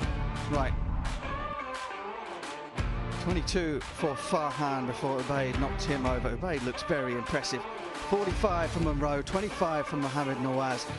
The outstanding contribution with Andre's House. Let's say that again. Andre's House with 80 from 45. 171 for 3, the highest successful run chase here at the Multan Cricket Stadium in PSL history. From a bowling point of view, Multan Sultan, well, Ubaid Shah, 1 for 31, just continues to show why he's an exciting talent, but there's not a lot else to look at. Bracewell as well, 1 for 31, but everyone else went the distance. Okay, let's get out to Bazit with Mohammad Rizwan. Multan Sultans captain Mohammad Rizwan with me. Rizwan, आज कल जैसी performance ज़ाहिर है नहीं हुई. आपको कहाँ लगता है कि कहाँ आपसे मैच निकल गया, कहाँ हाथ से निकल गया मैच? बिस्मिल्लाहिर्रहमानिर्रहीम. बजट भी बेसिकली हम 15-20 रन शॉट थे, क्योंकि जिस तरह पिच अर्ली ऑन जो बिहेव कर रहा था, थोड़ा सा बॉल ग्रिप हो रहा था, तो हमने जन में टारगेट रखा था कि 180 प्लस करेंगे इंशाल्लाह, तो ये होगा कि एक अच्छा टोटल होगा इस पिच पे. पर बहरहाल जो सेकंड इनिंग्स में जिस तरह बॉल आया बल्ले पे, वो बिल्कुल डिफरेंट आया फर्स्ट इनिंग्स के बावजूद. आपने बात की बॉलिंग की, स्पेशली बॉलिंग में थोड़ा सा स्ट्रगल अभी भी कर रहे हैं. मतलब टेस्ट बॉलिंग की अगर बात करें, पिछले मैच में तो बैटिंग ने इतने ज़्यादा रन्स कर दिए थे कि शायद टेस्ट नहीं हुए. तो आपको थोड़ा बहुत कंसर्न है बॉलिंग का? अगर आप देख ले बजट में बेसिकली हमेशा से हमारे पास तो यंगस्टर ही मतलब एक्सपीरियंस बॉलर होते रहते हैं, मगर अभी इस टाइम क्योंकि हमें पावर प्ले में थोड़ा सा मुश्किल आ रही है, क्योंकि हमारे पावर प्ले के बॉलर और फिर अगर आप डेथ की बॉल उनकी देख ले, क्योंकि जिस तरह उन्होंने एग्जीक्यूट किया प्लान के मुताबिक, क्योंकि अब हमारी अगर डेथ बैटिंग है तो वो मशहूर इसीलिए क्योंकि एंड में 9 रन कर लेते हैं, तो जिसकी वजह से उन्होंने प्लानिंग की है और इस प्लान से उन्होंने बॉलिंग की, एग्जीक्यूट किया, जिससे हमारे रन इतने ही हो गए. मगर हमारे जो एजुकेशन बॉलिंग में उस तरह हो नहीं पा रहा. बिल्कुल, और अब वो सिचुएशन आ गई है कि शायद अब मोहम्मद रिजवान भी थोड़े से परेशान हुए क्योंकि अब शायद गलती का और मौका नहीं है क्योंकि प्लेऑफ्स में अगर आपको पहुंचना है तो अब आगे सारे ऑलमोस्ट गेम्स जीतने पड़ेंगे। जी जी बिल्कुल मस्जिद भाई, बेसिकली पहले 3 हार के फिर एक जीत के फिर एक हारना, जो जब आप हारते हैं तो प्रेशर ऑलवेज होता रहता है, मगर हमारे टीम का माहौल माशाल्लाह बेहतर है और हम एक एक मैच ही लेके चलते हैं क्योंकि इस तरह सोचते नहीं है कि क्या पीछे हो रहा है। ये भी आज का दिन में एक पास से बस गुजर गया और इंशाल्लाह नेक्स्ट मैचेस हमारे लिए जो इंपॉर्टेंट तो है हर एक मैच, तो कोशिश करेंगे, मगर ये आपकी बात ही है कि हर एक मैच ज़रूरी हो गया हमारे लिए। बिल्कुल, और आपने पहले भी ये बताया कि जब आप चैंपियन हुए थे तो ऐसी सिचुएशन आई थी जब आपको हर एक मैच जीतना पड़ा था, शायद वही सिचुएशन दोबारा आ गई आपके पास। अगर आप प्रॉपर देख ले उस मैच जब हमें चैंपियन बने थे सेम ही हुआ था, 3 मैच हारे फिर एक जीता फिर 5 हार गए, मगर बहरहाल उसको तो जो हो गया वो तो हो ही गया, मगर हमारे लिए हर एक मैच जरूरी है, उसी को देखते चलेंगे इंशाल्लाह और इंपॉर्टेंट भी हर एक मैच, मगर वो पास था जो चैंपियन हो गए थे, इंशाल्लाह दोबारा लाने बनाना है इंशाल्लाह। चले, thank you very much. Thank you जी, thank you. Rizwan reckons that they left a few runs out there, didn't bat as well as he would like to, and they won the toss. Also, there was a difference in the bowling. Very experienced bowling from Islamabad United. They were able to execute their skills in the back end also, and that's where they are liking. He's sort of said that once they became champions, they had lost a few games exactly like this. So there is that hope, and there's that sort of silver lining that he's hoping will come true. Thank you, Bazit. And there it is, the summary of match 13. Multan Sultans won the toss, had that advantage. Only managed to post 168 for 5. Usman Khan top scoring was 61. Tight bowling from Islamabad United, which resulted in the fact that they've needed 169 to win. Monroe, Farhan, Nawaz all assisted, but it was Andre House with 80 not out from just 45 deliveries that saw them home by 7 wickets and recorded the highest run chase in PSL history here at the Multan Cricket Stadium. Another record goes down to Islamabad United. They passed it against Karachi on Sunday, but they've just cemented the fact that this is the hottest winning streak in HBL Pakistan Super League history.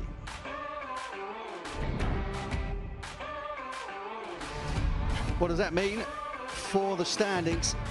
Well, Islamabad United now open up a 4-point lead over Karachi Kings at the top of the table. Multan Sultans, well, they're still in touch, although Quetta Gladiators and Peshawar Zalmi both have games in hand on them. They've played 5 with only 2 points at the bottom. The top 4 teams qualify. At the moment, Islamabad are romping it home.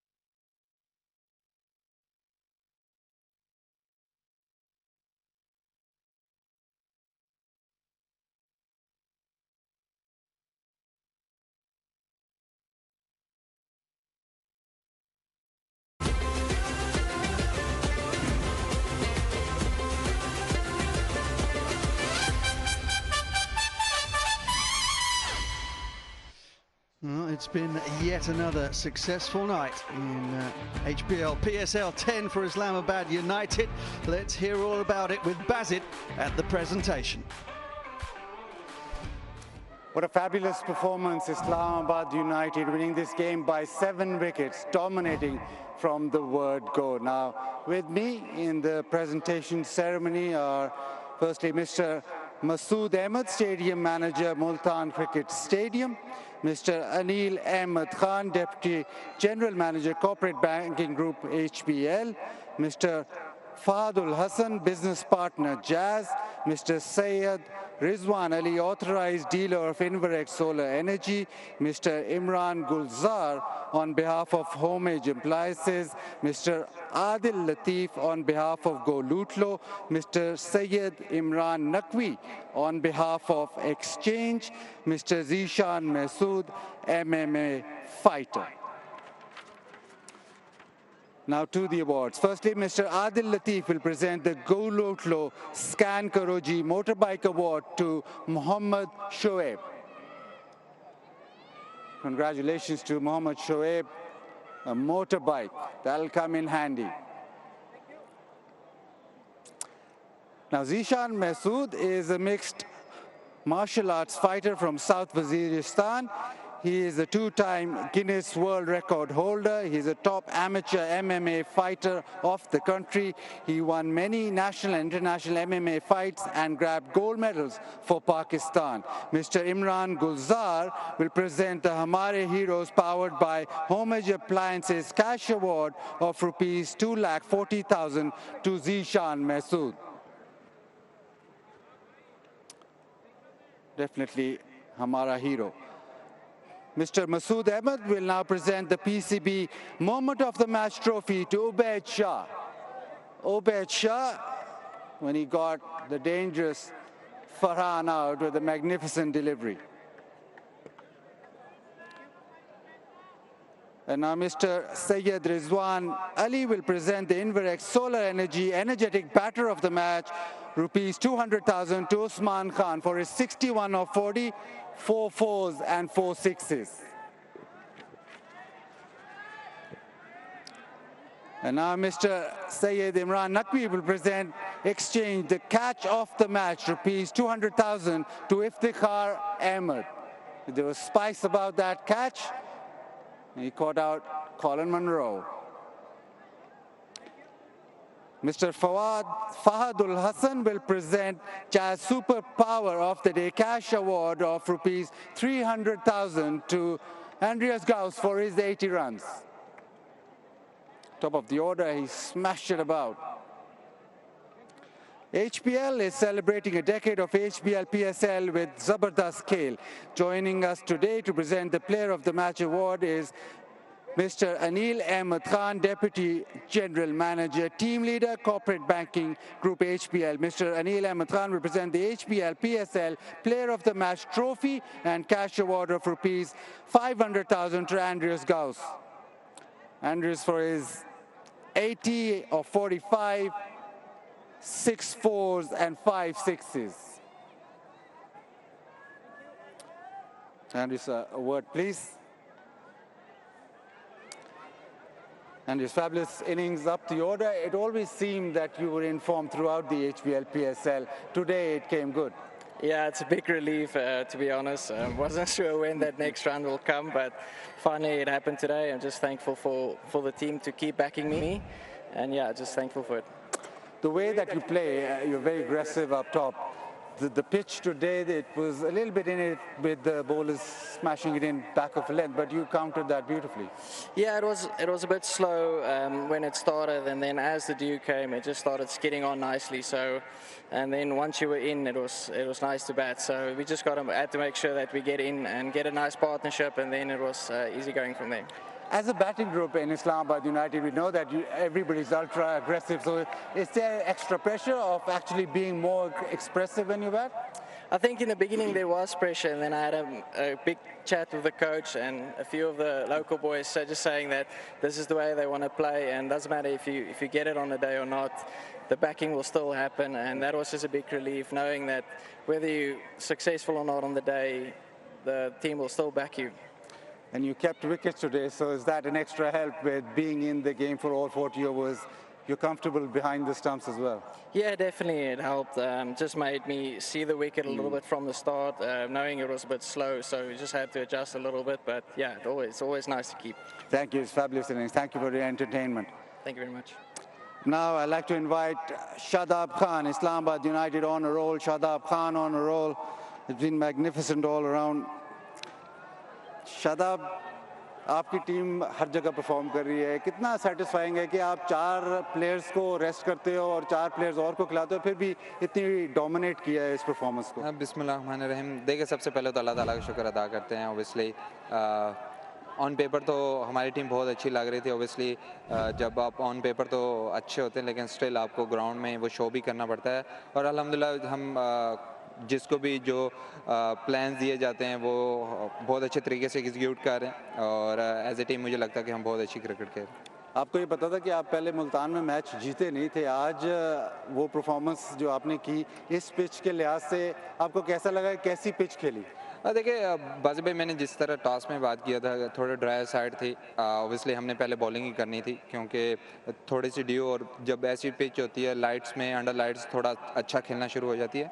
और मुझे लगता है कि जिस तरह के हमारे bowling unit ने लास्ट 5 to 6 ओवर में बॉलिंग की, क्योंकि एक टाइम पे वो अच्छा जा रहे थे, लेकिन स्टिल जिस तरह हमारे फास्ट बॉलर ने कम बैक किया, वो बहुत अच्छी बॉलिंग किया और रिस्ट्रिक्ट किया है 170 के अंदर. तो मुझे लगता है कि बॉलर्स की बहुत ज़्यादा अच्छी प्लानिंग के साथ उन्होंने बहुत अच्छी बॉलिंग की. आप खुद भी ऑलराउंडर हो, बॉलिंग बैटिंग फील्डिंग सारा कुछ करते हो. इस्लामाबाद यूनाइटेड ऑलराउंडर्स बहुत ज़्यादा खिलाती है. अभी आपने पिछले सीज़न या 2 सीज़न पहले फ़हीम अशरफ को भी खिलाया था. तो ये स्ट्रेटजी जो है कि ऑलराउंडर्स को ही आप खोज निकालते हो, ये आपके लिए बहुत फ़ायदेमंद है. बाज़ी भाई, आज के जो T20 क्रिकेट है उसमें आपको ऑलराउंडर की बहुत ज़्यादा वैल्यू होती है, क्योंकि अगर आपके पास बॉलिंग में ऑप्शन ज़्यादा हों एज ए कैप्टन, और आपके पास बैटिंग में भी ऐसी डेप्थ हो कि आपके 9 में 10 में भी आपके पास ऐसे बैट्समैन हो जो किसी भी टाइम आके आपको 2-3 छक्के मार के दे सकते हैं, तो बहुत ज़्यादा खुशी होती है कि ऐसी टीम के आपके पास ऐसे प्लेयर हों जो कि दोनों चीज़ों में जब भी उनका दिन हो वो मैचेस जिताएं. और कोशिश करते हैं कि हम जितने ज़्यादा ऑलराउंडर अपनी टीम में रख सकें. चलें, एक आखिरी सवाल, ये मेरे लिए अपना सवाल है कि आज डेटा कौन सा इस्तेमाल किया, कौन सा डेटा आज काम आया था? देखिए, ऐसा तो कुछ खास नहीं. कोशिश कर रहे थे कि जितना लंबा मैच ले जाएं पहले इनिंग में, उतना हमें ज़्यादा फ़ायदा हुआ. और हम कोशिश कर रहे थे कि उसको जितना ज़्यादा लंबा ले जाएं. और दूसरा मैं एक बात करना चाहता हूँ, ओबियसली रोमान भाई की सिस्टर फोर्थ हुई है, तो ओबियसली हमने उसके लिए बहुत सारी दुआएं की, और होपफुली और ये जो जीत है उसको हम डेडिकेट करना चाहते हैं. Thank you very much. बहुत अच्छी परफॉर्मेंस थी. So Shadab very satisfied with the way that his team has played. They rely on all-rounders, and that's the way T20 cricket, he says, should be played, with a lot of options with the ball and the bat. And because of the fact that they are able to have the depth in the squad, they're able to make changes and play people around. And today, he thought that the pitch was slightly dry, so it actually played into their hands that they had to chase on this particular surface. That's it from the presentation ceremony down here.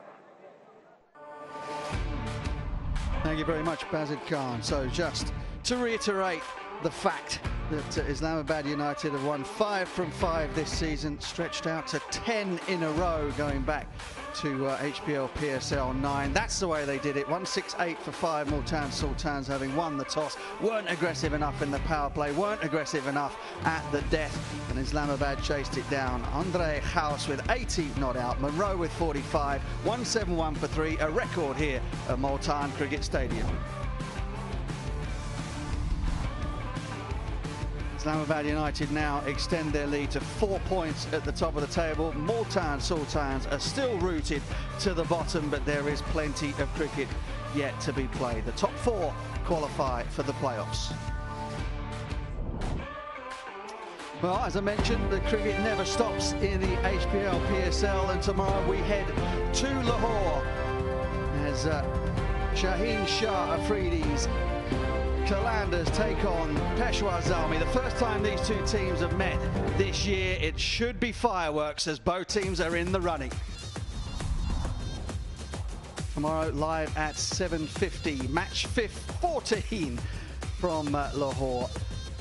Two greats of the Pakistan game going head to head, and They're all chasing after Islamabad United. Well, that's all from here in Multan for a little while. We'll see you soon. Stick around for the post-show.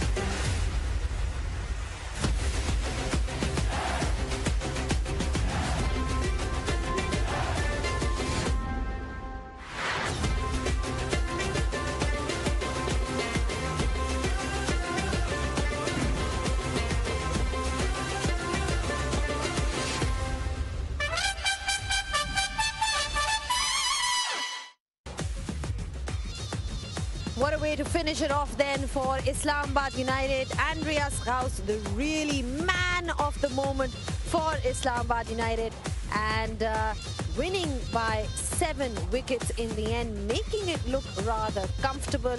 They are the team to beat in this competition. They've been undefeated, and they're also the defending champions. Everything seems to be working well for this side. Multan Sultans, lots of things that need to be perhaps reflected upon after this game. Mohammad Rizwan coming out and scoring not as many runs as they would have liked perhaps with the bat, obviously with the ball as well. Like I said, lots to reflect upon, but there's one team that has been on a roll. We're talking about none other than Islamabad United. Like I said, looking good with the bat, with the ball in the field, overall looking like a comprehensive unit. Now with me on pitch side, I've got Dominic Cork, and like I said, the player of the match with me, Andreas Gauss. Andreas, thank you so much for joining us. You were given an opportunity in today's game. Islamabad United, different conditions from what you've played in Rawalpindi and Karachi, and coming into this one. First of all, talk us through this win, what it means for Islamabad United, considering the fact that, you know, it's always challenging when you're at a different venue. Yeah, thank you. It's quite tough if you keep traveling and traveling. I think the boys know the Pindi wicket really well, but you have to win away from home. It's always special. And I think it's now 10 in a row for Islamabad if you go from last year as well, so which is massive for us. And yeah, I think everything just comes down to the amazing environment that we have. Well, first of all, before we ask you about the innings, are we actually saying your name right? Because there's a lot of South Africans in my ear telling me I'm saying it wrong. So when I'm saying Andreas Gauss, is that okay? You're happy with that? Yeah, I'm happy. And where's the American accent, by the way? You live in Dallas now. Still got the South African. Yeah, I think it's going to take a while. We still speak Afrikaans at home, so it's going to take a while. But it'll happen. Well, I'll give you a bit of it was a lekker innings. You really played well.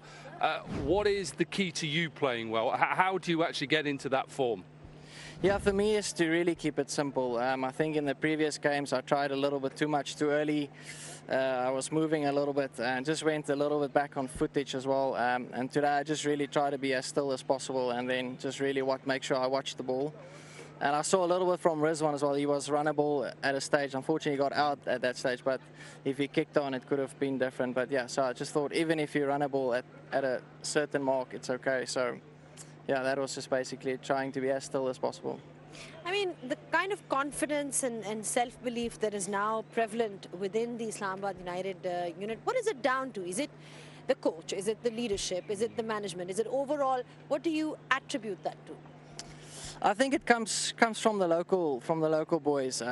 From the start, I've known Imad as well for a long time, but just from the start, we love to play aggressively, and if you fail, it's okay. We still back you. But yeah, the aggressive mindset, it's with the bat, with the ball, in the field, it's always there, and I think that's why they've been so successful. Right. And just in terms of, you know, there's always, we talk about improving as a side. Islamabad United has done well with the bat, with the ball, in the field. Are there any areas that you as a team talk about, okay boys, this is an area that we need to improve? Yeah, I think our attitude and our energy was a little bit low in the previous game in the field. But that can happen if it's a late start and you sit in the hotel the whole day and things like that. So yeah, today we just had to come out and make sure that we bring that energy, we bring that good attitude, and then if we do that, we know it will really take a lot from another team to beat us. You took the gloves today. How much does that help you as a player as well? Because obviously people who probably don't know you, you're a regular wicket keeper. Out of your 90 games, you've kept wicket 60 times. Does that help? Yeah, that is where I'm the most comfortable. I used to love fielding, but with my finger injuries and stuff, I prefer keeping. So it made me relax as well, and then just seeing the wicket from behind the stumps made it a little bit easier. And you've got also good bowlers bowling, you know, to you behind the stumps, because when you look at the kind of options that Islamabad United has, you know, the spin options, of course, there's leadership in the form of Shadab Khan, Imad Asim. But Jason Holder seems to be a real trump card this season for Islamabad United. Yeah, he's just a beautiful man, a lovely man. I think for him, it's just about his attitude. He just loves taking the game on, and he's such a wonderful person that he just brings such a good energy for everyone. And then he just once he's on song, he's world class. So we know if he bowls right, it's going to be tough. Away from the grind, have you guys had an opportunity to play some golf or do something else? Yeah, we've been on the golf course quite a lot. It was quite disappointing that we weren't able to play today because it's a beautiful course here. But yeah, we know we've been lucky enough that we've been able to get out and play some good golf. 𝐄𝐍𝐆 can tell you all about that course. He lives there practically. He practically lives there. Yeah. So I'm sure you can exchange some notes on that. But we're talking about Andreas Gauss and his wonderful innings today. It really set the tone at the top for Islamabad United. He's also our player of the match.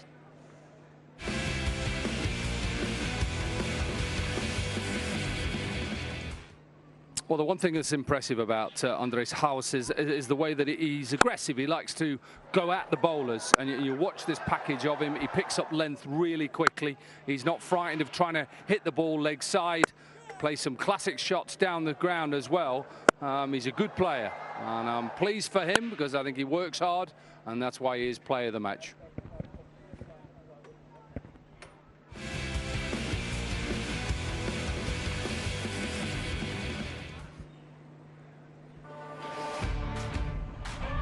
Well, it was Islamabad United all the way today, once again restricting Multan Sultans to 168 for 5 in their 20 overs, with Usman Khan at the top scoring that magnificent 61 in just 40 balls. But, you know, Islamabad United managed to restrict them to that because of some fine bowling.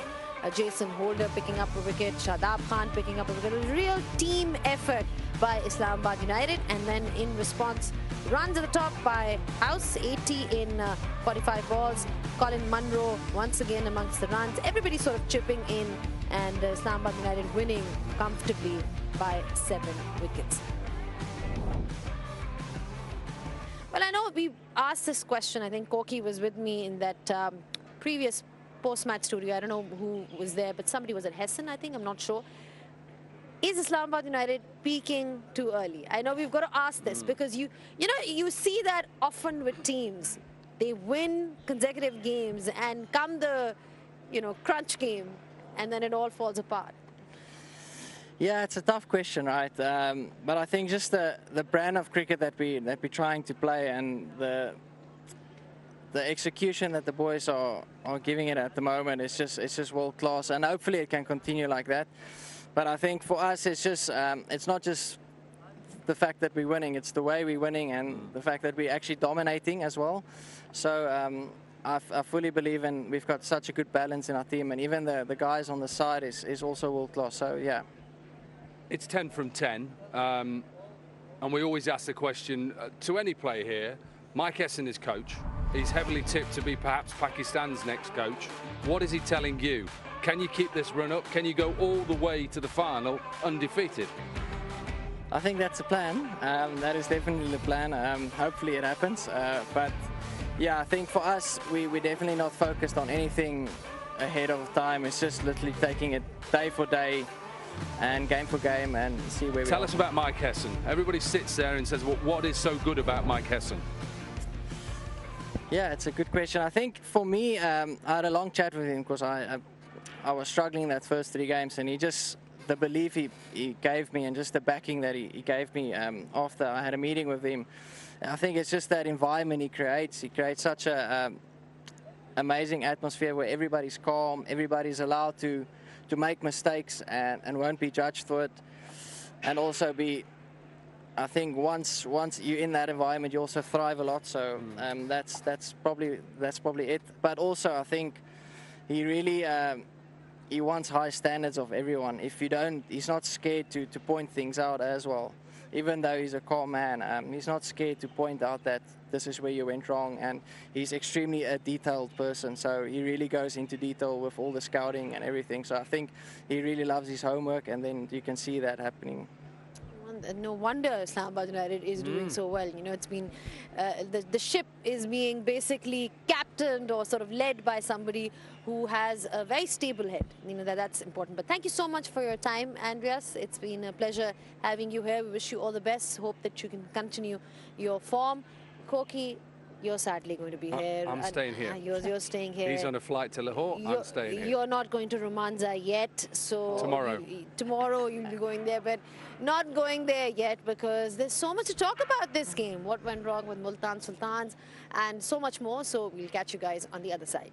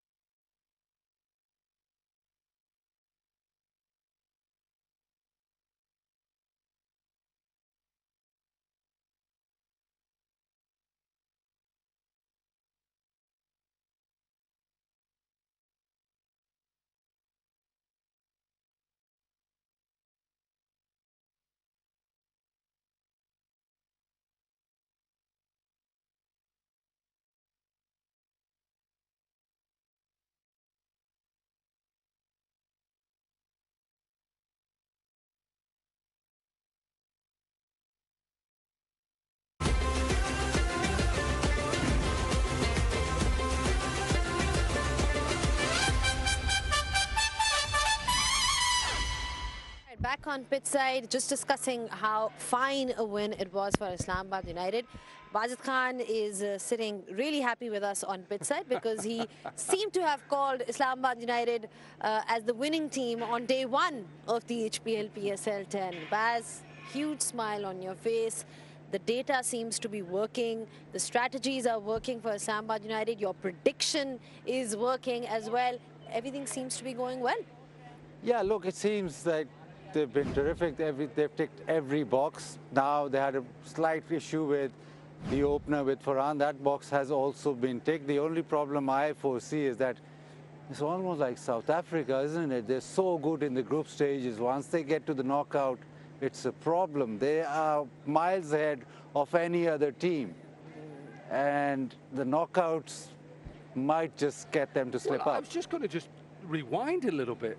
Wasn't he sitting here with Mark Butcher and he said that Islamabad, they weren't going to win tonight? Did you not say that? I think we could rewind back. If we got these commentary guidelines. If you'd read them through, you have to be neutral. So you have to pick all sides. You can't just sit on one side. So Dominic, you don't believe in reading anything, do you? No. Anyway. Anyway, we're talking about the game itself Yes. now. But yeah, Baz, I mean... You're wearing my jacket, Tom. Yeah, wait. Somebody's got my jacket. I've got somebody else's jacket on. Can someone get a grip on these boys and tell them to be serious? Come on, and we are talk being serious. cricket, It was a 'cause that's what we fantastic performance by Islamabad United. They are the form team. They're the team to beat at the moment. Multan Sultans have issues with their bowling. I think if we're honest with the way that they set their total tonight wasn't good enough. I just think they just didn't have any acceleration. They should have at least got to 200, the position they got in. But take nothing away from Islamabad United. I think Andres House summed it up brilliantly. It's about a collective of people, a collective of a good team.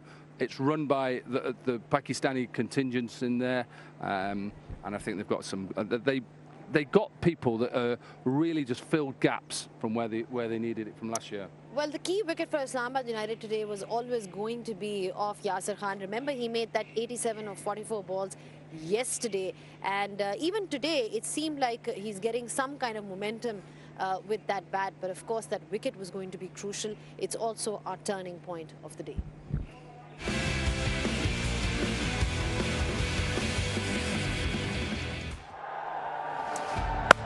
Yeah, just slightly away from me. Drag it leg side. The catching has been so good at the boundary. They've not dropped anything. It was Shahzad this time around and another player who stands up in Nawaz. So everybody they turn to stands up in different games.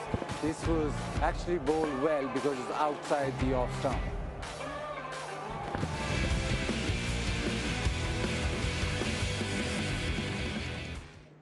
Well, Islamabad United, 𝐄𝐍𝐆, made it look so easy with that chase. It almost makes you think that were Multan Sultans short of runs, or is it a case of them just bowling really well in these conditions? I mean, how do you look at the total that I think Multan Sultans were short of runs, and they should have realised that their weak area, that I think this year, has been their bowling and trying to defend totals. That's what I see there. So Multan Sultans, I think, should have got to 200. But I think you've got to give credit to the way that Islamabad United bowled. I thought Imad Wasim at the top was really good. I thought Holder was really good. I just think they've got a good balance now of being able to take wickets, but also to restrict in those areas. So it wasn't easy for Rizwan, who I think struggled. He couldn't get really off and running. Usman Khan played very well.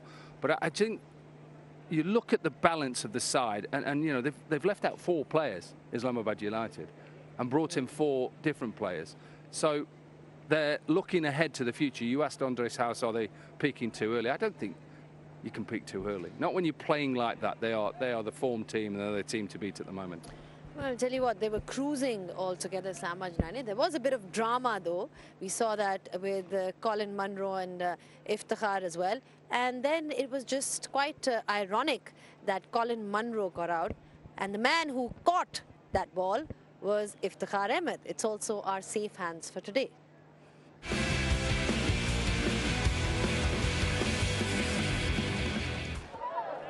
Always going to be quite ironic, because obviously there was a little bit of to do with Colin Munro and Iftikhar.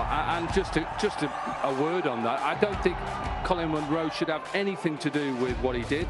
It's not down to him to say things about somebody's action. I think he should just get on with playing cricket. Disappointed with that. Let the umpires and the match referee do it. And that was the best reply Iftikhar could have done. Just catch the ball. Catch the ball and just carry on. So it's perfect from Iftikhar. What's your take on it? I love spice. There had to be some sort of spice. Come on, there's so much wholesomeness in this game till now. It just doesn't sit well with me. This has to be something. Okay, he was wrong. I'm not saying that was the right way to go about it, but you need spices this game. It just goes to another level.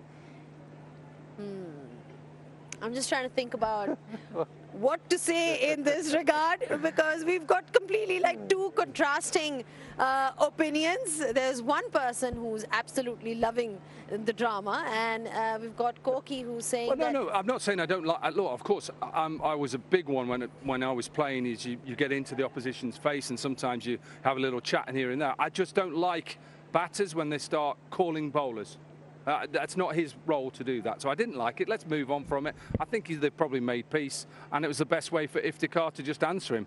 Here you go, you're done, you're out. But does this highlight Iftikhar's action? I'm not saying whether it's right or wrong. I'm just saying, is it something which is going to come in the eyes of the umpires? Look, it's same as anybody action. It's down to the umpires to report him if they think there's a problem, like they did with Usman Tariq. That's what happens. There's a process of going through it. It's not down to any player to make that decision. So we'll wait and see. Iftikhar's been around a long time. He's a major cog in their team. He bats, he bowls.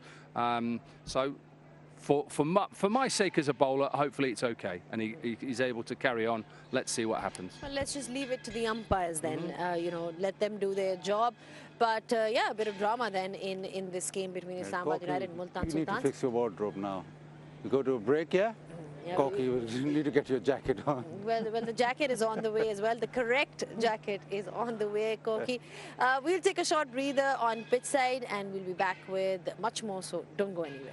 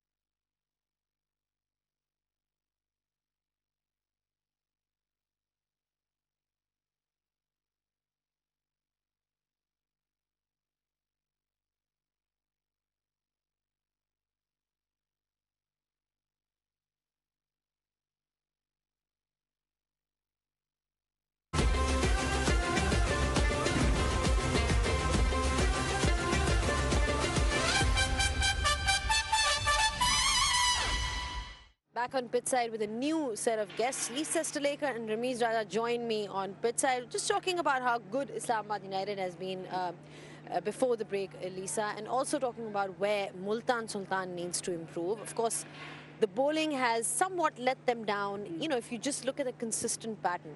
But in terms of today, where do you think they could have, you know, perhaps done better? Yeah, when you look at the different phases for both sides, you feel that Multan Sultans won the toss, elected to bat, so they needed to make more of an impact in the power play from a batting point of view. Scoring just under 50 runs was never going to put Islamabad United under much pressure. So that's where I feel like they just missed a trick. And then probably at that back phase as well, they only scored, what, 50 or 60 runs again, whereas you really need to cash in and be able to score, you know, 10s, 12s. Now, you require a set batter to be there, and that was an issue for them, that they just lost wickets throughout. Usman Khan was the only one really to put his hand up. Absolutely. So, of course, a better effort overall was required by Multan Sultans. On the other hand, Islamabad United, they've just been superb throughout. And even the response with the bat, because there was talk around the fact that this wicket is different to what we saw yesterday. It's a bit on the slower side, but they made it look easy. I don't know whether it's because of Shadab that they're playing like this as a unit, or whether it's the environment that is making somebody like House, for example, who was out of sorts. He walks out there and is given the confidence to go out there and have a blast. So, you know, it's a collective effort of everyone. I think there's a lot of clarity on the roles. They know, you know, how to perform. They play well under pressure. They play the big moments better than most oppositions. I think that's the other positive about United. They seem to have better temperament and understand the value of getting off to a start, whether it would be with the ball or bat. You know, they're probably the only team also, Lisa, and correct me if I'm wrong, that have made kind of a comeback with the ball after being blown away in the first 6. The middle phase, like today, for example, and Jason Holder alluded to it, the ability and capacity to bounce back, picking up wickets and maintaining discipline, and the fielding just rising to the occasion in that all-important middle phase is something that they've done. What I've noticed about Islamabad United is there's so many skippers within that side, so many captains that captain other franchises. Obviously, Jason Holder used to captain the West Indies, so they're always thinking about the game. So maybe that's another reason why they're able to kind of flick switch or adjust whilst the innings, instead of going through the post-analysis and then going, oh, yes, we should have done this. They've been able to assess that quickly. And Ramiz spoke about the belief that he saw in Andreas House today, and we had him earlier on the post show, and he happened to actually mention the exact very point that you were bringing up, the fact that despite the fact that, you know, he didn't play consistently for Islamabad United in the previous games, but he was given that confidence by Mike Hesson. And again, his role really sort of is being shown here, how important it's been for Islamabad United, because a player like Andreas, Lisa, who's not been consistently playing, is doing well. So again, Mike Hesson then. Yeah, and so to give you a bit of an, I guess, an insight into a player's mind, when you're an international player and you're playing your first franchise tournament or the first PSL, you want to have an impact straight away. Didn't necessarily have it. Now, the other situation here in Pakistan is you can't really get out of your hotel. So that gives you a lot of time just to kind of deliberate and go through and analyse by analysis by paralysis. And that's where coaching staff and Mike Hesson, as you mentioned his name, said, look, let's have a meeting. Whether it was a coffee and talking about something completely different other than cricket, or let's look at the footage and see what you're doing wrong, so then we can implement some changes at training. So to break that cycle for a player is really important, because these games come thick and fast. And a Hassan can't go wrong. So Mike Hesson, Ramiz Hassan, Raja. Ramiz Hassan, Lekker. See? That was, it happens at 12 in the night. Yep, that's about right. Pargle. All right, so we are talking about Multan Sultans. Lisa pointed out the fact that perhaps, you know, they could have got a few more runs, batted a little better. Let's have a look at their fall of wickets today.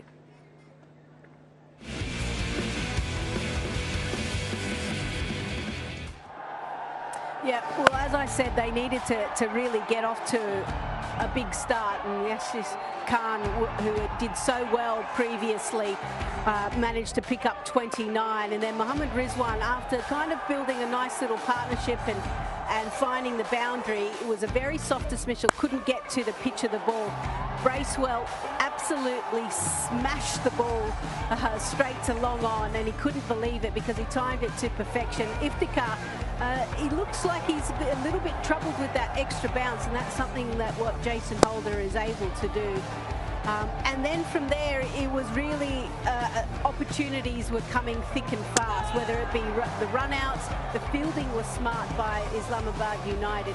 They kept creating opportunities, and in the end, that was going to be too hard.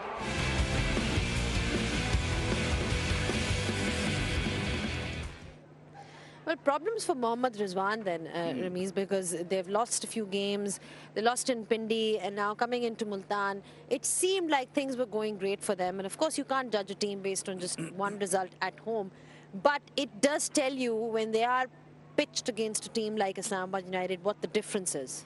Yeah, so I mean, there's a phase and a lot of phase where they allowed singles, where they allowed 4s and 6s. So Rizwan and company didn't have any control. So either you leak a 4 or a 6, taking a risk, getting the fielders in, because when things were not working, you've got to create an opportunity for yourself. So either you can do that through spin. The spinners didn't really bowl that well or weren't allowed to bowl that well. Or you can then juggle your fielders. You know, get the fielders in, maybe get a mid-off in, get a mid-on in, let them hit over the top. You take that risk because it was evident that they're not going to win this by the tactics that we saw from Rizwan and company. So he's got to learn quickly because he is captain Pakistan. I don't know whether, you know, they always need to bat first because you've got to understand what the team offers with the bat first up. I felt they really went hard without really troubling the opposition. They looked desperate. They looked to try to hit the ball hard. It was a different pitch, and United, a different kettle of fish when it comes to bowling. Well, they were 90 for 1 initially at one point. They did start off really well. Usman Khan also getting amongst the runs, and he's somebody who can hit the ball very hard. Let's have a look at some of his 6s from today.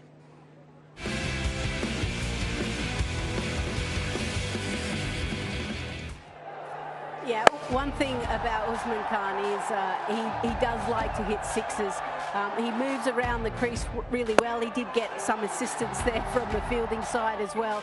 But that shot inside out, kind of over mid-off, was really good. And then he's got the ability to go really big. 4 6s in the end. Sometimes you don't even need to get close to the ball, as long as you've got good hand-eye coordination.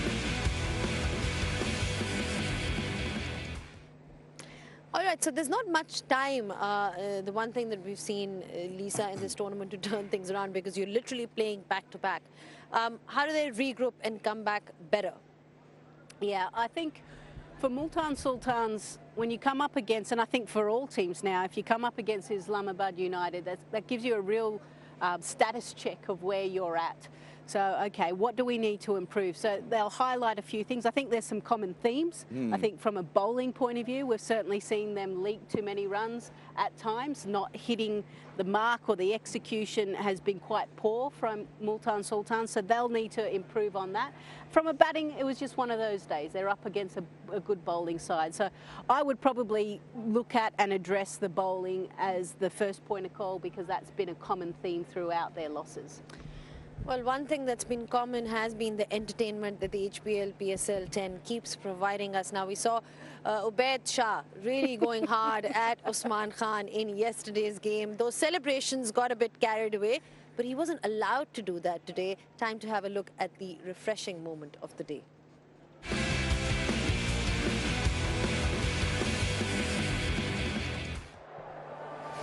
Yeah, I mean, almost a concussion test for the keeper. And that was a first for me, you know, so you just take it easy. And so he was done for the count, yeah.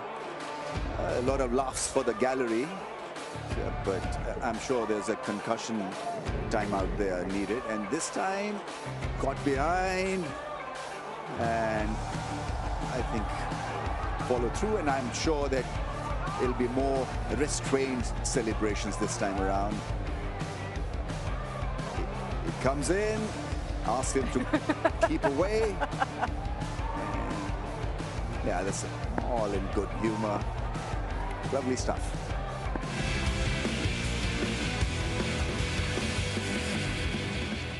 Well, he's only just trying to protect his face, you know. So I think full marks to Usman Khan. Can't really fault him. Yeah, you just don't know what you're going to get, do you? So it's best to stay away. Absolutely. He needs to be safe behind the stumps, as we say. Anyway, on that note, we'll take another break and we'll be back and bringing to you all the action that's lined up for you in the next few days.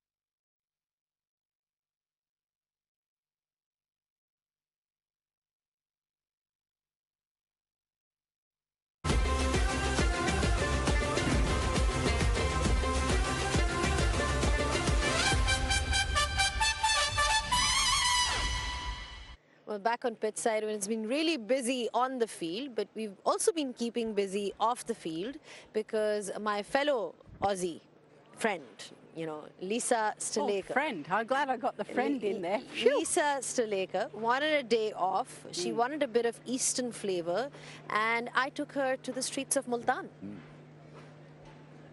Now, a little while back, Erin Holland got the taste of Karachi. She was taken out for a nali biryani. Now, I need to get out and about, and I'm here in Multan, and I think I found the right guide.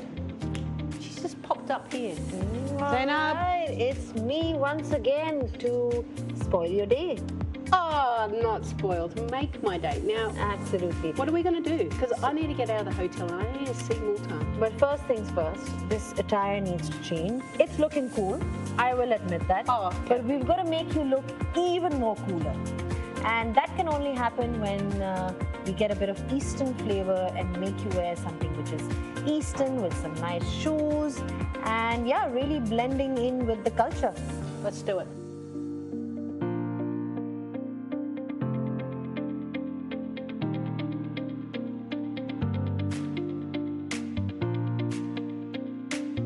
So Lisa's just gone in to try a few things. I suggested some Eastern wear to her. She's been wanting to wear something which she can take back home to Australia, wear to a dinner, or something which is sort of semi-casual. So we helped her pick a few items and let's see how it goes.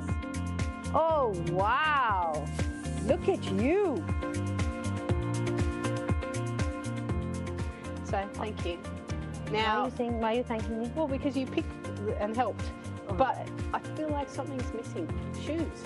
Oh, I know just the right place for that. Okay. Because we're talking about Eastern wear and nothing better than pairing shalwar kameez with kussas. I'm not going to give you much detail because it's time to check it out. Let's just go there.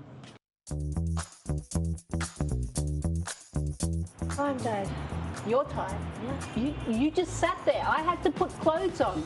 Talk about being ungrateful. Oh no, I'm very grateful. Yeah. Look at her. I've been helping her out. She's like, oh, you know, you're tired. Come on. We need something a little bit sweet. Give us a bit of energy because we've got the game tonight. Now, I heard halwa is a specialty here.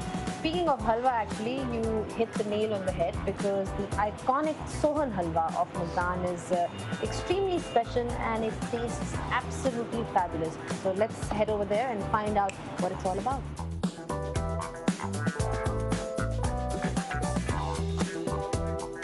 Alright, so Lisa, one thing I'll tell you about this shop. It exists since 1961. 61? Since 1961. Wow. It's called Rewari Sweets. So I think without further waiting, it's time to dig in. This is what we've got, and there's a few different types that exist right now. Lots of almonds, lots of nuts in it, so if you have any nut allergies, then it's probably not for you. But आपका best वाला कौन सा है? हम वो try करें. ये वाला, इसका क्या नाम है? Roti Sohan halwa. It's got walnuts in it. We need to do a lot of talking later on, so. Yum. Absolutely delicious. I love it. Yum. Just the energy we needed. Yeah. Like I said, our work requires a lot of energy, and we're getting it from all these different kind of. That one's almond. This one, almond. You're right. This one is actually very good. Yeah, I told you. See, I've got a good taste. Absolutely delicious. She's taking it. She's taking it from me. So good. Okay, I'll come back. Well, sharing is caring.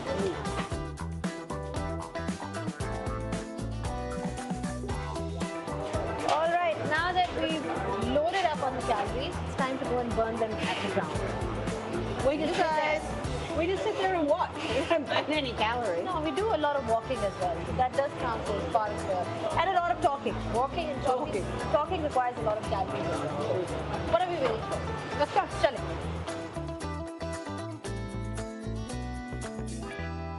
The full Pakistani experience then remains shopping. You girls were unstoppable. Food, sweets, everything. It was great. While you were tasting Sohan halwa, I swallowed a bug by mistake. Oh dear. How was it? Was it as sweet as? Yeah, I mean, with almonds, yeah. Perfect taste. Yeah.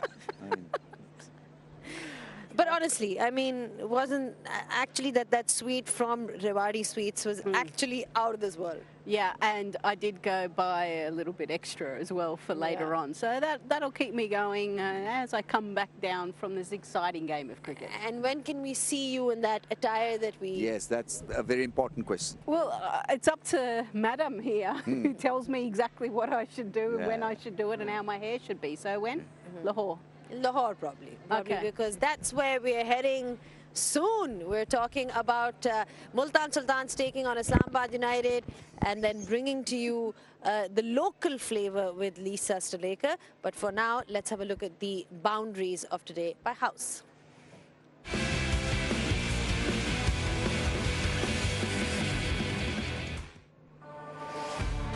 Yeah, I mean, plenty of good shots to admire. It was a test for him also, because he had to get cracking straight away, and this was a cracking start. Straight drive, managed the angle so well. And I think that is how you want to begin, because playing straight will earn you a lot of respect, will earn you a lot of confidence, and then you can be yourself. And he absolutely nailed a couple of shots.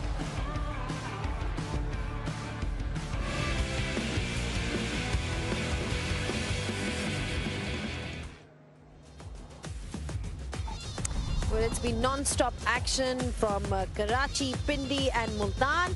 And now, tonight, which is in a couple of hours' time, we'll be bringing you all the live action from Lahore at 7:50 p.m. It's match number 14, and the home side, Lahore Qalandars, are in action against Peshawar Zalmi.